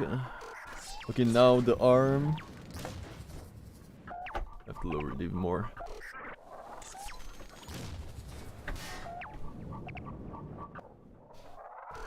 Okay. Hopefully this makes it better. Damn, I'm sitting so high up now. But if it saves the shoulder, it's worth it.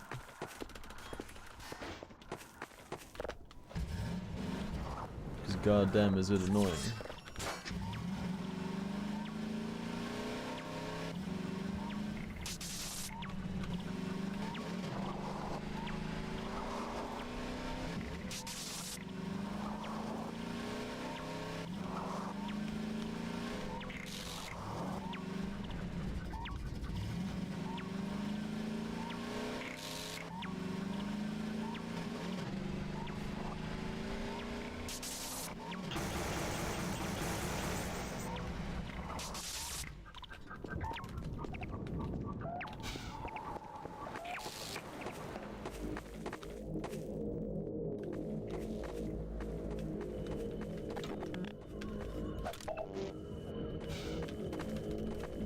There's some balls, yeah. So. Boundary finding. With the increased density of objects in Half-Life 2's gameplay spaces, we thought it would be interesting to have players search for a specific item, especially if there was some logic to where it might be found. This way, players could locate the item either through careful observation and deduction, or just by brute force searching the area. Since we already had models for cars and batteries, it was a natural step to create a small junkyard for players to explore. We also hid a couple of extra batteries in unexpected places for the players who chose the brute force method. As with other item-based puzzles, this one needed a fail-safe in case players lost the batteries. You can try throwing all of them over the cliff if you want to see what happens.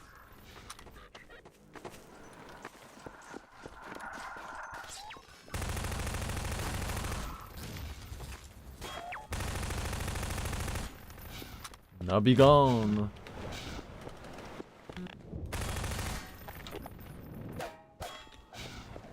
So what's the deal here?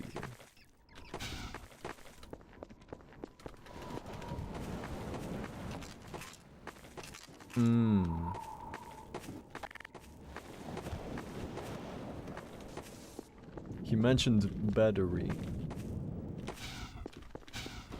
Battery where?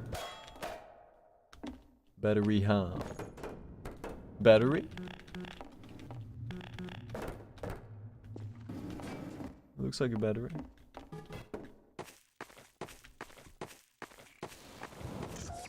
But why? Why don't I just go to the side?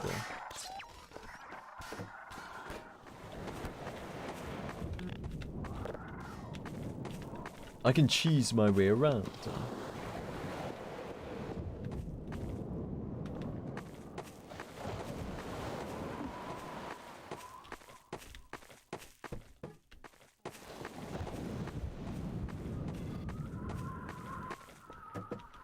I see.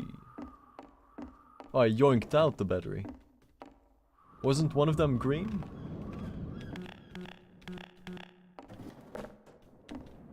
Yeah.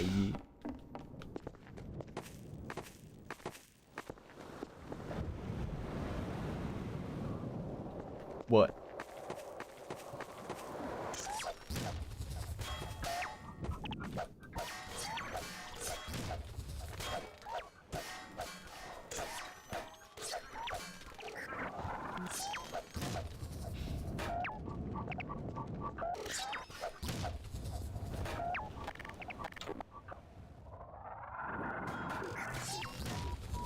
Damn. Fracture detected.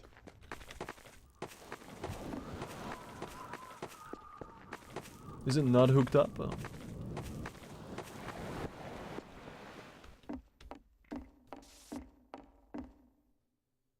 You need 3 batteries. Oh.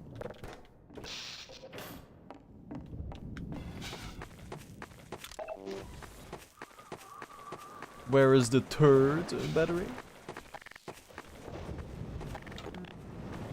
The 3rd one? Not the 3rd, the 3rd battery. Where has it gone? Huh? You know this.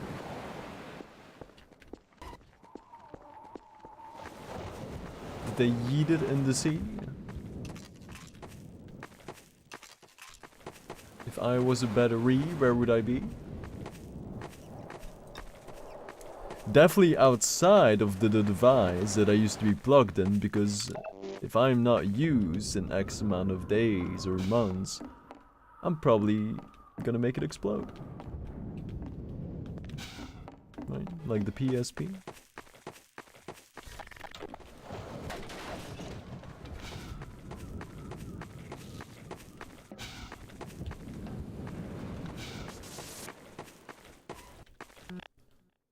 What is that failsafe that they... I'm stuck. Why am I stuck?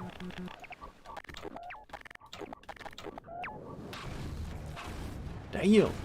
Damn!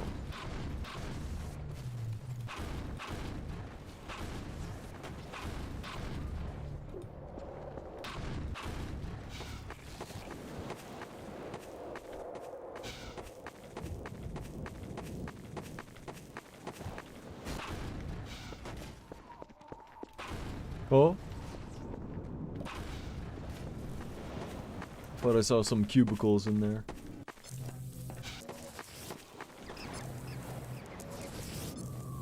Battery finding. With the increased density of objects in Half-Life 2's gameplay spaces, we thought it would be interesting to have players search for a specific item, especially if there was some logic to where it might be found. Bruh. This way, players could locate the Is item it up either there? through careful observation and deduction, or just by brute force searching the area. Since we already had models for cars and batteries, I think it's up it was there. a natural step to create a small junkyard for players to explore. We also hid a couple of extra batteries in unexpected places. Unexpected, All huh? players chose the brute force method. As with other item-based puzzles, this one needed a failsafe in case players lost the batteries. You can try throwing all of them over the cliff if you want to see what You happens. see? No way, it's right there! Oh no, it's not. That looked like... I mean... I know what I saw. There's more stuff up there too. Unexpected places. How do I clear it out?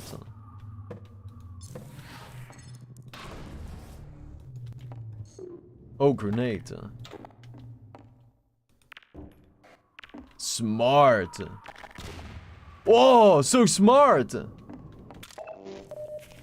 No battery though. But very clever.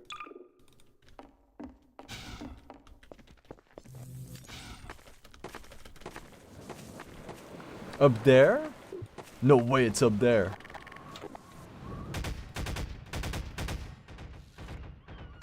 Ooh, that echo.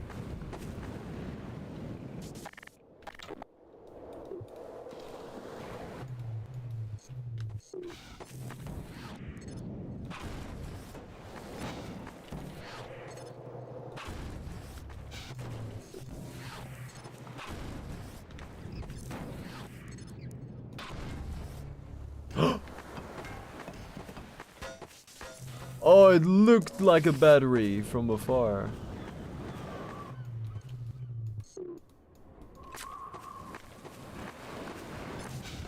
Good attempts. Oh! Is it in there? Let's go!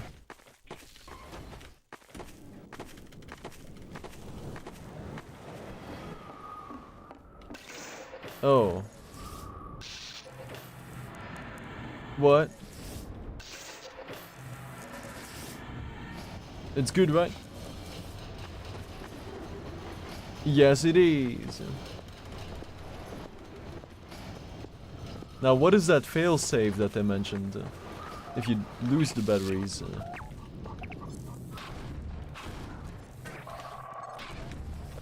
Get yeeted, kid.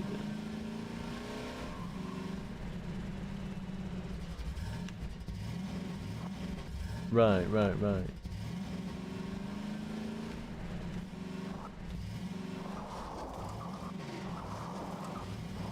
Do they mean the cheese?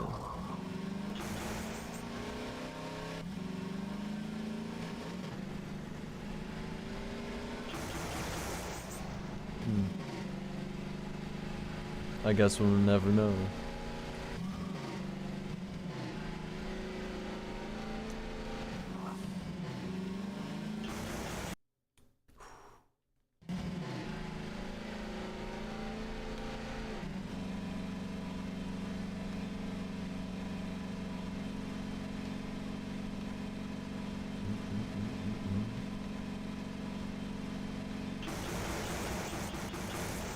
Next bubble. Oh, it's a friendly. Performance constraints. For the final coast arena, we envisioned a big finale where the player and a squad of citizens would hold out against waves of combined soldiers, culminating in a gunship battle. Unfortunately, the computational cost of having soldiers and friendly allies moving around on terrain meant that the battle kept being scaled back to fit within our performance budget. By the time we were down to featuring only a single squad of soldiers at any given time, we were already late in development. Too late to make large-scale changes to the arena to accommodate more enemies, we had to redesign the flow of the fight to keep the number of soldiers to a minimum. Buggy removal. Once we reached the point where we wanted the player to leave the buggy behind, we had to be very explicit about it. Throughout Coast, players had been leaving the buggy and then returning to it. So we found that playtesters would try to bring it along if it looked even remotely possible. This small garage scene primarily exists to signal clearly that the player is done with driving and will be proceeding on foot. No. You take that back, sir.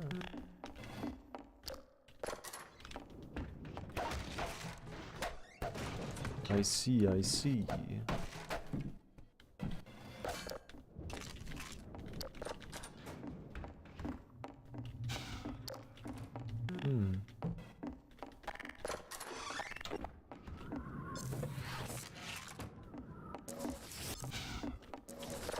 Grenade launcher. Get your car in the garage. Dropship deployment. Deploying soldiers from the dropships was tricky, as it required NPCs to spawn inside another solid object. To get them into the open where they could start navigating normally, they immediately play an animation that has them leaping out of the container the moment they spawn. Once that was working, we encountered another issue. Savvy players would simply just wait outside the container and shoot the soldiers during their exit animation. Yeah. To counter this, we added a turret to the container to defend the soldiers as they exit. It doesn't fully prevent a player from taking advantage, especially if they're using an indirect weapon like a grenade or something, but that felt realistic and like a true-to-life countermeasure someone thinking strategically might take.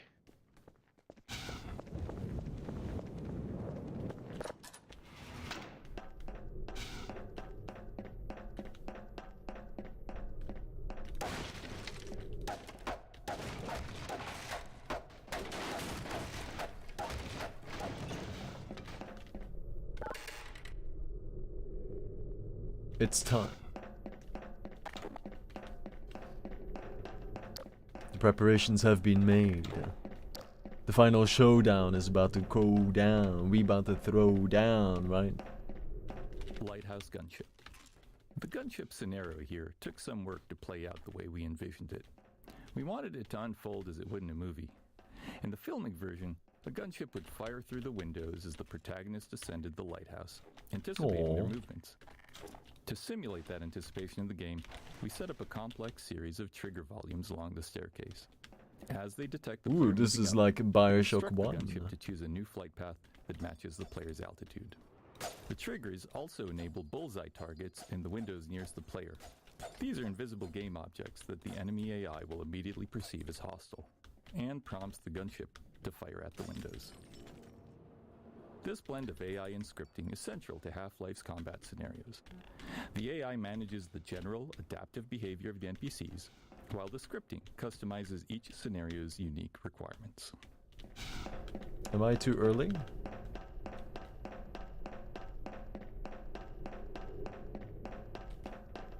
Probably have to talk to somebody.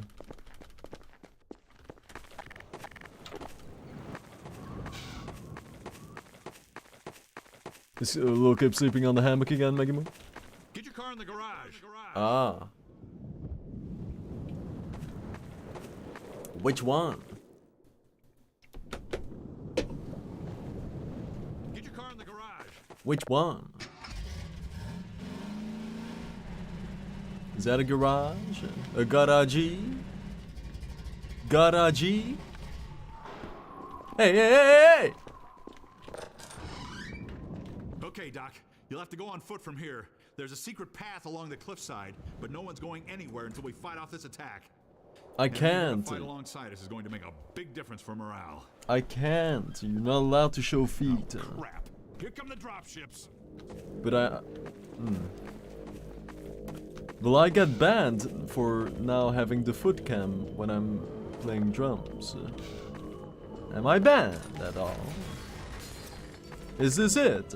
Is this final stream? Final spam? I see. The daily ban, huh? Oh! Why is this here? It looks like I'm supposed to be over there. I'm leaving them all behind. Ooh, classic soundtrack. Damn, we're gaming. We're back in 2003, huh? We're zooming.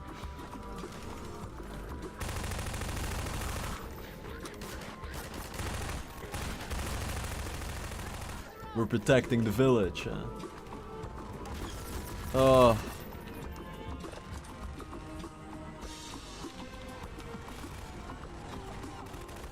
Iconic soundtrack.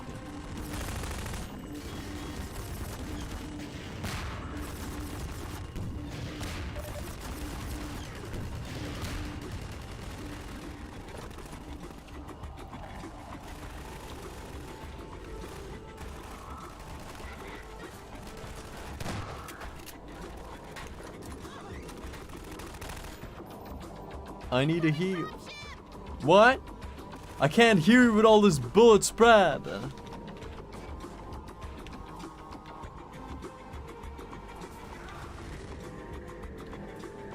No talking. Whoa. Whoa. More. I'm a human being. You know I need more. Little bro just gave me all his life savings.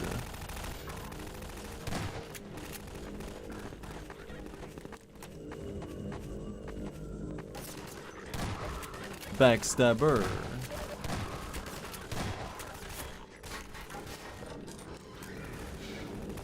I need more mana.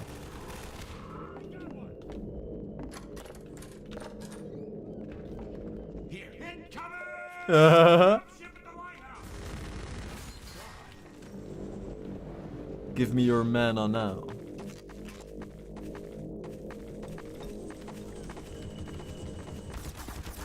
Ah!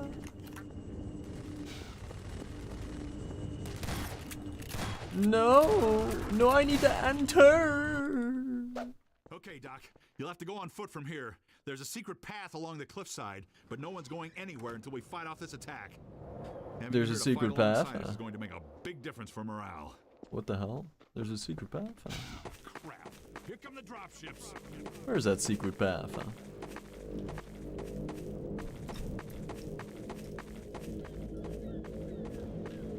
Huh? Oh! How do I get there? We jump, of course. Ah, no we don't. Okay, Doc. You'll have to go on foot from here. There's a secret path along the cliffside. But no one's going anywhere.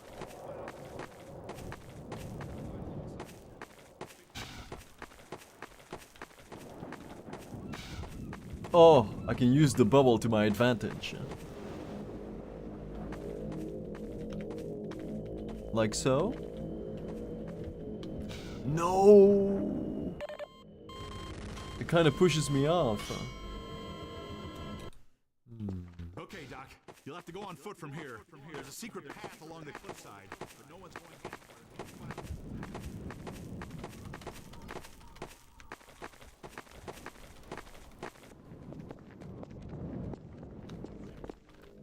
Food seed.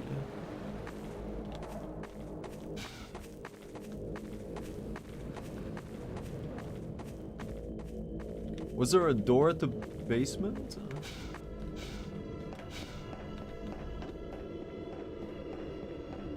No.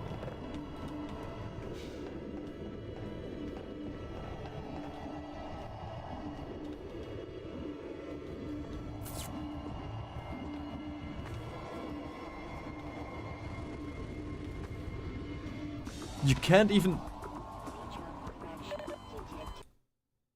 Okay, Doc. You'll have to go on foot from here. There's a secret path along the cliffside, but no one's going anywhere until we fight off this attack.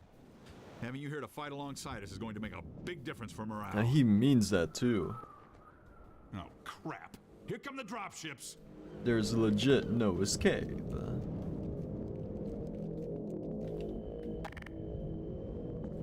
I'm pretty sure they can't die. So if I lay low, we will win. Oh, I have to lay low! Ah.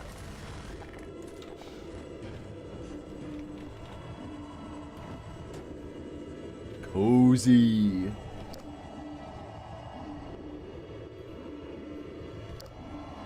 Oh my god.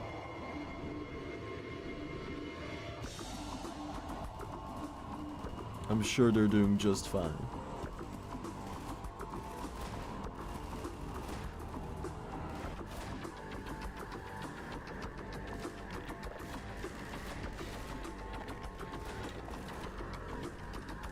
No way.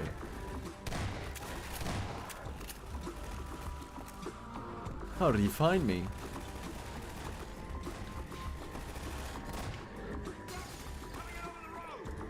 Yeah.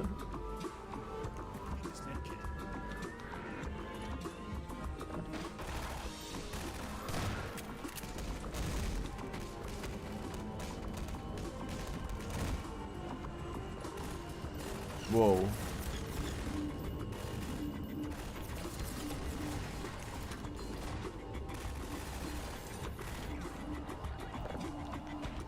I got tagged. I need the full med kit now. You don't have one?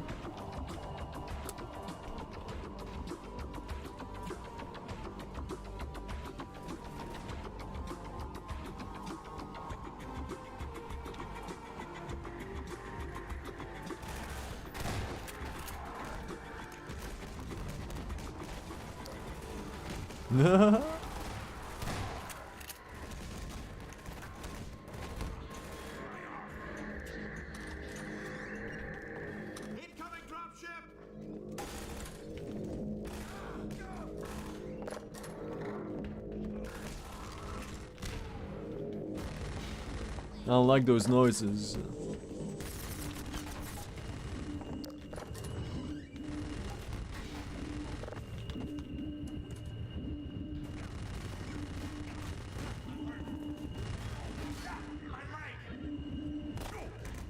No, what? Oh, they can die. Oh, that's bad.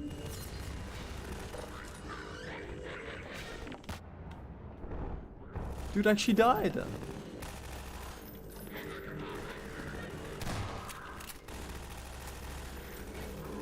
This is a cozy position.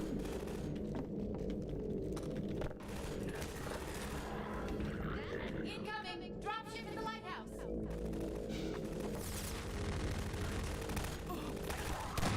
Nice one. I just gotta be able to enter, that's all. Maybe I should wait, huh? Let him do his thing, right?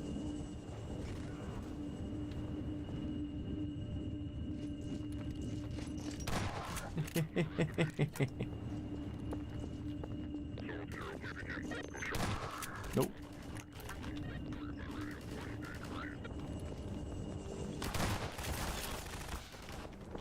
Come find me.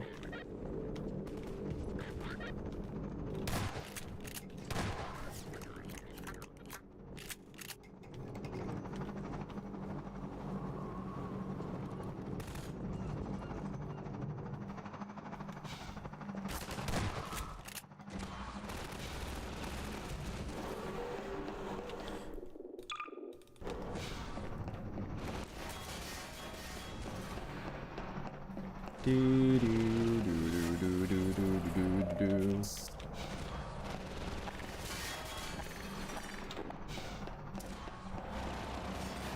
Well, it's looking good.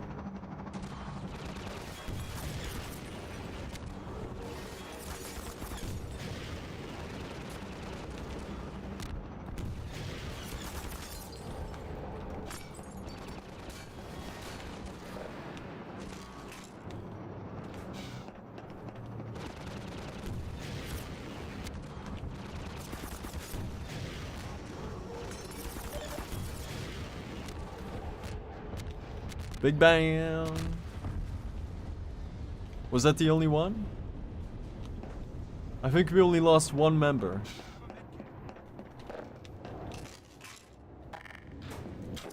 It's been a good day. This way, Dr. Freeman. We'll take the cliff path before another gunship finds us. I need your blood now. How'd you get here so fast, huh? Hmm? Hmm? Hmm? I can't even get ahead. No way. Oh, I see it now. Watch your step. I was thinking that there might be like a hidden door. Yeah, I was thinking. Yeah. The mind was going there. Buggy theft. As we built the end of Coast, we decided to have the Combine steal the player's buggy. It really doesn't make logical sense, but after watching so many playtests where players developed a strong attachment to their buggy, we wanted to play with that emotional connection. No. Once we implemented the theft, we had playtesters yelling at the Combine for stealing their ride, something we took as a sign of success. The soldier firing down from the cliff top is simply there to draw the player's eye up, triggering the look target and... And what? Gotta replay the game now to find out. Yeah. Have a good night, Megan. Oh, I'm almost done too. Just waiting for that natural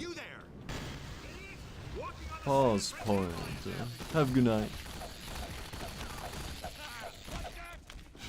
Good God!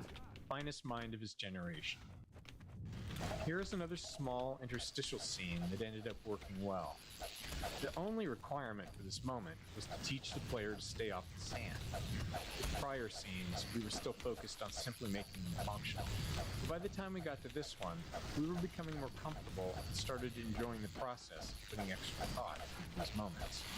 In doing so, we pushed the characters beyond being mere signposts, creating something more interesting and entertaining.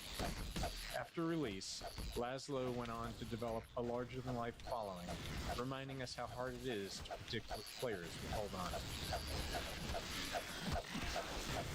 Are they gonna keep on spawning? Yeah, yeet. Stay off the sand.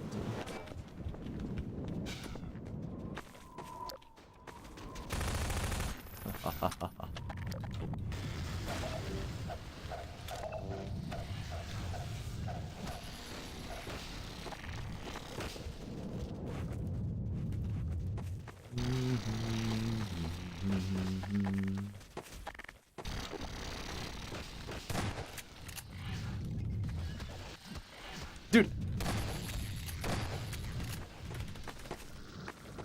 Floor is lava. Building gameplay around broadly understood concepts like the floor is lava made training it easy. We liked how our physics system allowed for a high degree of creative freedom in how players chose to tackle it. Some build walkways out of many objects, while others focus on using just their two favorite sheets of metal.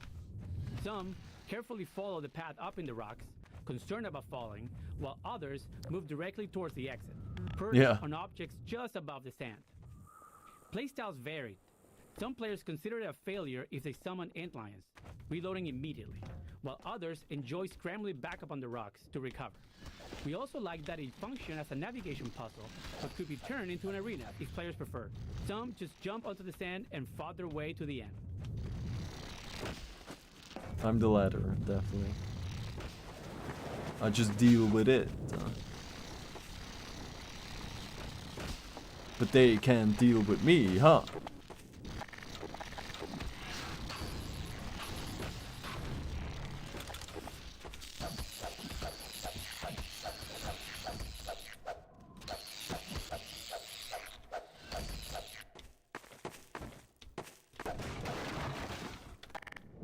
Point proven.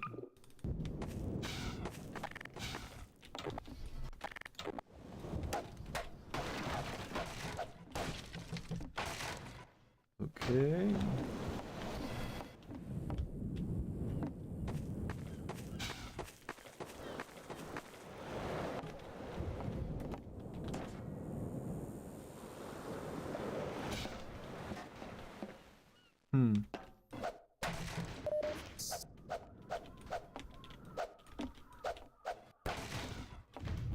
Damn. Ooh. The sand do be pretty sensitive, huh?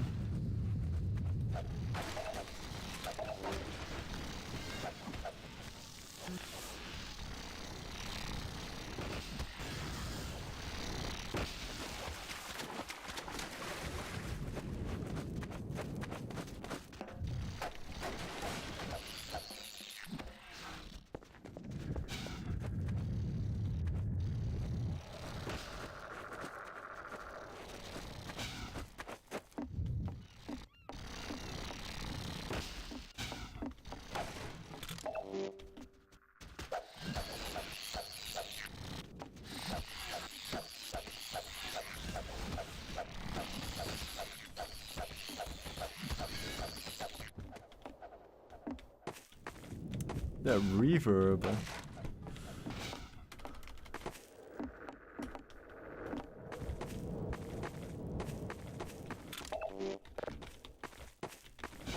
I mean, it's more like a delay.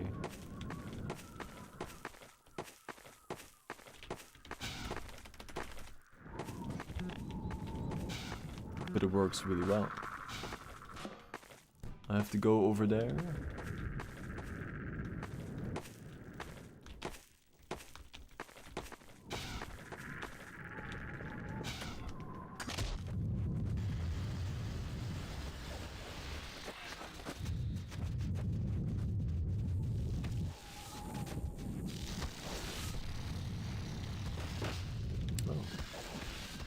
Sandtrap Hunter. The explosive barrels are provided for players to use against antlions while standing safely within the thumper's protection. But we're also using this as a hint for the upcoming antlion guard encounter, where players often use similar tactics to win the fight. Optional player actions, like launching explosives with a gravity gun, can be forgotten if they aren't used regularly. With the wide range of offensive options we give players, there's no guarantee they've used this ability recently. So here, we're subtly suggesting they bring it back into their toolkit before they face the guard. Vortigaunt Extraction. This arena presented some tricky design problems for a couple reasons. First, the guard is a melee-only enemy. Whoa. We couldn't allow the player to reach areas where the guard couldn't follow. We did experiment with a few range attacks, but didn't like the result. Its goose-spitting attack, for instance, ended up looking ridiculous. The only non-melee attack that survived was its ability to bash physics objects at the player. This required objects to be in range, which isn't always guaranteed. The second challenge was ensuring that no matter where the guard dies, the Vortigaunt can reach its corpse. This was essential as the game can't proceed if the Vortigaunt is unable to extract the bug bait.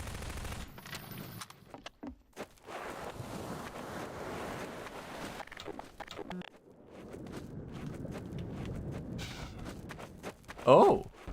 The free man must follow. Sure will do. Wait, where do you go? Oh. The free man will do wise to heed our extraction of the Myrmidon's aromatic pheropods.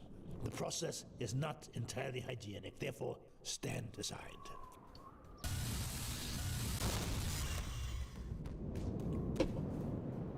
The free man will have need of these pheropods on the paths ahead. Gather them now. Ew.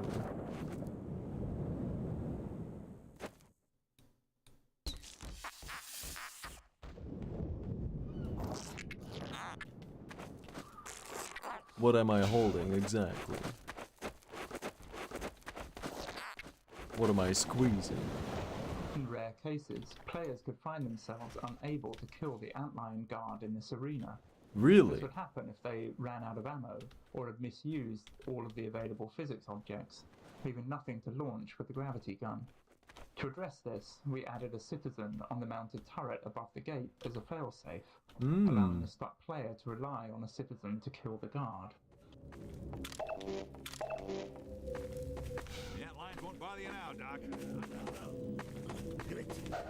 Freeman must excuse us.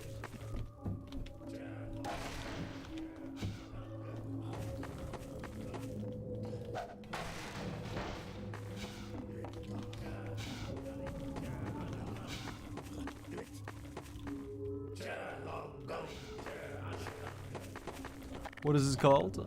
Pheropod bug bait. Oh. Get going, Dr. Freeman. Nova Prospect is just ahead. The Freeman honors us by his presence. Follow Freeman. I'm gonna call it here. Perfect point. Ooh. That was cozy. It's a shame about my shoulder though. Guess I just have to play more games, huh? We'll be back soon. In the meantime, I'm working on what am I working on?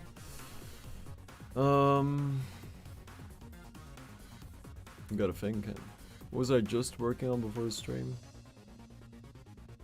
I was rewriting things. Oh yeah, I was working on the share media functionality to bring that back. But it's like a me thing.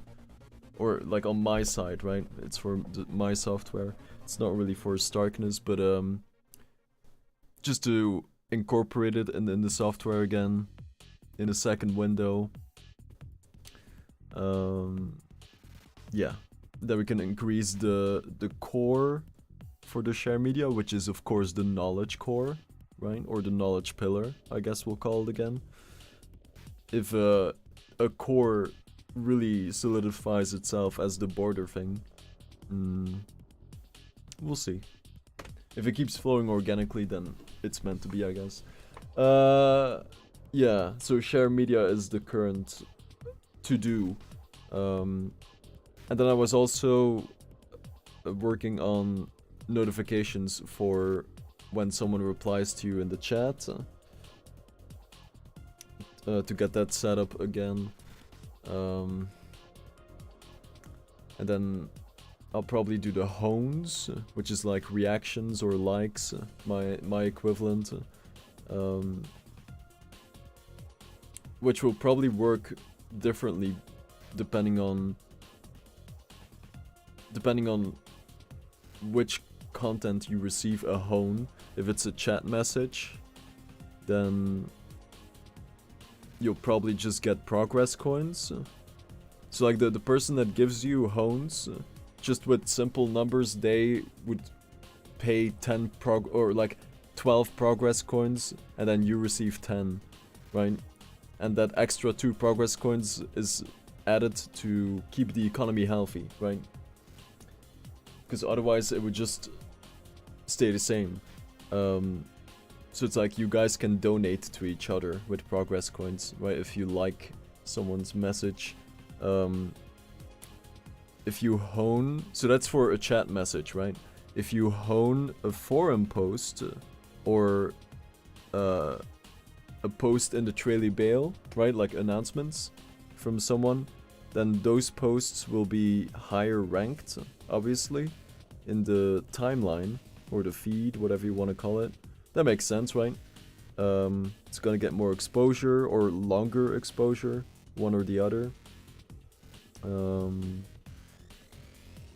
not sure if there's another area for hones right now to have an effect. But yeah, it's definitely gonna be in those 3 areas for starters, and then I guess the future will tell where else they can be useful. So that's that, and I did write that big chunk in the Discord. Let's see. These are old patch notes, but they still have to be finished anyway. Oh yeah, the predictions in Starkness. I think if I start and end the prediction, the icon is gonna show up in Starkness on the stream page in Starkness. But then there's no content yet, so I have to fill in that content with the prediction title and the voting options, and then allow the user to vote on one of them, and then handle those things, which shouldn't take too long. But for some reason, I've never gotten around to doing it. What else? Set up profile picture and banner uploads for default profiles. True. That makes sense that it hasn't... I mean... Yeah. It's because I kept thinking about this whole concept of the core design, right? But the more time passes, the more that I can see the bigger picture with this design choice. So it's funny, it's almost like instead of identifying a user by their profile picture and username like you usually would do, like on Discord, you would recognize the user by their border design, really, if they are a AhtalKa or not. It's nice. Something fresh, something new. Share media, yeah, is what I'm working on right now. Integrate GIFs in chat messages. True, the GIF menu is already there, but I haven't incorporated them in the chat message, so No biggie. That'll be done. Mention users, true. All these things used to be in the old Starkness on Android, right? But now, since I'm rewriting everything in vanilla code, I kind of have to start from scratch, which is a good thing, because I know a lot more. And now that I've already implemented those features before, I already know what I want. I know what the end result should be, and that allows me to write the code a lot more efficiently. Efficiently.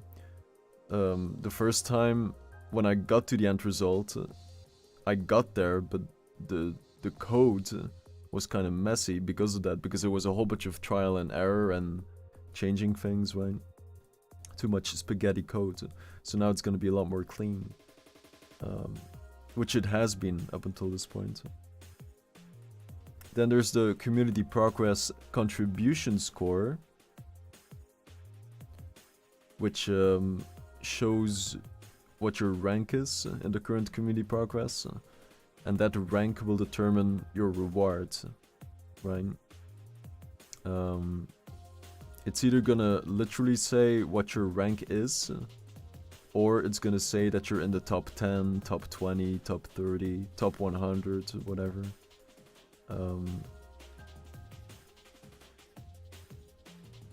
And then when the community progress is done, prizes will go to, I mean, it could be anything, to the top 3, top 10. Could be ranked rewards, right? That's all for later. It's too early to tell what that will be. Then there's the audio web alerts for predictions whenever they start, end, or when they get cancelled. Or when voting ends, yeah. When a prediction starts, when voting ends, and when a prediction is finished. Which will most likely be... I mean, I do plan... There's one... Up until this point, in Starke's Void, there's one... There's Starke, and there's another character there that I had a concept for years ago. Like, we're talking 3 years ago at this point, that I had an idea for an additional character next to Starke, who both live in Starke's Void.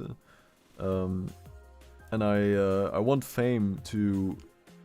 I want to use Fame's voice for that character, because it would fit perfectly, I already know. And even more so because it's Fame, right? He's always been very helpful for the stream, and always very vocal, so it's meant to be, right? So I would love that if Fame manages to record all his voice lines for his TTS voice, or we can just record the, you know, the fixed lines. That would be faster, of course. And then the design, I already made the design years ago in 3D. I even animated it, so it's been ready to go for years, but you know, I can't really do anything with it right now because it depends on the void being visualized first. So yeah. At least it's something. Yeah. What else do we have? Start filling in the resource page. FAQ, general info, Starke socials, report, true. That's a whole bunch of copy-paste. So, again, like all these things are pretty small implementations, but since I always hyper-focus on one thing, and I tend to pick like the most complicated features first, just because it feels good when you do get past it, but whatever. It will happen at some point, surely. And not just the fact that I go for the most complicated things first, it's also what are the most mandatory features that should be finished first, right? So in this case, it should be the chat zone and the stream zone and the whole progress system, right? All the trail perks, so people can actually start to trail. Which means implementing all the trail perks as well for every single layer. And then community progress as well. And then all the stream related features. Those are the most mandatory, right? So that explains that. Add, create, post, menu and Traily Bale so posts can be submitted. This makes sense. I'm still thinking about the design though, and that goes back to thinking about that core design with the borders. But I should just make the default borders really, right? If you're a Maka and not a FataMaka, right? AKA you're a non-sub or a default user, you'll just have a gray border, right? In the chat zone, Traily Bale, forums, right? But if you are a FataMaka, then you'll see your custom border design. That makes sense. They'll still be fancy, I'm sure. Subtle, fancy, but not as fancy as the FataMaka version, obviously.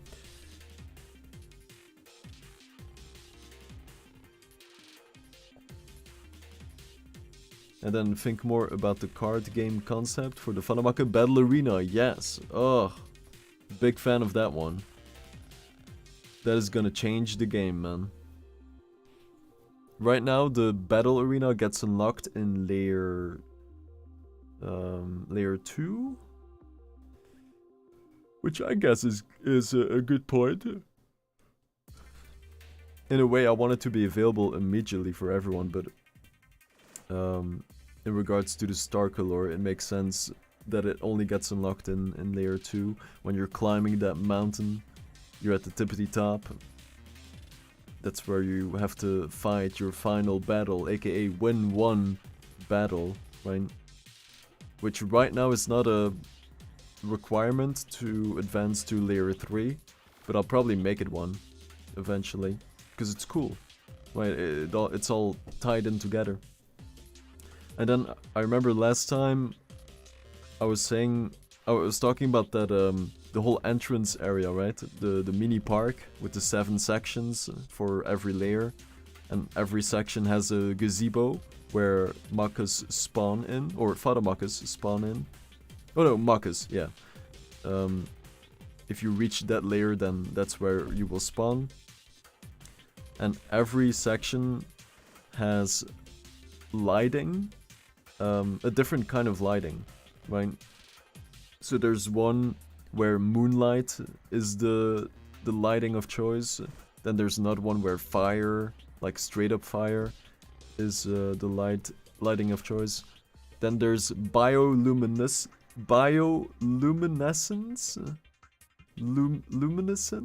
luminescence, however you pronounce it. Then there's, I think in the first section, it's fireflies that make up the lighting, which I kind of like. Then there's one with candles. Then there's one with lanterns. Then there's one with street lights, right? All referring back to the symbolism before the symbolism behind all the layers, right? With the lantern, with the street lights, and so on. And the big fire will probably be in layer 6, where the ego kicks in, right, and you reach the top. So that makes sense too. The moonlight will probably be in layer 7. Fireflies in the first layer. Or I mean, like, yeah, I guess the first layer, yeah.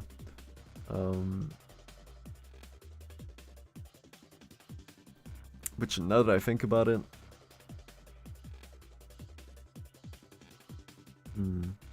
because there used to be like a layer 0, but that's not really a thing anymore, because you start as a layer 1 anyway. Oh no, I'm sorry, I remember now. Wait, hold, no.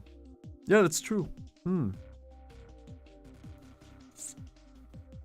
That does change things a little bit.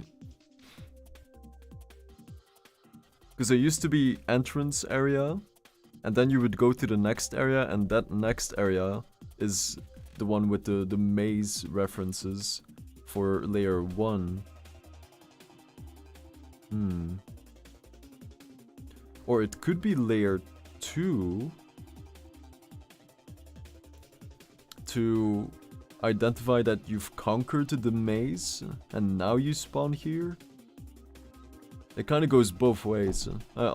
These are just design choices, but and then in the next section of the mini park, you have like a mini mountain with a gazebo at the top to symbolize the mountain that you have climbed, which means that should be layer 3 then. So that checks out. And then the next section, you have the bridge reference that you have to make a pavement for and cross. So that should be layer 4. So 1, 2, 3, 4. Oh, it actually does check out, yeah. So my current design is correct, never mind. Then the layer 5 section is back in the middle, which will be a ghosty, misty area.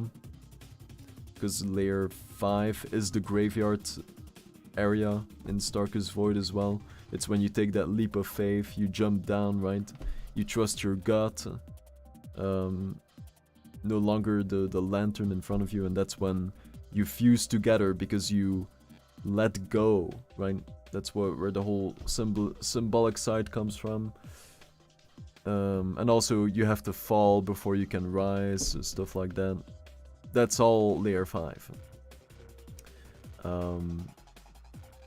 Then layer 6 is a pretty open area with a big half circle of water, and then behind that there's the gazebo, and I put the water section there because it's gonna reflect the sky with the stars, because in layer 6 you become a star, right?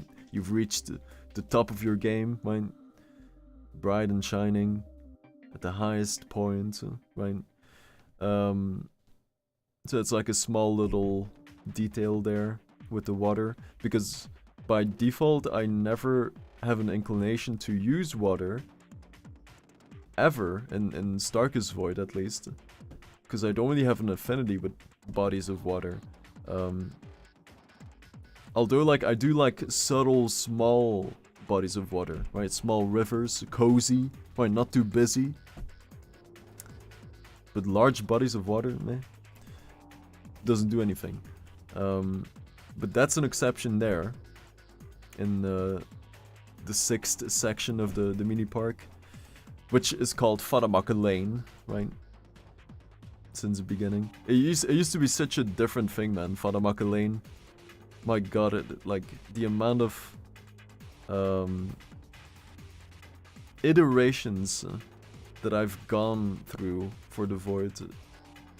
At least 28. And I'm talking entirely different concepts for what I wanted to do. It's crazy how far it has evolved, man.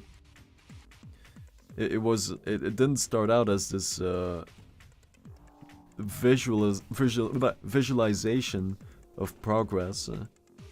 There wasn't always this Starke lore behind the concept. It used to be a very, very different thing.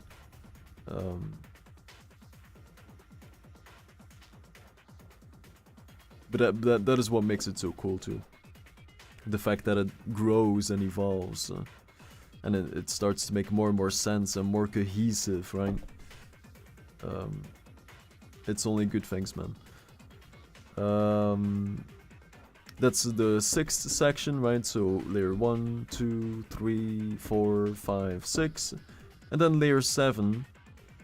Actually, because like after the 6th section in the mini park, you will find the stairway that goes to the first layer of Starke's Void, I guess, the first layer area, which is where you'll find the Traily Bale, the merch, the sponsors, the stream section, right? That all gets unlocked in the layer 1. And the reason why I mention that is the section for layer 7 actually lies beyond that stairway, which ties into the symbolism as well, because to go from layer 6 to 7, you have to come down from your high throne, or whatever the saying is, right? You have to keep that ego in check, keep both feet grounded, stuff like that, right? So the 7th section is in a very subtle place, like out of sight, not in the main view, and that's all intentional, just to drive home the point again of what layer 7 is all about and how you unlock it as a layer 6. So I love it. That design, like, I haven't seen my sketches for that design in months, but I know it by heart, which is always a good sign. I could draw it right now. And there's always like a couple question marks about like small sections. Usually it's about the transition points between two sections in the park. Like really nitpicky stuff, but I do want it to be perfect, and I do want to. I don't want to have a single section where I just kind of filled it in, right? I don't want that. That's not, you know, that's not what I want in my perfect world, right? It doesn't make sense. Which is usually a result of choice paralysis, right? There's usually a lot of ways that I can go about a certain section, and then it usually ends up being whatever's left out of my design preferences, because I have a lot of individual structures and layouts that I want to see, right, and that I've already used in the current design, and then whenever I'm stuck on a certain section, I just go over all those remaining pieces that I had in mind, right? That I really want to throw in there, because every corner of Starke's Void, every structure, every texture, every color, every positioning, angling, it's all. There's a intent behind it all, right? Nothing is randomly positioned there, right? It's all done very consciously. It all has meaning, why it is the way it is. Because that's how I want my perfect world to be, right? And every single person has their own void, right? It used to be just Starke's Void, but now that ID has expanded too to everyone having their own void, which makes sense, right? Everyone has that perfect world in their mind, and Starkness allows you to visualize that world. It is that simple. It is the stepping stone, right? Yeah. Those are all the notes. So those are all very doable. I'm not stuck at all. Like, if I'm stuck on anything, it would be just figuring out what the most efficient approach is for implementing a new feature or rewriting an old feature, right? That just takes time, and that's for the best as well, you know, to make sure that it does take some time to make a decision, right? Because that's how I prefer to do things. Just think about it a whole lot and then make the decision and get it done. And up until this point, that has been proven to be very effective. I'm always pleased with the result. So there's always like small little fixes here and there, of course, but that's part of it. Yeah, that's the current to-do list on the Discord. Should not take too long. I know, like as soon as the whole core design concept gets ironed out, it's gonna flow. It's gonna flow again. It does take a toll, man, because like every time that I have to think a lot about these design choices, I get so tired, man. It's very tiring to think about design and then try to figure out the perfect solution or the most effective solution. And I'm sleeping good, right? But it still tires me out relatively quickly. It's that intense. Not complaining though. It's just that there's just the facts. It's how it is. It's a very intense process most of the time. The same process for code-related things is usually a lot less intense because there's usually only a couple of ways to implement a certain feature. So it doesn't take as long to decide on which route I want to take, right? But when it comes to design choices, there's a whole bunch more choices. But it's all good, it's fun. Besides the mental fatiguing. It does force you to dig deep, right? And rediscover yourself. And figure out why you like the things you like. Right? What is the real reason? Where does it stem from really, right? And are these your real thoughts or are you just pretending? Is it like a result of being influenced, right? And then you just went with it. If that is the case, we gotta go back to square one, right? And find out what we're really about. Thank you guys for tuning in out. By the way, we'll be back soon. I did want to play GU, but it's already 3 in the morning, so... Meanwhile, Death Stark picks up a melee kill without ever touching the enemy. Turns out that he poked him to death with his long tip. Oh, please. Please, right? That is old news. I'll probably be back no, not Friday. I have a business meeting on Friday. I'm not gonna say then, right? Because every time that I do say it, I don't stream that day. So it's pointless.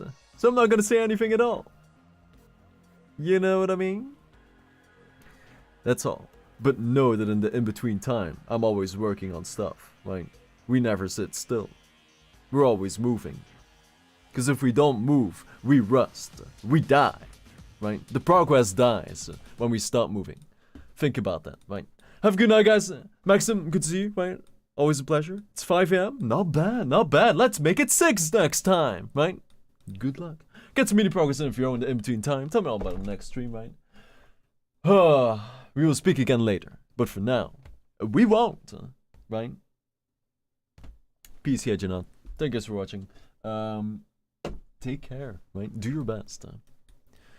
And little itty bitty, step at a time, will get you wherever you want to go. That's it. Have a good night. On to the next one. See you soon. Goodbye.